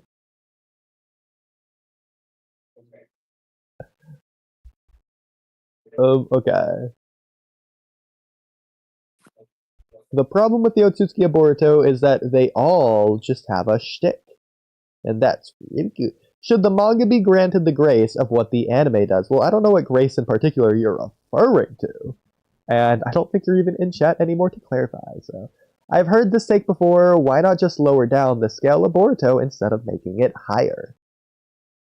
Well, with the next gen, they were doing that. You could argue they still are if you think they haven't surpassed their parents, but I mean, it was like that at first for the next gen, just not the old gen, obviously. But I mean, I think that's cool if the old gen is beating up the OP villains to where the OP villains are so weak that even the next gen can handle them. That is just one way to do it, but either way. I mean, the next gen is still OP in comparison to, like, the previous kids. So, there's at least that. It's like they've skipped a time skip to where they're just at like the end of part 1 at the beginning of part 1, and they're at the end of Shippuden at the beginning of Two Blue Vortex is where those kids are at in terms of like scaling to like their parents or whatever. But yeah, that's how that Which goes. is very dumb. Yeah. Even when Naruto's generation were fighting, they weren't doing it alone. They did have their elders helping out. Like, dude, right? Exactly. imagine if at the start of Shippuden, Naruto was just neck different Jiraiya. That's basically Boruto. Exactly. It just makes no sense. Like, why? Imagine if Naruto was just neck different Tsunade, neck different Jiraiya, neck different Orochimaru. Imagine if he was just neck different the entire old generation. That's Boruto. Like, how do they even get this strong? What, through sparring without the necessity to get stronger for survival because it's a war? But they weren't even a ninja from like 3 years old. Some of them didn't become a ninja until like a couple years ago. Also, you could just say, oh, Sasuke beat Orochimaru. Orochimaru was severely sick. Yeah, exactly. And Sasuke's making a point of that as well. So it's not even like... And also, an inference. because of how strong Because Boruto powers are, it could apparently neg Shippuden. I don't think Naruto is negging the old generation at the start of Shippuden. No, in fact, they make a point of that to where he hasn't surpassed people like Kakashi. Even Aruka! Aruka says Naruto hasn't surpassed him at the beginning of Shippuden. Like, it's terrible. I hate it. They got too strong too quickly. Yeah, I mean, if anything, that's the one that they probably shouldn't have said that for. Like, Aruka, really? That's the bar we're measuring to? Aruka? Like, man, I guess Naruto really didn't get stronger over the time skip. He got weaker from into part 1. It's just ridiculous. I mean, Aruka is pretty low-key strong, just realistically, but still. Yeah. I do wish we got to see more of Aruka in actual fights, like outside of episode 1, where he's sacrificing himself for Naruto. Maybe like doing at least something versus Tendo Pain before immediately getting interrupted. That could have been cool. He technically in the war arc, when he gives the note to Naruto, like he's doing a little bit there in terms of power scaling, but like there's obviously also not much there. We just don't get a lot of Aruka in general, but I wish we did. At least more. At least one fight to where Aruka proves how strong Aruka is. Like in a fair, actual fight. He's supposed to be the benchmark for what a Chunin is anyways. Just have that be the case. Like he's supposedly supposed to be able to just speed blitz one-shot everyone in the Forest of Death if like they open the Aruka scroll and he like unsummons out and just chops them in the back of the neck, I guess. Like what's he gonna do? He's at least stronger than Academy Leader. Yeah. Like he should just be able to speed blitz them before they're even perceive him. That's what the vibe is supposed to be going for. That space just gave me an idea. In my rewrite, Storm 4 Ultimates will be canon. Okay. I like that idea, anyways. Yeah, it would just make everything so much cooler if people were just dropping Storm 4 Ultimates on people. Exactly. Like, if you don't want to say that they're doing it in Shippuden, fine. Just use the Shippuden Ultimates in Boruto. Like, it's supposed to be upscaled anyways if the Shippuden... If the Ultimates are supposed to be stronger than their Shippuden counterpart, well, guess what? In Boruto, they're supposed to be stronger than their Shippuden counterpart. Just use those Ultimates. There you go. It's the easiest benchmark already laid out. So in the rewrite, definitely using Storm 4 Ultimates. It's not even anything new. And besides, they're not doing anything new. They're just doing the majestic attire again. They've already done that. Show us something new. Also, I think they'll keep absorbing in, but there'll be ways to like counter it. Like if you're smart enough, you're able to counter absorption. Yeah, that as well. It could For be example, cool if like Jigen absorbs the attacks Susanoo. infused with Sage Mode, they won't be able to absorb attacks infused with Sage Mode. Yeah. I think Jigen probably should have been able to just shrink the Susanoo and Kurama avatar. Not saying that he should have, because I don't think he wanted to. He could have if he wanted to. Because I think he just wanted to just beat it up and play around with it. Just like test its limits as well before doing anything. Also, the Storm 3 like cutscenes and stuff? How there's like a bunch of extra content? Yeah. That was supervised by Kishimoto. I feel like that should be canon as well. As Kishimoto, I believe in the interview, said some stuff, in some aspects, it's even better than the actual manga. I would have to find that interview, though. So I feel like it would be a definitely benefit to the series if the Storm 3 cutscenes were added into the main series. I agree, especially the stuff with like the creation of the Akatsuki, the stuff with like Shisui and Itachi's in there. You even have my personal favorite one. You have a very heart-touching whole like episode basically with Kushina and Obito, if you remember. That has actual purpose. That's some good stuff. And also, you could hear there's like a flashback where you can hear Obito's voice. You could see Obito's perspective during the Naruto's attack. Like, you could hear his actual inner thoughts. Yeah, it's kind of funny. I feel like after it's revealed it's Obito, I feel like that would be cool to hear. So I'm willing to bet you don't know this. So this is funny. So you know how like when Obito's wearing the mask, he either has like the goofy Toby voice or his Madara voice? Yeah. So in the filler of Shippuden, when they go to capture the Three Tails, there is one... Yeah, I know what you're talking about. Yeah, there's one line where it just is Obito's voice. Just one random line out of nowhere. I rewatched that entire arc a few months ago. It was kind of mad. That's funny. When we had the Obito voice actor on the podcast, Michael Yurchak, I asked him about that. And he said it probably was the case because the video games were ahead of the anime, and the manga obviously was ahead of the anime too. So I'm guessing they casted his voice for the video game, and then obviously they just had him do a couple lines for Obito for the anime, which was behind. I'm guessing that's how that came about. Because otherwise he wouldn't even know about it either. But I guess that's the way that has to be going there. But it's definitely cool. We're gonna get more voice actors on the interview at some point. You gotta get Walky again. I need to tell him that I'm his biggest fan. Did you watch that interview, by the way? Oh, I forgot. So he sent it to me. Okay, I will. In fact, I don't think there's any new chats, but we could. Oh yeah, just the Storm Force stuff with space. We could end the stream there, just so you can go instantly right now. Just go listen to that interview, so you just don't forget. If you want to do I'm that. going to headcanon the reason Obito uses his real voice in that moment because he was alone and he definitely had some feelings towards the tree tails. Yeah, that's a good headcanon. I like that, yeah.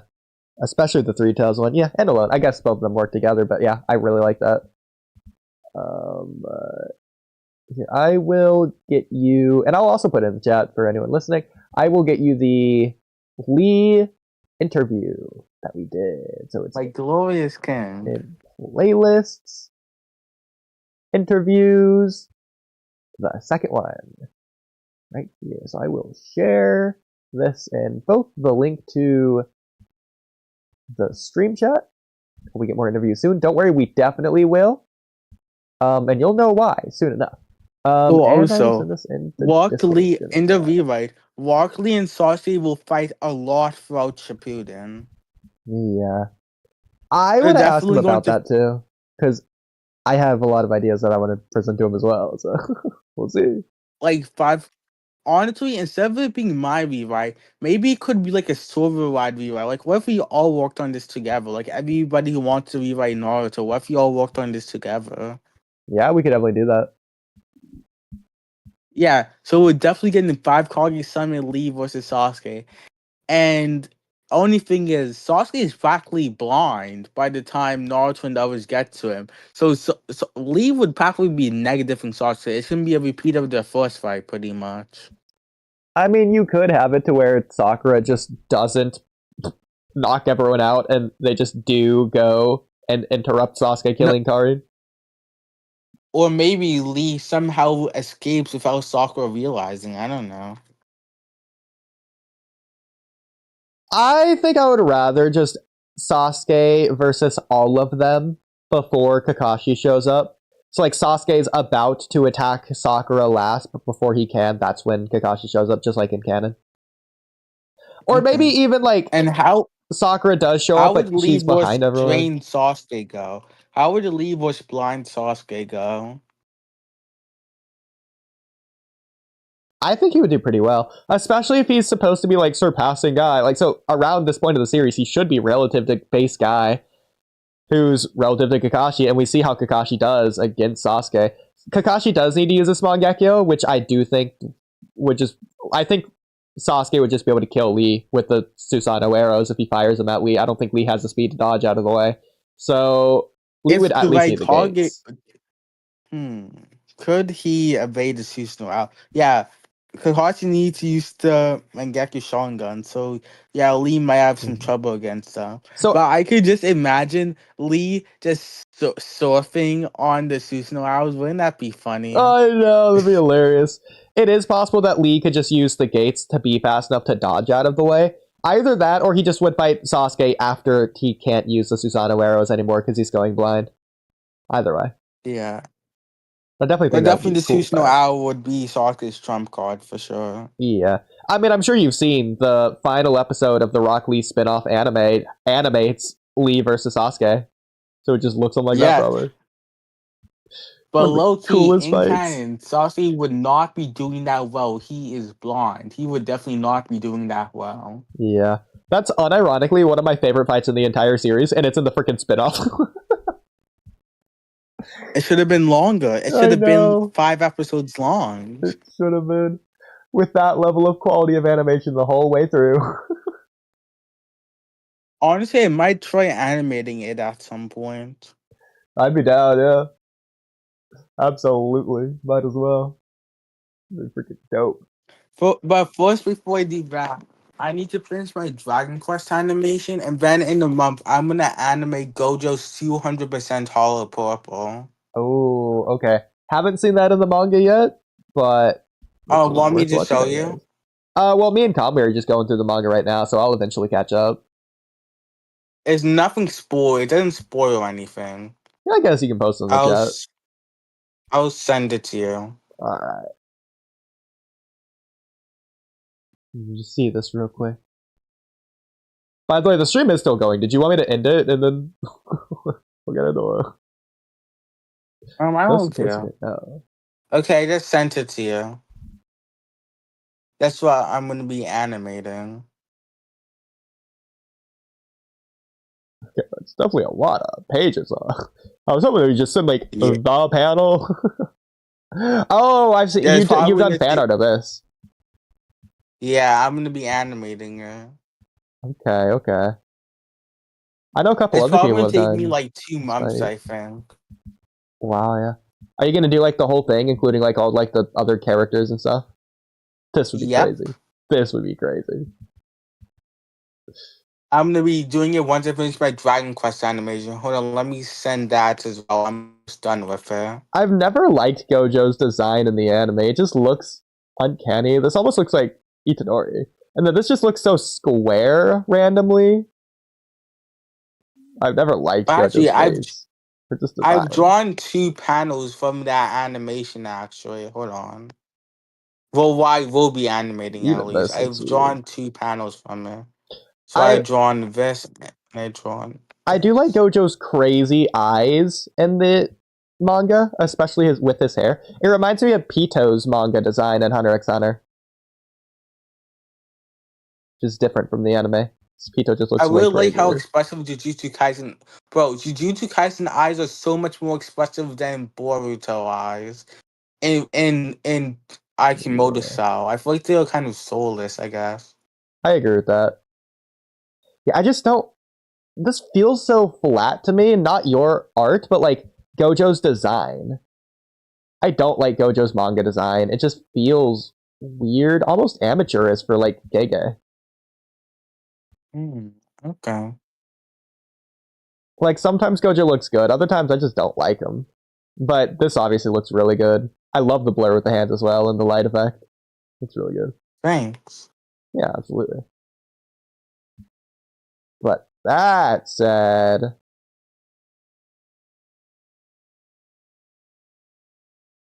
well, bye everyone. Bye. It has been me, the one and only Paradox, and Ode, and Space in the audience. Yeah. And we didn't even talk about AI. Eventually, once I'm smart enough to fight you, I will. Okay.